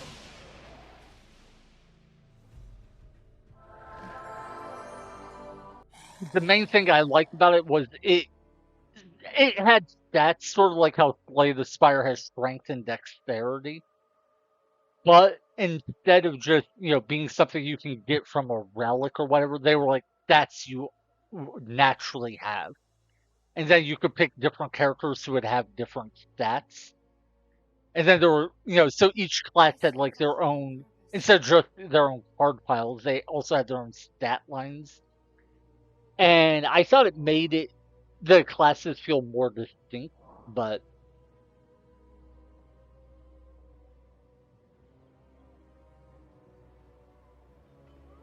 hmm,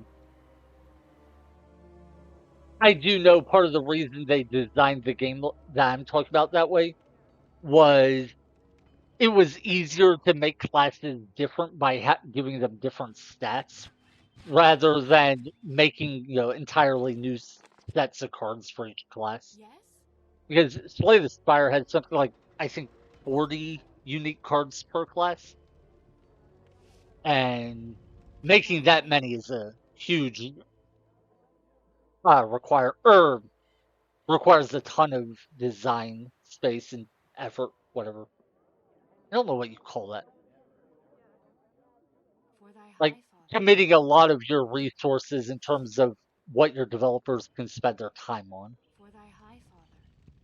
For thy high father. Anyway, I'm getting my mind back into the game. Let's see. I have a lot of mana, life mana at least, so let's go ahead and use the summon spell and start scouting the map.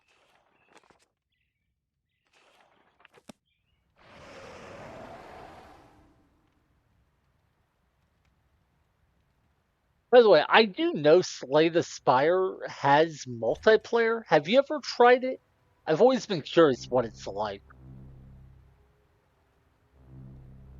It's hard for me to like just conceptually grasp what multiplayer in a game like that would be like, but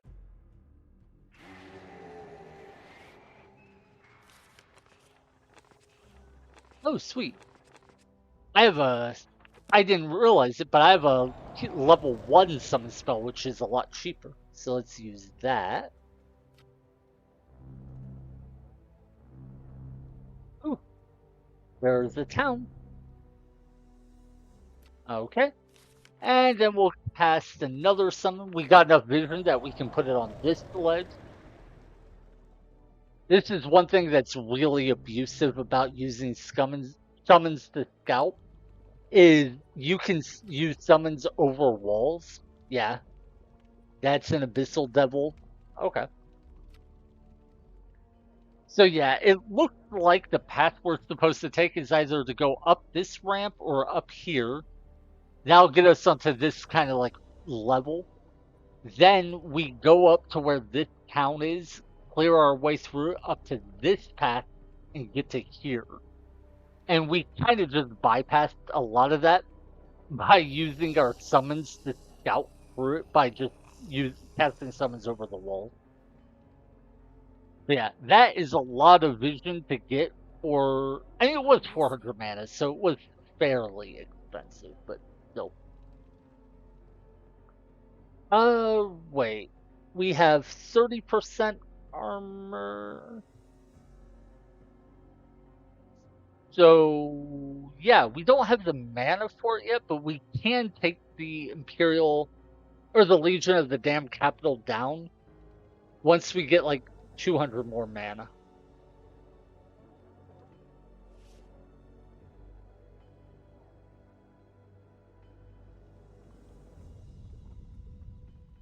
Okay.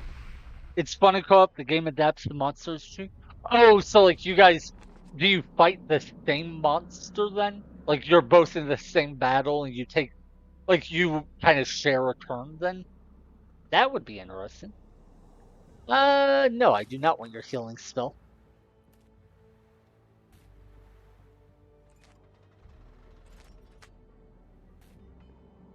On the one hand, I kind of want to go kill the dwarfs just because I could. On the other hand, they're not really our enemy right now, and I think we can just go after Uther. Plus, I'm really curious, if we take down the Legion of the Damned Capital, will that break the AI like it did in previous stages? If so, that would be so funny. Uh,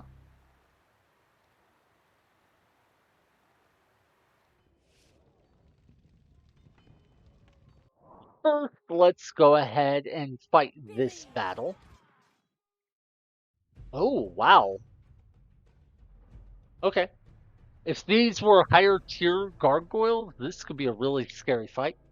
The Abyss Double is actually very strong. As you can see, it has 600 HP, 140 damage, but it also has a secondary effect of petrifying whoever it hits. Two interesting things about this. First, Petrify, when used by a Medusa or an Incubus, is considered an Earth-type attack. For whatever reason, on Abyssal Devils, they have Petrify be mined the same as Paralysis. Don't know why. But the second part is the Paralysis proc is of 40%. And that's actually very important because it is below 50%.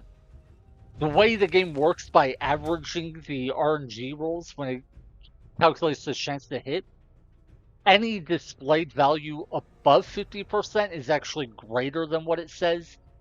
Any chance to hit where the displayed value is below 50% is less than what the game says.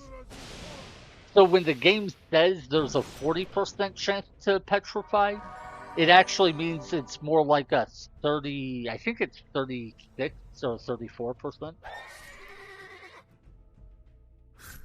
It's one of the few times in the game where the game lying about chance to hit actually favors the player. Okay. Yeah, that sounds kind of interesting. When I first heard there was multiplayer for it, I was trying to figure out how you would like both walk around separate maps yet work together. But I guess it makes sense that you don't walk around separate maps. You kind of just take the same path and then play, like the playing together part is more about the fights. And I guess you probably do your like shopping separate. Now, once Slay the Spire 2 leaves early access, I'll probably try playing multiplayer. Because I do like the game and I want to play it a lot more. It's just when, the game changes every couple weeks, it's such a headache for me to keep up with. Caution, Master, the heretics lurk beyond this point. Who knows what trickery Uther has planned for us? I remember I was playing Slay the Spire 2, and I came across something, I forget what, but it felt really busted. But I didn't get an opportunity to try it out. Like, I found a card or something I felt really strong. I was super excited. It's like, yeah. And then I died or won or whatever. But it's like, cool, next time I play, I'm going to keep my eye out for it. And then I played like 2 days later and it had got nerfed. I was like, oh, well, never mind. The Beast, by the way, Legion of the Damned has my favorite units. They are not the strongest, but I do think they're the coolest. One, I just love how it looks, but also 70 damage to the entire party. It's 20 initiative, so it is slow, but effectively this is 420 HP, but it's a mage that, kind of hits the entire enemy party. So you get what is effectively a big, giant, tanky mage. And I think that's such a cool design. The Legion of the Damned actually use the big units very well. They have the gargoyles, which we've seen a lot of. Then they have the things like the Abyssal Devils, which are giant guys who hit really hard single target. And then they also have this branch, which are giant mages. Wait, how much poison damage is on him? I'm not sure.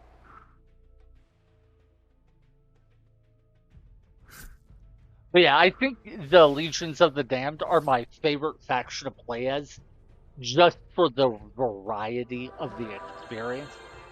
I think they have so many cool things you can do, and I love them. In terms of power level, I think the elves are the strongest by a large margin, to the point where I think the elf expansion for the game was just a mistake in terms of balance. Yes? And it's if you're playing single player, it doesn't really matter, of course, because it's single player. Who cares if it's Yes? balanced or not? But for multiplayer, I hate the elf faction. I think they're just grossly overpowered. Uh, the For thy undead, high fall. I think, are probably the weakest faction unless you can find the niche situations to utilize or to wait. No, unless you can find the niche situations where they shine, because like their paralysis units are very, very strong.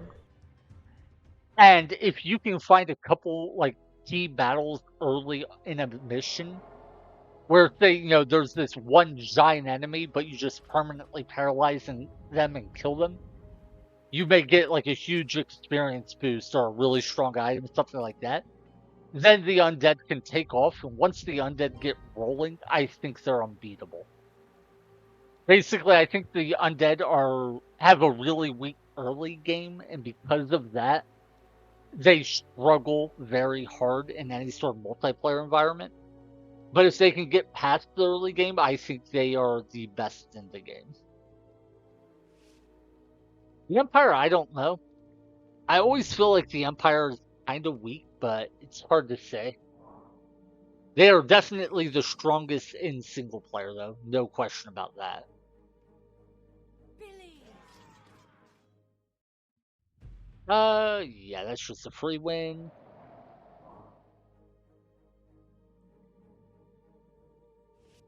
Okay, so there's an enemy party here we want to kill.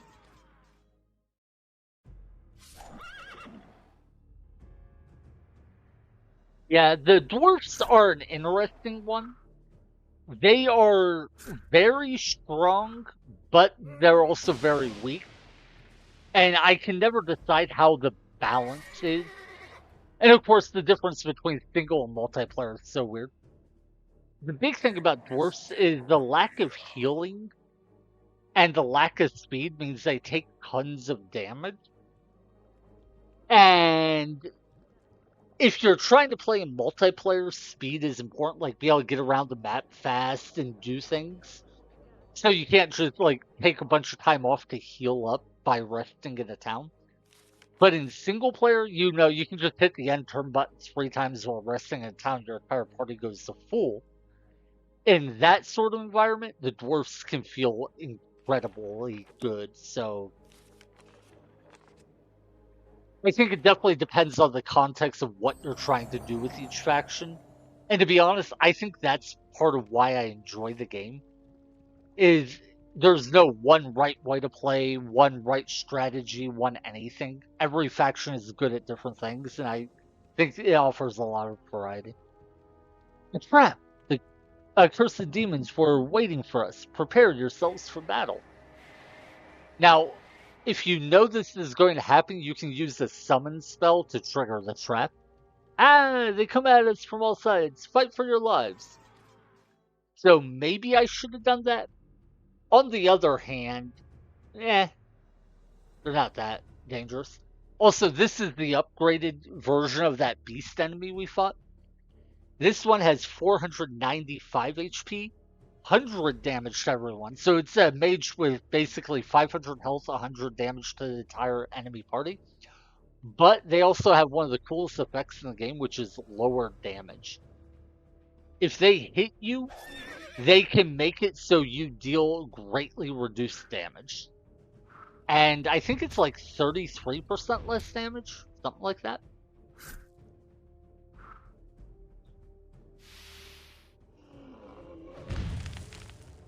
But yeah, for me, the dwarfs, my favorite thing about them is the hermit.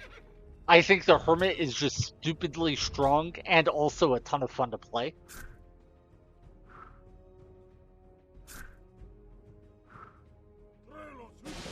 But also, the dwarfs are really good for, what is it? Is it Son of Ymir, I think? The Ice Giant, the giant melee unit, the one at the end of that line, I think is really cool because it's very good at killing Capital Guardians. Because it has the frostbite effect. I've never really tried using the other branch of the giant path, the one where it's the spellcaster. I know there's one that deals like thunder damage. I've always wondered how it is. But yeah, honestly, my main problem with the dwarfs is they just have such low movement speed and none of their units fly. So I hate like trying to walk around maps, especially when there's lots of water.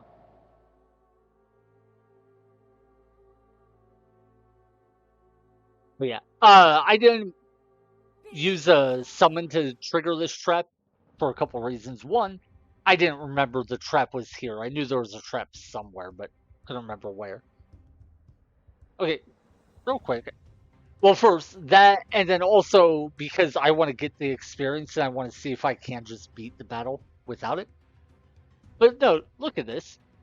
This Unk's Gargoyle is not immune to poison damage. The marble gargoyles are. That's so weird, especially because we just fought another Unk's Gargoyle in this map, and I made a specific point of noting that it was immune to poison.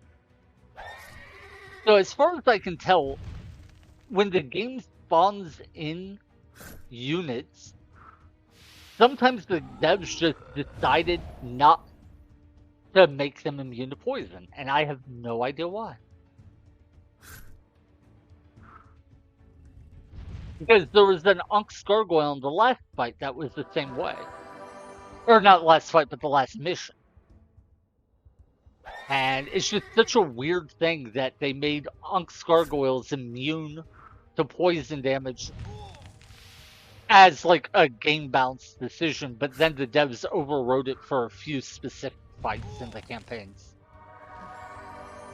There's actually a few weird niche situations like that. For instance, there's a stage in the, what was it?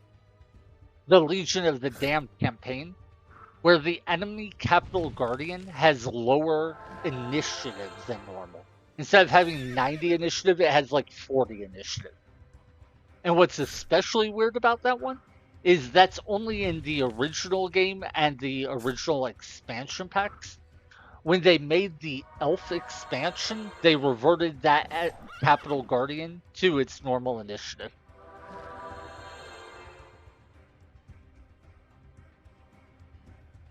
There's some other differences in campaign missions between the base game and the Elf expansion, and I honestly don't know why. And I don't know what all the changes are. Again, Unk's Gargoyle, not immune to poison.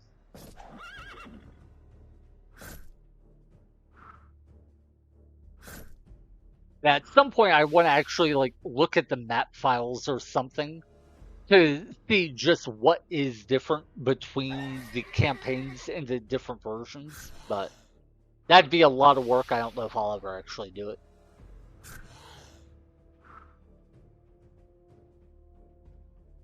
But yeah, I only realized that they made changes in the campaigns between the versions, like, I think 2 years ago is when I first noticed.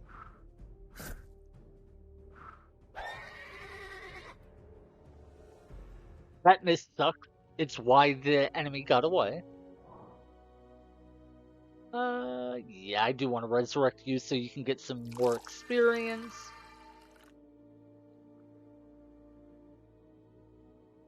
Now, it's worth noting, I think we can kill Uther now if we want. I think our party is strong enough if I buff up with spells.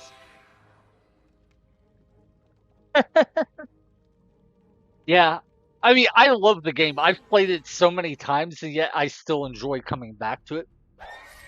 There's so many things that I don't know about the game even now. Oh my god, I just realized uh there was something that was only discovered, I think, for the first time about 4 years ago. And I've talked to the guy who made the discovery a little in messages, but I don't know him well at all. Uh, did you know you can actually use your Capital Guardian on the map as a regular leader? They are not locked to the capital. You can actually have them move around. Purify these lands. The best part is if you do it, the enemy Capital Guardians can move around as well. So all factions can have their Capital Guardians going around the map as leaders if you want. All it takes is when you have to pick your name at the start of a campaign or a start of a mission, if you're doing just a custom mission, you have to pick the name, what was it? I think it was Cataclysm? I'd have to look it up. There's a post on GameFAQs, and there's a couple YouTube videos that show it off. So you can, like, Google to find it if you want. But yeah, if you pick the name, it's something like Cataclysm or Armageddon, some name like that, the Capital Guardians will be unlocked, and they'll be usable as, like, combat unit. And it is such a cool thing. I kind of want to do another playthrough just so, like, where I use them a lot and show it off because it's so fun. For thy high I'm listening. So far, I haven't actually played a campaign doing it. I've only done it, like, on individual maps. Just because they're so strong. It's like, do I really want to play an entire campaign with this giga-busted unit?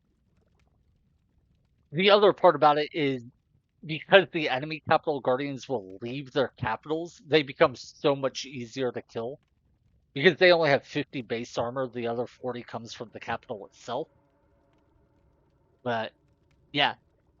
It's worth playing the game, like picking the game up again just to try that out because it is such a wild experience. What I really want to do is try multiplayer with it because I think it would make multiplayer just so entirely different.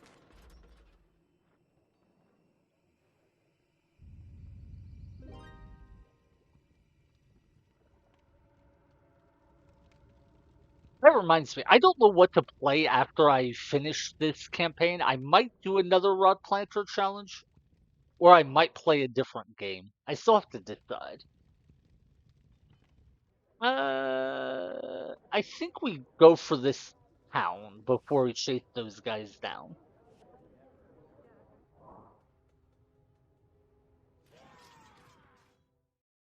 Not gonna lie, part of me wants to just go back and play more Chrono Trigger. Watching Lorca stream it just got me wanting to play it again. It's one of my favorite games of all time, so it's easy for me to get fixated on playing Chrono Cross.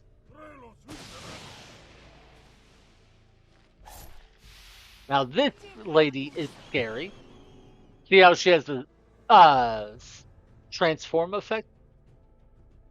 It can potentially hit the entire enemy party. The other one, the witch, can only hit one. The difference is the witch hits one at 80%. The succubus hits everyone at 40%, or because she has +1 level, 41%. It's a benefit of the game's accuracy system being rigged with the 2NG system that she becomes very non-threat. Because with the display chance of 41, it's actually only like a 34 or something chance to paralyze people, or polymorph people. But yeah, the mass polymorph can win battles for him. I'm actually more worried about mass paralysis, though, from a Shade. That tends to be a bigger issue. Ooh. A potion of invulnerability. I mean, potions of speed, vigor. Yeah, I don't need my money that much, so. Okay. Don't really care about initiative potions, so. Huh. Now, normally on this stage, after a certain number of days, Uther will come out and he'll march toward your capital. But I'm really curious if the same thing that happened last stage will happen again. Where if I take down the Legion of the damn capital, Uther will immediately go berserk. I want to find I out. serve a higher purpose. Oh, how can succubus be evil? They just want to come to you in the middle of the night and have fun with you. What's wrong with that? And yes, I know, joke. It's a joke. Consent is a thing, blah, blah, blah. I've heard horror stories about, like, people who experience sleep paralysis and, like, sleep demons, and yeah, I would never wish that on anyone. It sounds awful.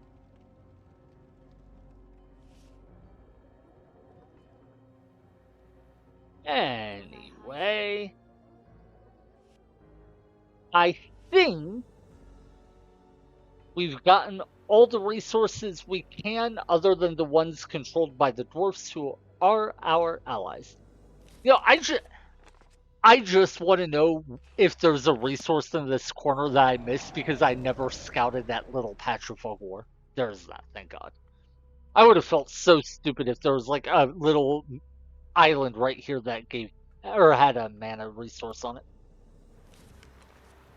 And also, we should be using our summons to scout more.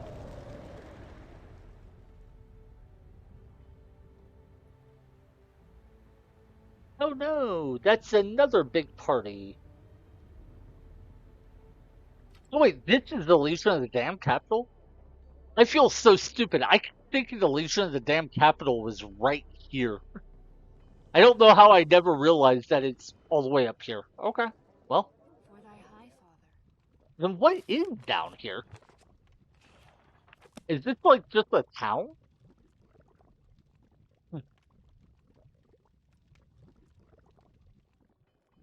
You'd prefer an incubus? Yeah.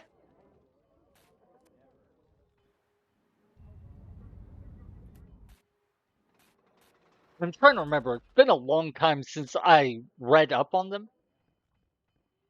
But I think there were differences between the succubi and the incubus. Is it incubi? I think so. Anyway, I think there are differences between them other than the gender part. Like, I think they did different things, maybe? I don't know. I used to be a big mythology nerd. I loved, like, reading up about mythology of different cultures. But it's been probably 15 years since I really read up on any of it, so my memory is very hazy. I know vampires in different cultures are incredibly different. Chrono Cross has a good example where the dragons in Chrono Cross look very different than what a lot of Western people or what like the Western society thinks of as dragons.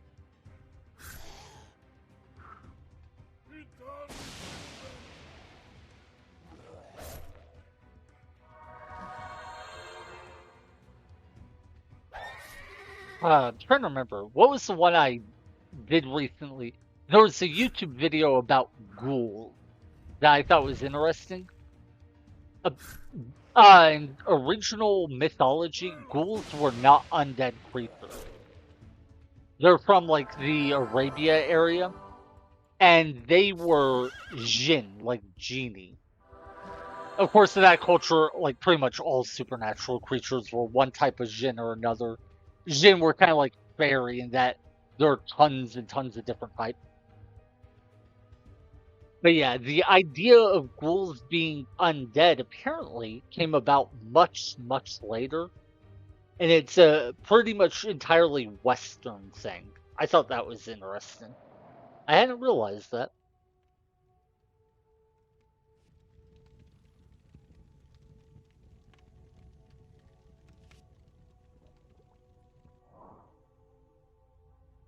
Okay. So, You know what? I am gonna cast Santa Hasten, best spell in the game. Lets me go all the way from over there to. Hmm. Ah, that thief is in the way. Okay.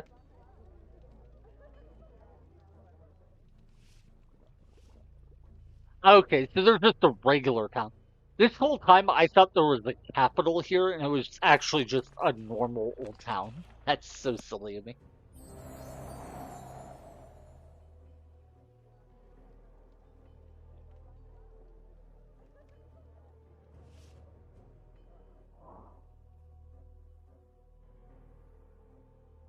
Billy!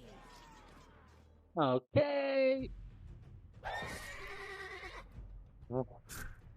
It's so funny seeing tier 1 units. Like the gargoyle is a tier 2 unit, but the other two are tier 1s. And I'm like, wow. The enemy really is relying on tier 1 units at this point in the campaign. Yeah, we'll just instant result.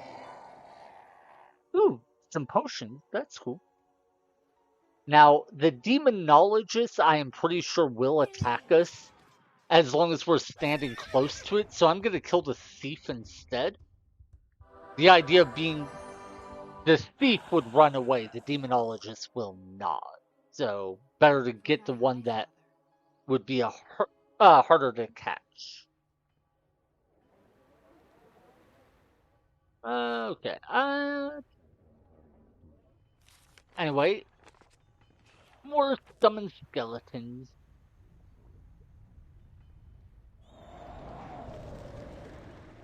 And I think Uther is. Yep, here he is. Hi, Uther. Good to see you again.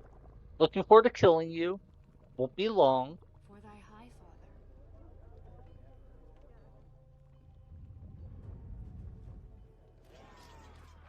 Yep, I was right. The demonologist did come after me. Oh god. I didn't think about with 3 doppelgang. Huh. Them copying my mage is actually scary. Because that's 180 damage they can deal to my entire party. Of course, I have Imperial Assassins who are just very good at killing mages, so it's fine. But for a moment there, I was like, oh my god, are they actually going to kill some of my guys? Answer, no. But it'll be close. Yeah, doppelgangs are one of the coolest units in the game. The problem is when they level up, or they lose any of those level ups when they clone someone. So, like, when they clone my guy, they don't copy my level and they don't keep their level. So the copy part sucks. And then, if you don't want to copy them, there's I saw a balance idea where because they have 80 initiative, 30 damage, and they level up very quick at 500 XP, some people have suggested you could just use them as melee units. The problem is you can't choose to attack instead of copying. If you can copy a target, you will, no matter what. So it was a great design idea, but it was a bit of balance fail in the implementation for the game. That said, doppelgangs are really, really fun to use in the Legion of the Damned campaign when you can copy Uther.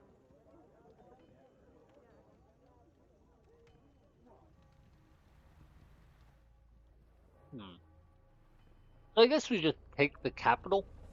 Or not the capital, but this town that we should have taken forever ago. I'm not kidding. I genuinely thought the enemy capital was here. That's why I never went to it. I feel so dumb right now. Alright, poison guarantees he dies. I think poison kills him too, doesn't it? Yeah.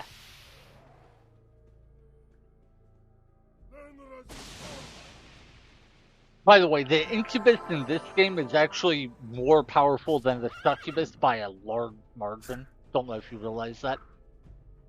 Because it's AoE paralysis, and I think it even uses Earth type. Yeah. So it's one of the only ways the Legion of the Damned can take down Capital Guardians without needing just raw stat. And even beyond that, they can just be really good at permanently paralyzing things. Added benefit, usually the drawback of taking the Incubus would be that you give up the opportunity to get, like, say, a Demonologist or some other high damage mage unit. Legions of the Damned avoid that problem in two ways. One, you can still use the giant versions like the Beast and Tiamat, the two space mages. And two, you can actually lock a cultist at level, or the tier 1 mage unit from the Legion of the Damned, and it will be competitive with a tier 5 unlocked unit just because of the sheer number of level ups they get. And when I say competitive, it can be competitive or even stronger than. When I played the Rod Planter campaign for the Legion of the Damned, I actually used a lock. What are they called? Not apprentice, not sorcerer, a cultist. Yeah, I'm a listening. lock cultist was one of my key units for the entire run.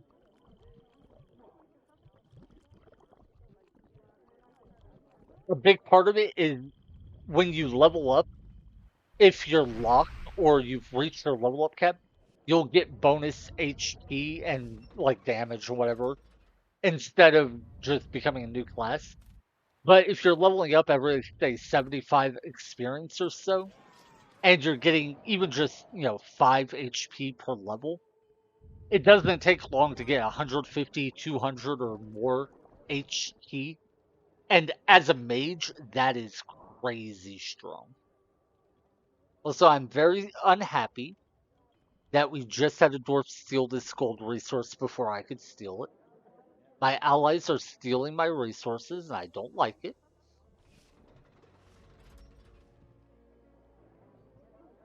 Believe. Okay. Then we kill her. And then I need more runestone mana. But I want to keep using it for the Chant of Hastening spell because it's so strong. The problem is I need that mana so I can kill Usur. And see, here's another Ankh Gargoyle that is immune to poison damage. So weird. The game devs genuinely must have manually set a bunch of Ankh Gargoyles as not being immune to poison. The only thing I can think of is they wanted to make it easier to kill those guys with Imperial Assassins. Like, they were worried that if the gargoyles were immune to poison, the campaign would be too difficult. But it's just confusing for me. Anyway, I want Runestone mana because we need it to cast both of our armor spells. But I also want to use it to cast our Santa Hastening spell, so it's a difficult situation.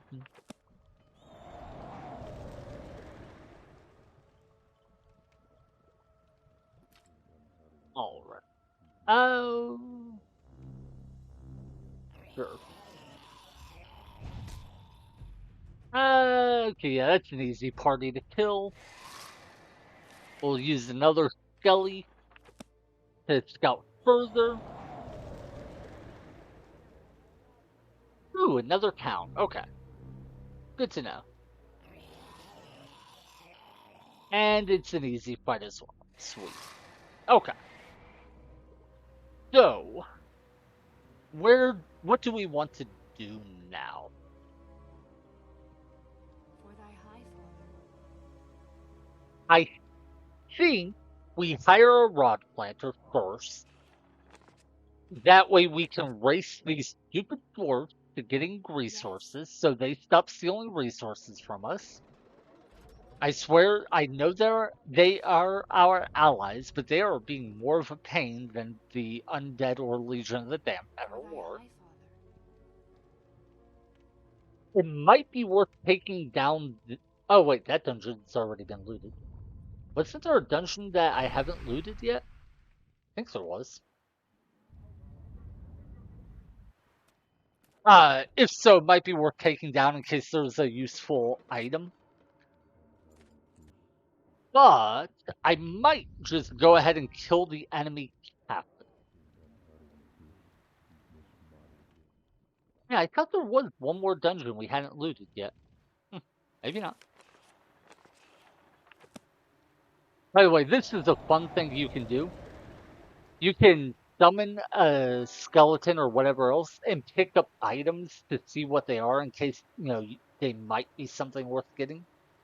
In that case, since we know it's just a healing potion, I know I don't need to worry about it. High father. So I don't have to fight this enemy to get to it. Also, is that a gold resource up here? I can't tell. No, oh no, it's just a treasure chest. Okay.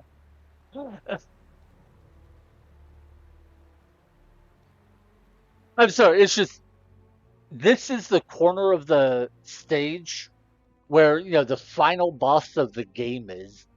And there are just 3 thugs, tier 1 units, guarding an item. That For thy I high did father. not expect to see that.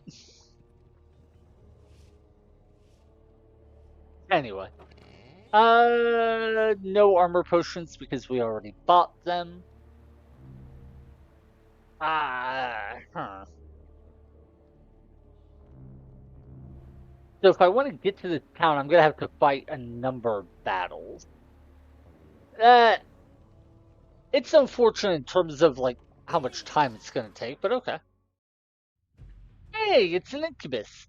Yeah, see, 65% chance to petrify all targets and its earth type, so guys who are immune to mind and thus normally immune to paralysis are not immune to it. The incubus is a really good unit in this game. And that's why we'll kill it first.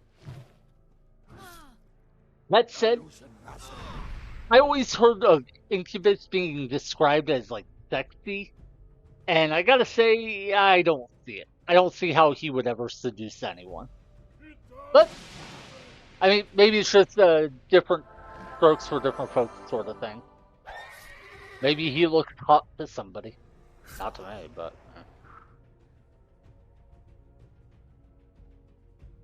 Yeah, I don't know. Maybe it's the lighting? It just seems like a very I think it's mostly the expression. Like, that expression just makes me be like, I never want to be anywhere near you.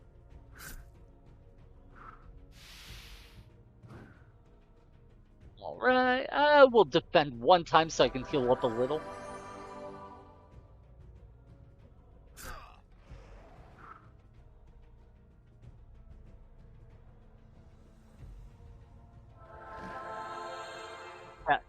Tell me, would you really want that guy showing up in your, in the middle of the night? I don't think so.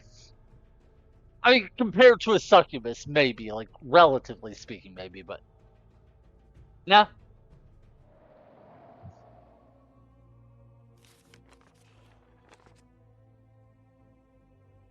Oh, I don't even have enough mana to cast Chant of Hastening anymore? That's sad.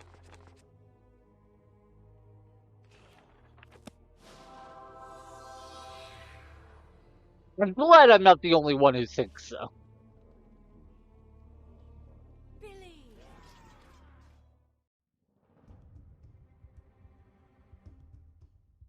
What's weird is this lady is called a hag, but she actually looks more attractive than the incubus to me. Mostly because she doesn't look like her facial expression isn't so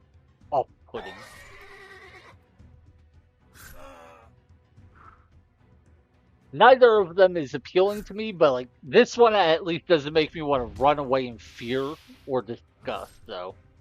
It's a slight improvement.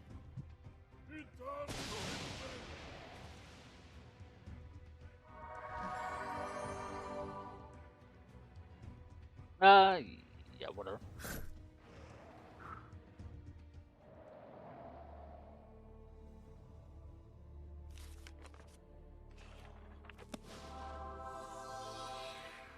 Believe.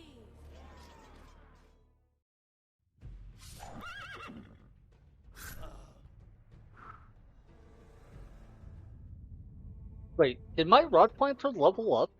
Oh, that's right. She's already the max level. I forgot she did hit 15 earlier. That was back when I got the fire ward skill because I was like, there's nothing I want. Ooh, there's green skin down here. And a shop?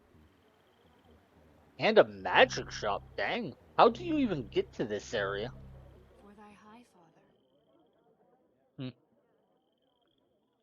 I totally forgot I had a rod planter down here. Yeah, you walk over here, try to be For thy relevant. high father.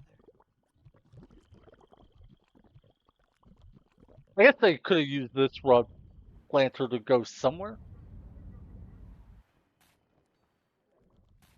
Oh wait, there's the death mana there. 1 second, I am reloading just to take that death mana. At least I think she had movement points left. Oh wait, no, I did just hit level 15.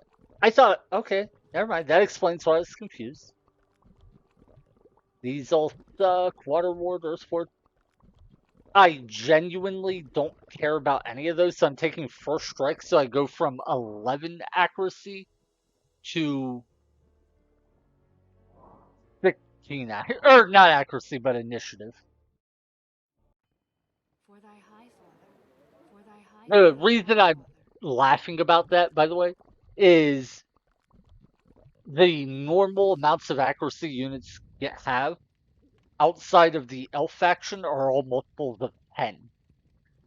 So if you have 10 initiative, I think I keep saying accuracy instead of initiative, don't I? Whatever. Anyway, okay, I'm a little annoyed. But anyway, if you have 10 initiative, you will usually always go after someone with 20 initiative.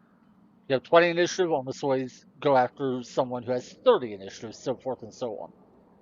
Normally, a 50% buff to initiative is big because say you have 40 initiative, you get a 50% buff, that's 60 initiative.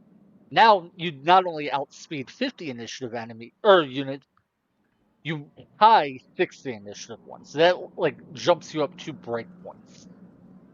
If you have 10 or 11 initiative and you go up to 16 initiative, you're not outspeeding anyone.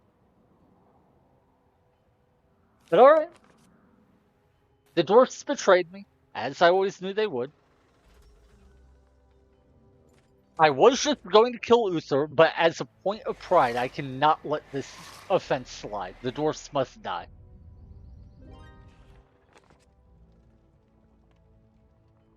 The dwarfs have now become my new enemy. I don't care about Uther. I do very much care about the dwarfs.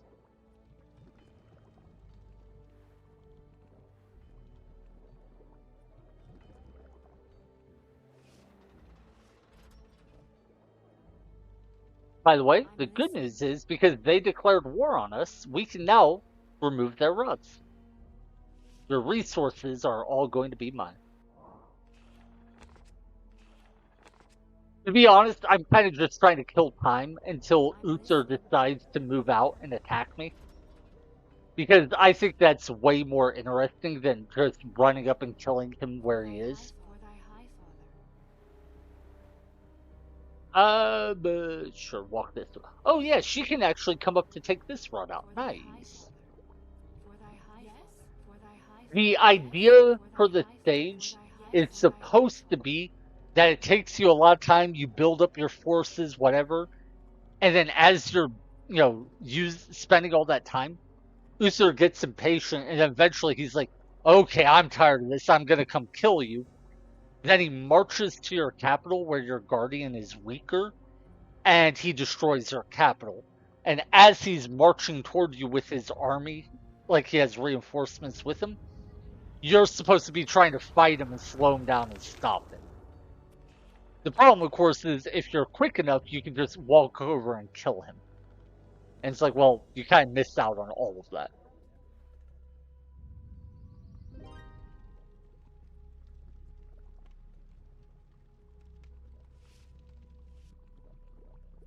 Yes?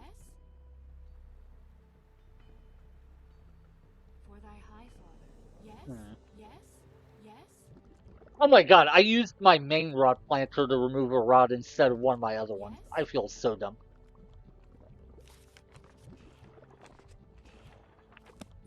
Okay. Yes?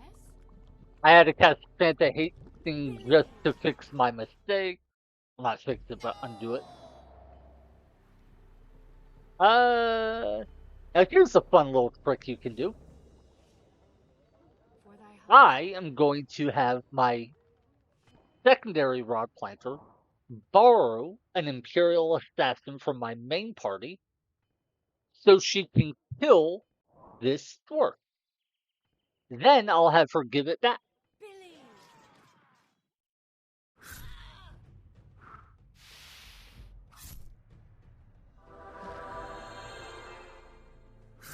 Alright. So she gets the kill, he gets some experience on him, and it costs me no movement points on my main party. It's a way of using your main party or the units in the main Yes? party to get more value than you would be able to otherwise. And I see this guy trying to get a resource, so let's go ahead and kill him too.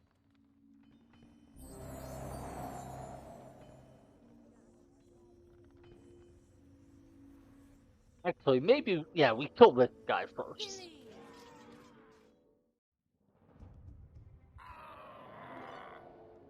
Just remember, dwarfs, you brought this on yourself. Also, that potion of protection will be useful for us in taking down their capital. And yes, part of the reason I'm doing this is I'm like right next to their capital, so I can just take it down. Billy!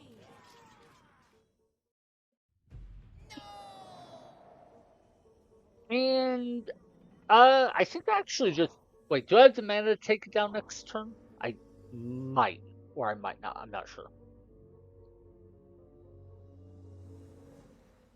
For thy high father. I might need one more turn to get the mana I need to take down the dwarf capital.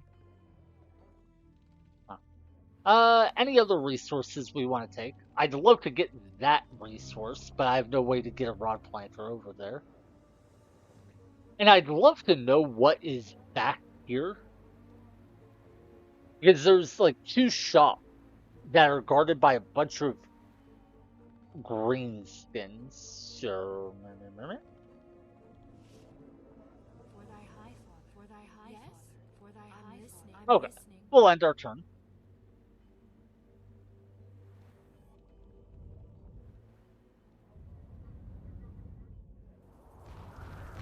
Okay, they're dealing 30 damage to that lady. They took one of my towns, so sure. Seriously, I don't know why the game lets the dwarven allies, as a part of the lore, because ally with you. On turn 25, they automatically offer you an alliance, and then just because of game mechanics, they can break the alliance. Like that seems weird. Okay. We'll have to kill any dwarfs down here eventually because once we take the capital, they will go berserk on us. So let's get rid of them first, and then we'll double back. The other part is on, coming down to this corner, deal with them will just send me to the capital on my way back here anyway, so. It just works out nicely to do it all, or to do this corner first and then come back. Right. So we remove boots. I don't think we care about conserving the points, but free win is free. A scroll that I guess we'll sell for a little bit of money. Free battle is free. How dare you invade us? We were allies once. Do you not remember our... What are you talking about? You declared war on me. I know they have that dialogue in there under the assumption you attacked the town while they were still your allies or before they became your allies. But it's like, dude, you betrayed me and then you're getting mad at me. And they did this in an earlier stage too. It's why I actually kind of dislike the dwarfs sometimes. And I know it's just a limitation of the game engine or whatever. But having the dwarves get mad at me for quote unquote betraying them when they're the ones who betrayed me is just. Brr. Believe. Believe. But yeah, and this shows the value of Chanta Hastings. I was just able to. Ooh, banner of speed. That's fun. Dang, that's a lot of items. I was able to go from like right here down to this town, kill, what was it? One party, take the town. Oh, there were two parties in the town. Kill both of them, take the town. Come over, grab this town, and kill two more parties, all in one turn. So yeah, Chanta Hastings best spell in the game, no doubt about it. And with that done, I think the dwarfs are pretty much neutralized except for their capital. So let's go ahead and take their capital down. I think we can do it. Is it next turn? No, we'll need a couple turns. I did burn a ton of mana clearing out all of those dwarfs, so I don't have enough mana to take the capital yet.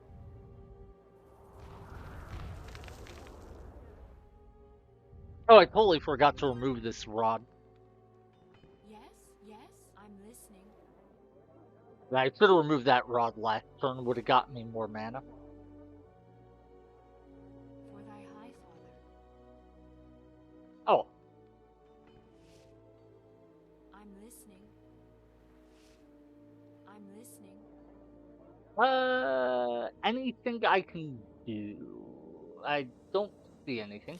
I am going to cast a summon skeleton spell, like back here, to try to get vision just in this little patch of fog of war. Oh my god, there's a little dungeon here that I never bothered to clear. Okay, good to know. For thy high father. 175 mana. We need, what was it? I've said it before, 250 mana, yeah. So we should be fine to take the capital next turn, I believe. Once the dwarfs are dead, we can go for Uther. I think I will go ahead and fight through those greenskins just to see what's in the shops and items. Because I am curious why they have that little area. Okay. Do I have the mana?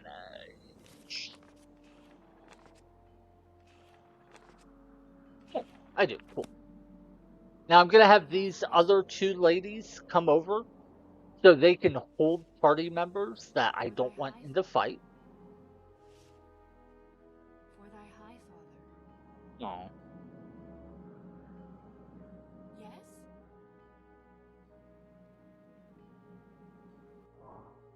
We don't want the wizard in the party because it dies too easily, and we only need one of our two assassins in the party Yes? because poison doesn't stack. So you deal more poison damage. So yeah, For thy high father. this will be our party for the capital. And then let's save real quick before we use our buffs in case we mess something up. Nearly cast Chant of Haste instead of Holy Armor. Ice Shield. So now everyone in the party has 45 additional armor. He has 30 base, so that's 70. Well, he has 31 base, so 76. 45 and 90.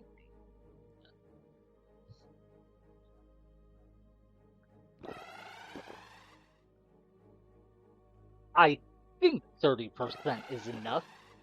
Yeah, I think at 75 armor he's okay. That might be wrong though. Oh well. Worst case scenario, the Imperial Assassin winds up dying at some point in the fight, which isn't a big deal. Oh, and they don't have any Tenderfoots in their party. That's huge for us. Tenderfoots are the enemy type that buff your damage. And when they buff the Capital Guardian's damage, she goes from 250 to 300 damage. It can actually be a pain. But since none of them were in this party, this is going to be a breeze. By the way, I didn't even cast my Strengthen spell. The reason being that I don't think I need it. Strengthen would increase our damage by 10%. So instead of dealing like 70 damage to that guy, he would have dealt, 7, what would it have been? It would be 100, yeah, it would have been like 77 damage. I don't know why I overcomplicated the math in my head. But anyway, against this guy, my Defender of Faith would go from like 140 90 armor on the Capital Guardian would drop his 140 to like 14 damage. If I cast Strengthen, he might deal 15 or 16 damage. So Strengthen spell would be like 1 to 2 damage per hit. But my Assassin is dealing 50 damage with poison. So it's kind of like, yeah, we don't really care about +1 or +2 damage when we're already dealing over 50 damage.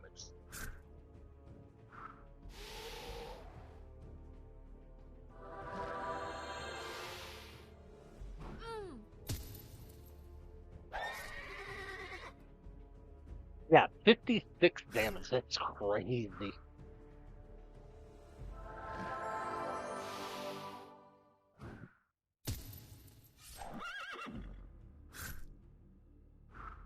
I like that the Defender of Faith is pretending he does relevant damage.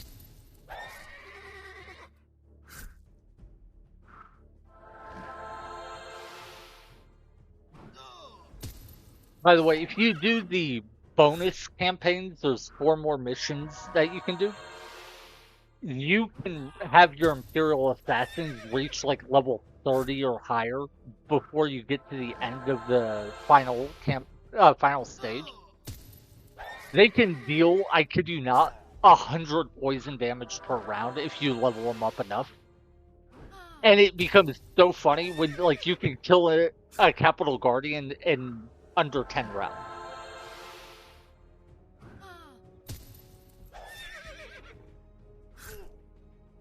Anyway, he dies to 1 more hit. Hey, the Defender of Faith got the final hit. Yay! Okay.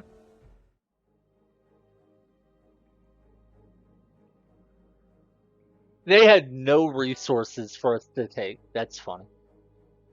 But we do get some spells, so that's cool. Okay.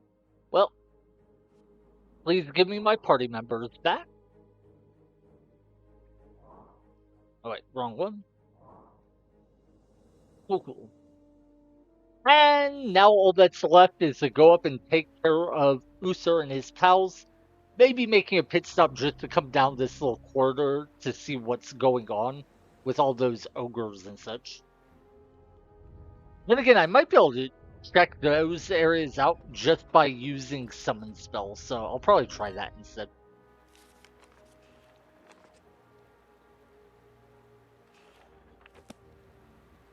I don't remember. Can summons shop at stores? I honestly don't know. No, okay, they can't. So yeah, that using a summon there was kind of pointless. I just want to know, like, Yes? what would be in shops that are buried so far back? Believe.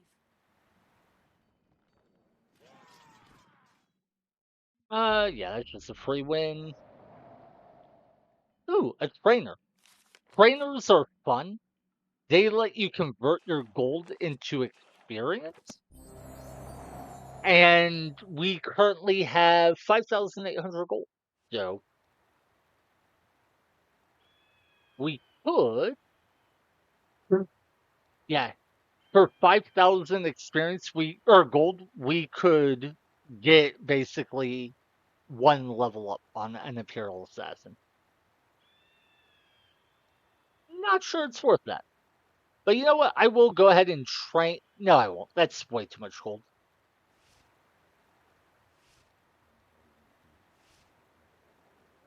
Okay, ogre. Ooh, there's a dungeon we can go for. Sure. Believe. Yeah, that's just a free win. Yeah, this game really caters to the power fantasy of eventually you just get so strong you can just auto resolve battle.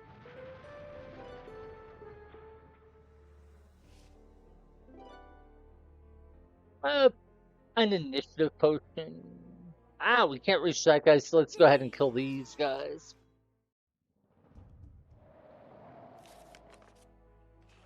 Okay, we've patched Fanta Hasten twice this turn, so we can't cast it anymore.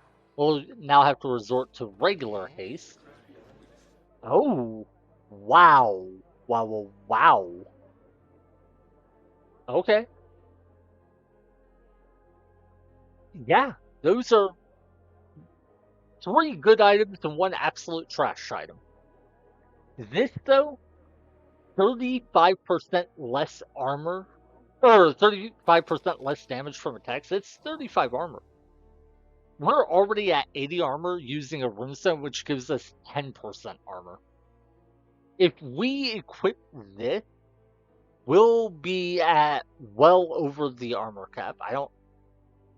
Yeah, that's 10%. This is 35%. So this is plus 25% armor, and we're already at 80.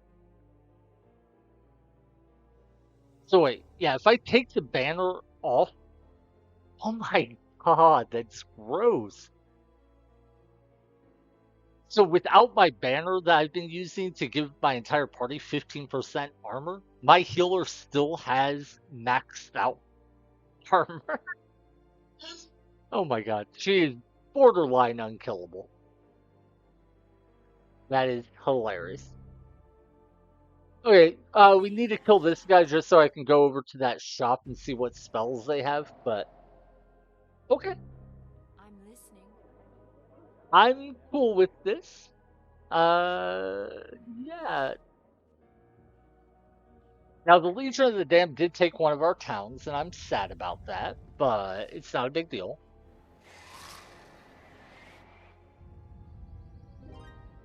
Yes? For thy high. Yes? Wait, how do I get to this place? Okay, so I have to kill that orc, I suppose? I just want to know what Believe. spells are for sale here. Again, free win. Angel Orb, Tall Red Dragon. 75 fire damage, 50 death damage, 30 earth damage, minus 15% damage. We actually will take that. Okay. I would have liked some more curses rather than just raw damage, but it's actually pretty relevant. Oh, I forgot to equip my boots at the end of the last turn. My bad. Anyway, the reason I want debuffs is we can cast those on Uther, and they are way more relevant than damage on Uther would be. Yeah. Okay.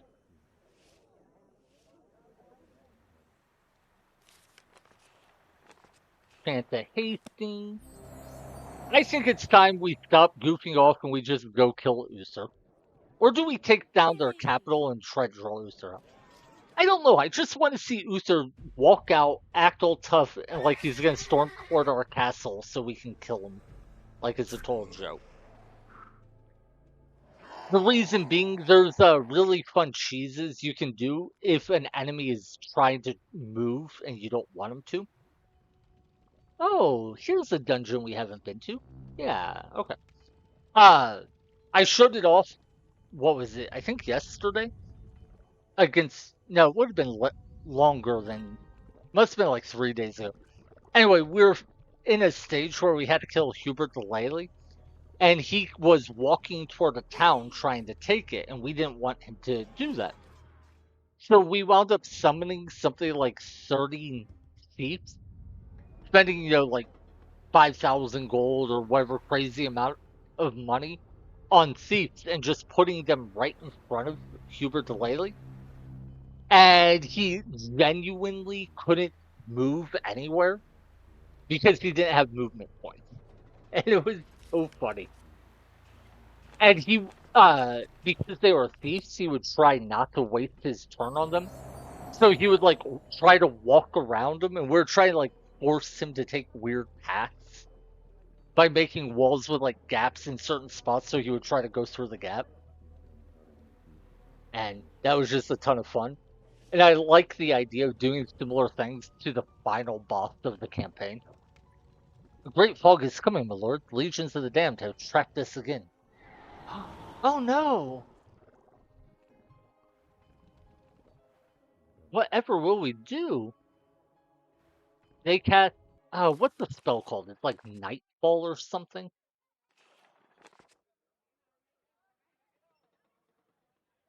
Now, what we could do is research this spell, Daylight, and cast it, and it would reveal the entire map. The problem is that is a lot of mana, and I don't know how much I care. Actually, I do care quite a bit, because this is a bit annoying, not being able to see where anything is. Yeah, maybe I should cast Daylight. Oh my god, this is a pretty strong party. Yeah. We don't really care about the Defender of Faith that they cloned themselves into. So let's go after the Incubus. And take down the Hag. So yeah, that gets rid of most of their CC. They do have a little bit of CC on the Abyssal Devil, who can petrify.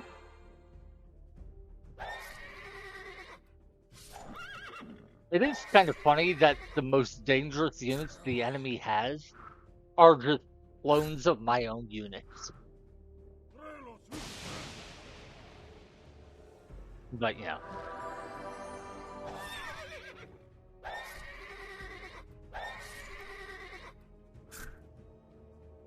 Similarly, the most problematic thing in the stage right now is just that the enemy blacked out the entire map. And I don't feel like going through the hassle of walking through the map to uncover it all. You will pay for this. Arrogant mortal, who are you to tamper with the plans of demons? I mean, I'm winning. I don't know that I'm anyone special, but if I'm nobody special and you're losing to me, what does that say about you? By the way, I think there is a Daylight staff you can find somewhere, so that you could just have a staff that lets you cast the Daylight spell to counter this Fog of War that he casts without needing to research the spell. But I haven't bothered to explore everything, so I probably just missed it somewhere. Oh wait, she survived with 1 HP. That's hilarious. Okay. Yeah. So the beast dies to poison. And I guess to the mage.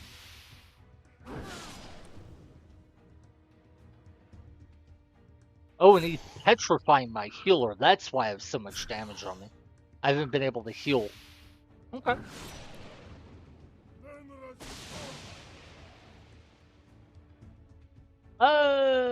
Heal the mage. Sweet. My assassins level up again. That is so gross. 65 damage that ignores armor? Okay.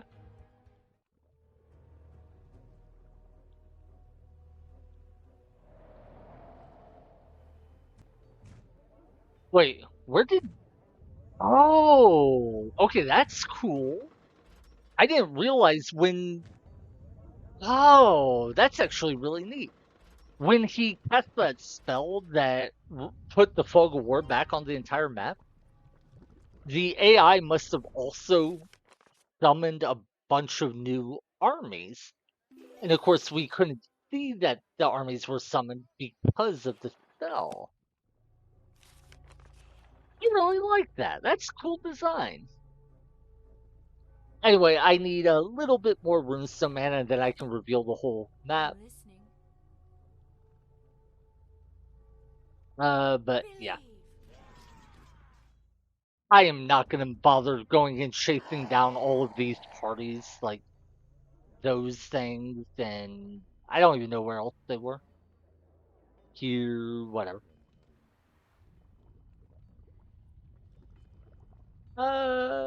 Let's try scouting this way.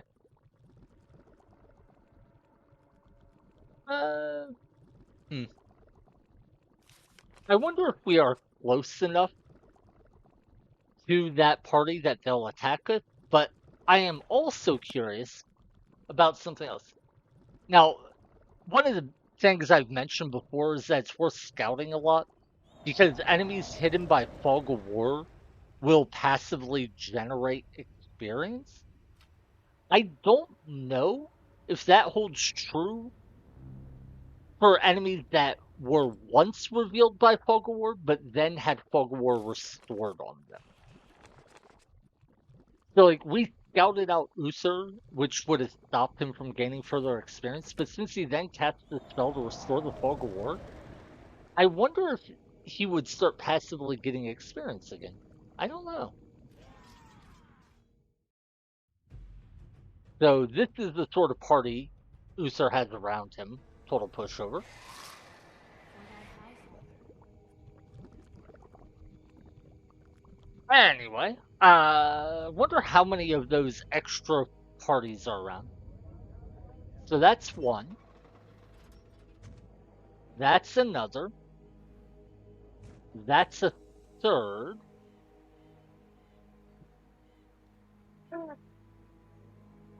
Sorry.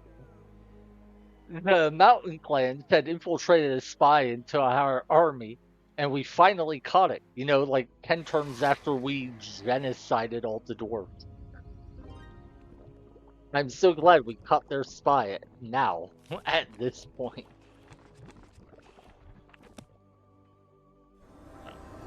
Booyah! Okay.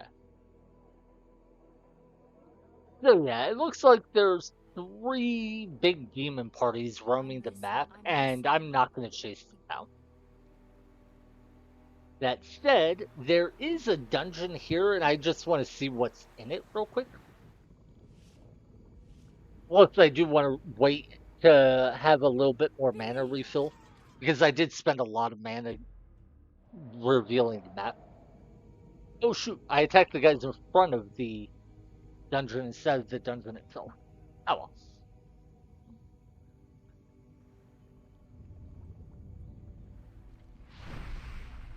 Look at that. It's a very different feeling in this stage when you are able to, you know, expand aggressively enough that you're taking the fight to Uther. Wait, that was 4, not 3, I think. Whatever. Doesn't matter how many of them there are. But yeah, if you take this stage slowly and Uther eventually comes out at you and, you know, there's all these forces in the way, you feel really epic. But when you're expanding this aggressively, you've taken control over the whole map, and like all he has left is this one capital and himself, it just seems funny to me. And I mean that, like, I genuinely love it. I think it's hilarious and perfectly fitting. Uther was this little kid, and yeah, he was possessed by some demon or whatever. But he's like talking all this trash, acting all big and tough, and you're just like walking at him like, dude, what are you talking about? Like, I'm here. I'm gonna kick your butt. You're pathetic. Your entire army's been crushed. You know, I think it's appropriate.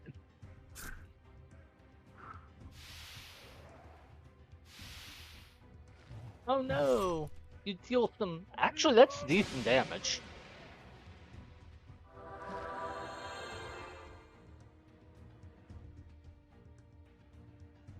Yeah, I do like the idea of a final villain who, thinks he's all tough just getting curb stomped because, oh no, he was actually nothing. Billy! Anyway, this should be basically the last big fight other than Uther and the guys right around him.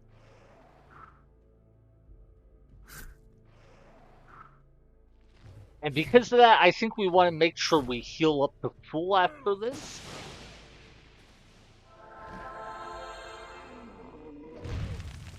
Oh, wait, look at that.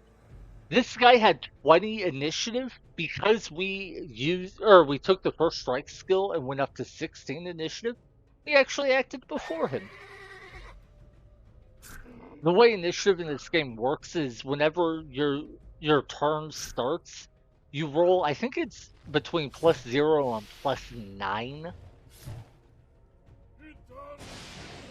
So, like, if you have, say, 15 initiative, oh my god, they actually killed someone because I healed the wrong guy. Oops. But if you have, say, 15 initiative, you could roll up to 24 initiative, which means you can potentially beat people who have higher amount than you in terms of base initiative. For instance, that guy had 20 initiative, we only had 16, but we still went before he did. Yeah, you're gonna die anyway, might as well finish you off. I can't believe I actually let a unit die. That was just me being sloppy, but it's funny. Let's resurrect him, heal him up.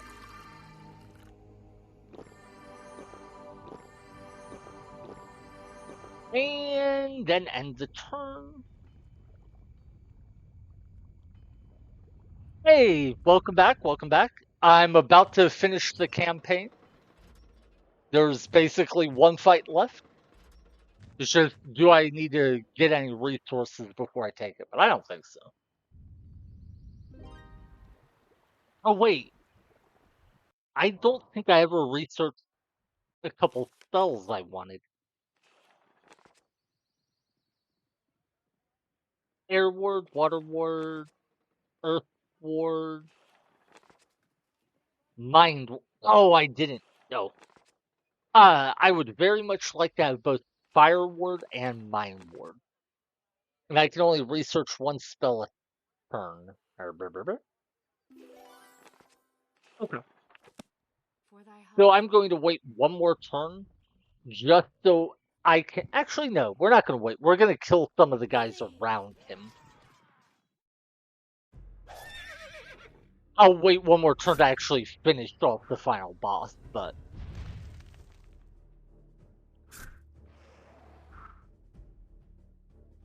But yeah, Uther uses a fire attack that hits all enemies.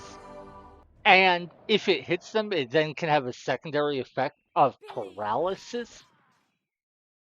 So he had two types of damage. Well, I mean, paralysis isn't damage, but he has two types of attack. One is fire, one is mind. For the mind effect to work, the fire effect has to hit first. So if you ward against the fire damage, he can't paralyze you. So what we're going to do is we're going to cast Fire Ward. That'll negate his first attack. Then we'll also cast Mind Ward. That will make it so his second attack, which will hit for damage, will still not paralyze us. And that'll give us 2 rounds in which she can use his attack. Oh, or Uther will just go aggro and attack us. Never mind. I might have made a mistake. I might lose. Yeah, I mean, I can genuinely lose this right here. See what I mean? He paralyzes my entire party. Okay. Uther surprised me. Yeah. This shows what I mean about, this game is very much about preparation. It's also about BS accuracy rates because Uther's paralysis effect is supposed to be a 60% chance to hit, and he literally paralyzed everyone he hit every single time. So, yeah, just saying. Apparently, we moved close enough to him that he got mad and decided to attack. So, we might need to reload. And see, that's the thing about this game where I always am worried about talking too much trash about any of the enemies or the bosses because it is quite possible you just get wiped like that. Uh, so yeah, I reloaded. We're just not gonna move up toward him until we get the spells we wanted. No, I gotta say that was actually perfect. I am genuinely happy Uther beat me one time just to show how like me being cocky and walking right up to him and killing the units next to him was stupid. Because like I'm super strong right now. I've been steamrolling almost every battle I come across. And then I just get a little too arrogant, walk next to the guy, and he just immediately comes out and kills me. Like it's nothing. That was. That's the sort of thing that keeps me humble. Yes? Anyway, we have now researched Mind and Fire Ward spells. We don't have enough movement points to attack him, so I'm going to move to, I think here is safe. End my turn, and then I'll be able to kill him next turn, I believe. And I might as well throw all of my buffs on myself when I go for it. Wait, the Legion of the Damned cast the spell. I believe that spell deals 15 damage.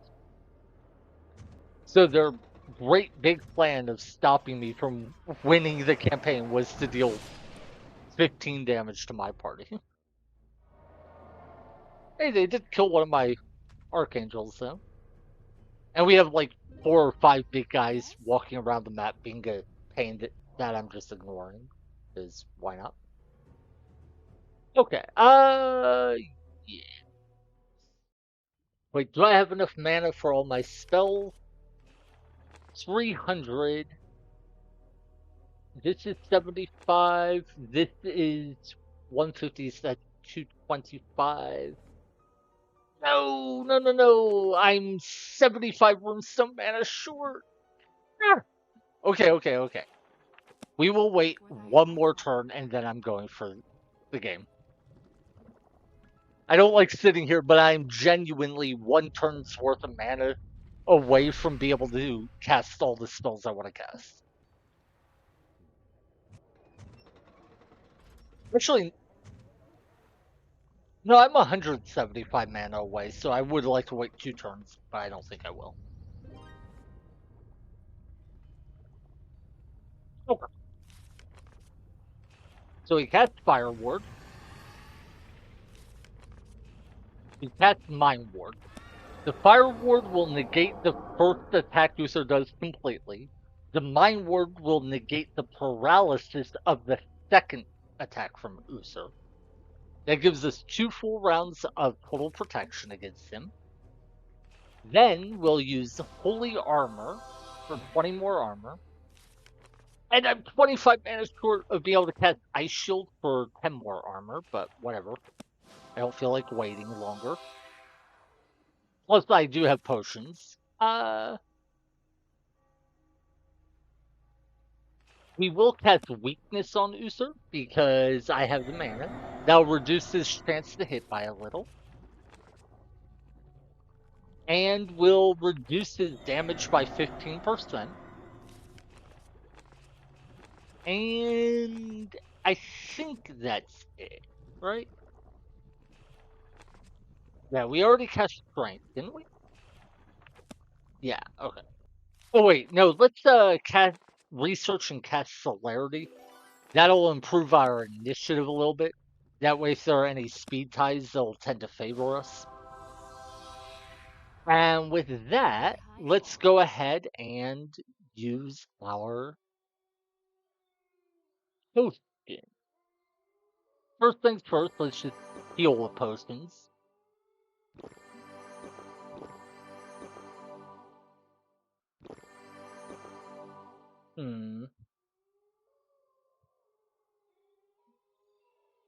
Yeah, that's a bunch of stuff that I should have sold and never did. The big thing right now is I don't know who the potions of strength should go on. I guess they should go on our mage and defender of faith because they deal raw damage, whereas our assassins mostly deal poison damage. Yeah, this is massive overkill, by the way. I do not need to do this.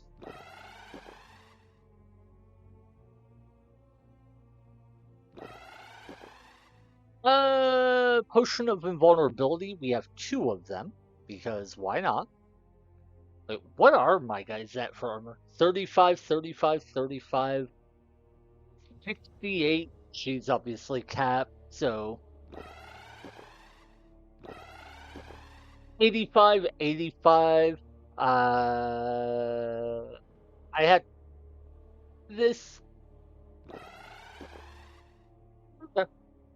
You know, I said I'm massively overbuffed, but honestly, because I didn't cast a couple of the spells I would have liked to, that might not even be true.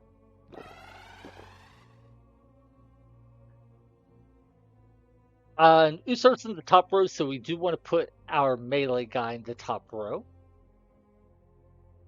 Now, I think this should be a relatively easy battle, but my damage output is a bit low. And Usar has a ton of HP, so I think it should be perfectly fine, but let's find out.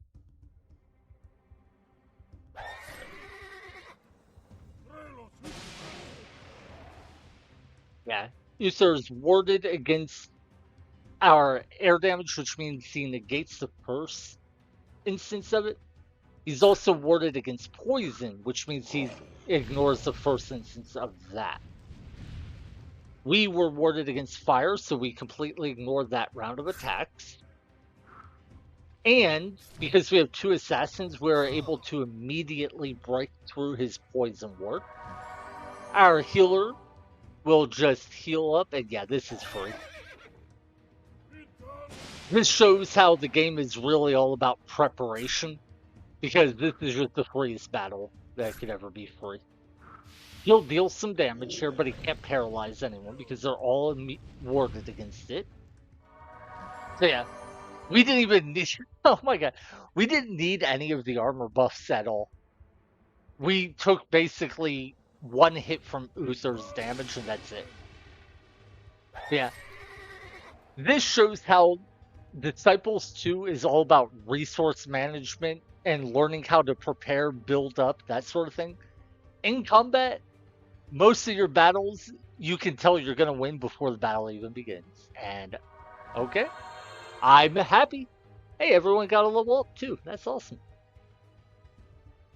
I'm just looking at how busted my stats are. 71 poison damage around. What? Oh my god. My mage currently has 80 initiative. That's funny. But anyway, that's it for the campaign. Let's watch the wrap up. We have vanquished Uther. The Empire is saved. Praise the High Father. Mission has been successfully completed. Oh, that's right. We can export leaders if we want to. So if we wanted to, we could import our rod planter that we use for this entire campaign into a custom campaign or into the sequel expansion. But let's watch the wrap With up. rage, courage, and faith, the Empire's troops defeated the abomination that Uther had become. Only the Allied forces could have overthrown the neophyte deity. It was a blessing that many had come to the Empire's aid. Alas, the realm was still ablaze and without a successor. Now, this is a big thing where, yes, we defeated Uther, but the Empire's kind of in ruins. The expansion pack has a 4 mission campaign that deals with the aftermath of this. And I actually really like what they do with the Empire campaign. And it does set up stuff for Disciples 3. Disciples 4 basically ignores everything, so that part doesn't care. But what we just did and how it goes on into the next 4 missions actually is very relevant to Disciples 3. So I I kind of want to play it, but I'll be honest, I don't want to play a Rod Planter challenge into that next one. My Rod Planter was healing for tons, but I just miss having that big mage leader or big warrior leader who could just kill you single handedly. But anyway, now we get to see the actual FMV. Aww. It took only a few years for Uther to reduce the Empire to rubble, but his loathsome deeds would take decades to undo. Many years will pass before a new sovereign appears, bearing the mark of kingship. Many years of chaos and ceaseless fighting, for all nobility craves to rule, but few truly possess the virtue and leadership necessary to occupy the throne. The Empire would never forget those dreadful dark events, even if they succeeded in rebuilding their once prosperous and peaceful realm. Uther's demented aspirations to replace Bethrisen brought only chaos to the realm. In the end, his ambition was his undoing. Calling them Diablo-esque makes me happy. The Diablo 2 FMVs are still some of my favorite FMVs of any game. I was not a fan of Diablo 3 or 4, but Diablo 1 and 2 are amazing games and I absolutely adore them. And I think people do not give them enough credit for their world building and lore. I know they're, not really story focused games, but I think they do a great job of storytelling. So, thank you for that comment, and also thank you for the congratulations. I'm happy I managed to do this. I'm a little sad though because I just realized I have no idea what to play after this. Huh. Like I think I need to take a break from Disciples 2 just so I don't play one game over and over and make that the only game I play. So yeah. And that's the same problem with playing Chrono Cross some more. Hmm. I don't know, I'll think about it. I guess in the next stream I'll probably be playing some completely other game. Ooh. You know, I might play Parasite Eve. It's a PlayStation 1 RPG that I really, really love. And I did a challenge run in it one time that I think I'm the only person to have ever done. The game, you play a cop who has a gun, magical powers, blah blah blah. The challenge run I did in it was to never use guns to beat the entire game with melee weapons only. And I mean, I did still use the magical powers, but I never used guns, so I was beating every boss with melee weapons. And it was such a weird experience, and it was really cool, and I'm really proud of it. And the main reason I'm streaming at all is not to be a content creator, but to be able to document my challenge runs. Because it's one thing to post online, hey, I did this challenge run. It's another thing to be like, well, will anyone believe me? So, yeah, maybe that's what I'll play now. Not 100%. I'll think about it and, decide. By the way, tomorrow I will probably not be streaming. It is my birthday, and unfortunately, I am being dragged to a party against my will. So I probably won't be online tomorrow. For the record, I don't care for birthdays. I don't like celebrating them. I wish nobody would say happy birthday to me. I have in the past genuinely turned off my phone and refused to go online to avoid having anyone tell me happy birthday. So, yeah, I'm not like when I say it's my birthday tomorrow, I'm not asking for anyone to say happy birthday. In fact, I'd rather nobody did. But anyway, because I'm going to a party, it's for my 5-year-old cousin actually. She's leaving town to go stay with her father for a few months, so we're having a party to say goodbye. Because of that, I probably won't stream tomorrow, but on Monday I'll be back. Maybe with Parasite Eve, maybe with Chrono Cross, maybe Disciples 2, maybe something else entirely I didn't know.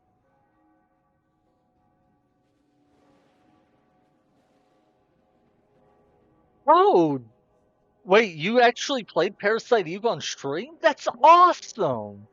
What did you think of the game?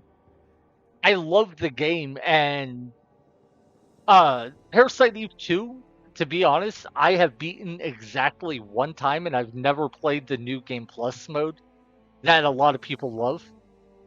So someday I actually want to beat Parasite Eve 2 properly. Like, explore everything, learn all the secrets. I never even got the best ending for the game, so I would definitely like to replay Parasite Eve 2 someday. But yeah, Parasite Eve, I think it was mostly the cinematics and music were what really made the game stand out. Like, don't get me wrong, I liked the general art style. I think the combat system was really fun. I think Aya Brea is a great character, but like the things that were 10 out of 10, maybe even 11 out of 10, that musical theme for the game will never be out of my mind. I'll remember it for the rest of my life.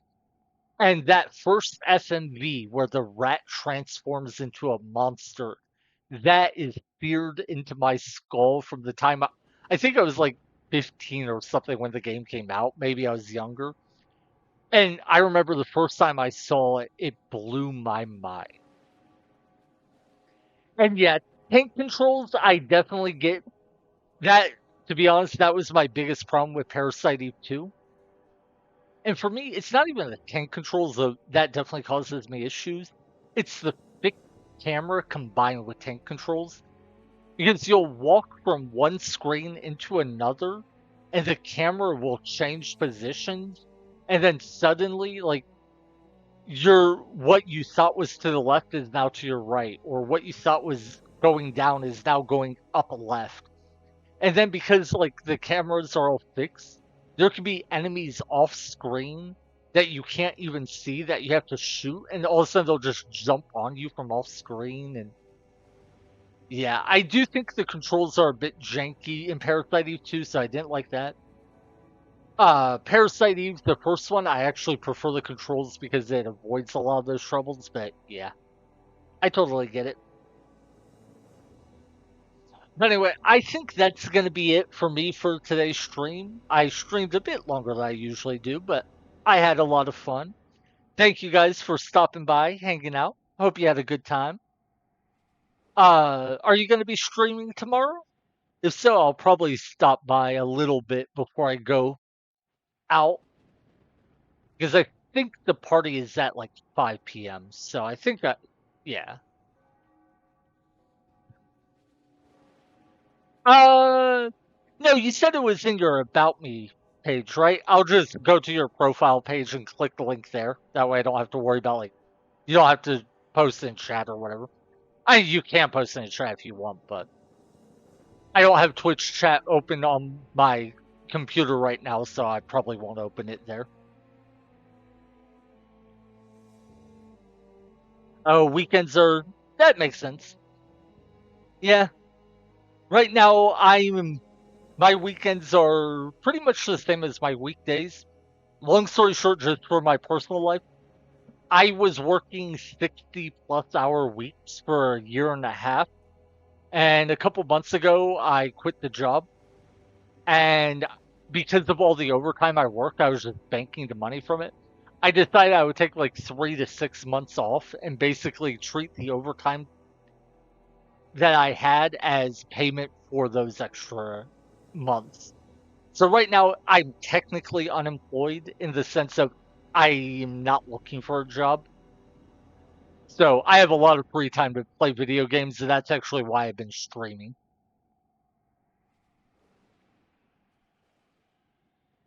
But yeah, also, how do you say your name? Is it Koamos? I guess I could just call you Wolfart. Definitely recommend playing Disciples 2 and Calamity. That's what it is. Uh, I'm not 100% sure I got the right word, but I'm pretty sure it's Calamity. It's either Calamity, Catastrophe, or whatever. But if you name yourself that at the start of a mission or campaign, you'll be able to use your Capital Guardian as a regular combat party and walk around the map with it. If for no other reason, you should play Disciples 2 again just to experience that because it is one of the coolest things I've ever experienced in the game. Okay.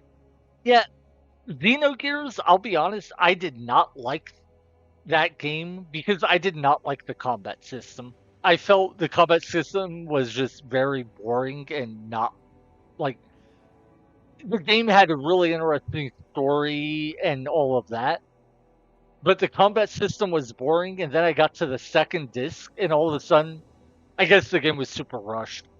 But all of a sudden, like I wasn't going through dungeons, exploring towns. I was literally just sitting there watching people be like, and then this happened, go fight a boss battle. And then this happened, go fight a boss battle. I'm like, but it felt like the game stopped being a game and started being more just like cutscenes. But yeah, I think that was just the game. My understanding was the game was super rushed, so Disc 2 has a lot less content in it or whatever. But Xenogears is definitely an interesting game, and I get why it has its part in history, but it's not really a game I ever want to replay. It's one, to be honest, I'd rather watch someone else play for the first time than replay it myself. But yeah. Anyway, I'm gonna hop off and go eat some food. So thank you guys for stopping by, hanging out. Hope you have a good time, and I'll definitely join the Discord when maybe after I eat. So probably 20, 30 minutes. But yeah, I'll see you around. Take care, everyone. I'll see you when I see you.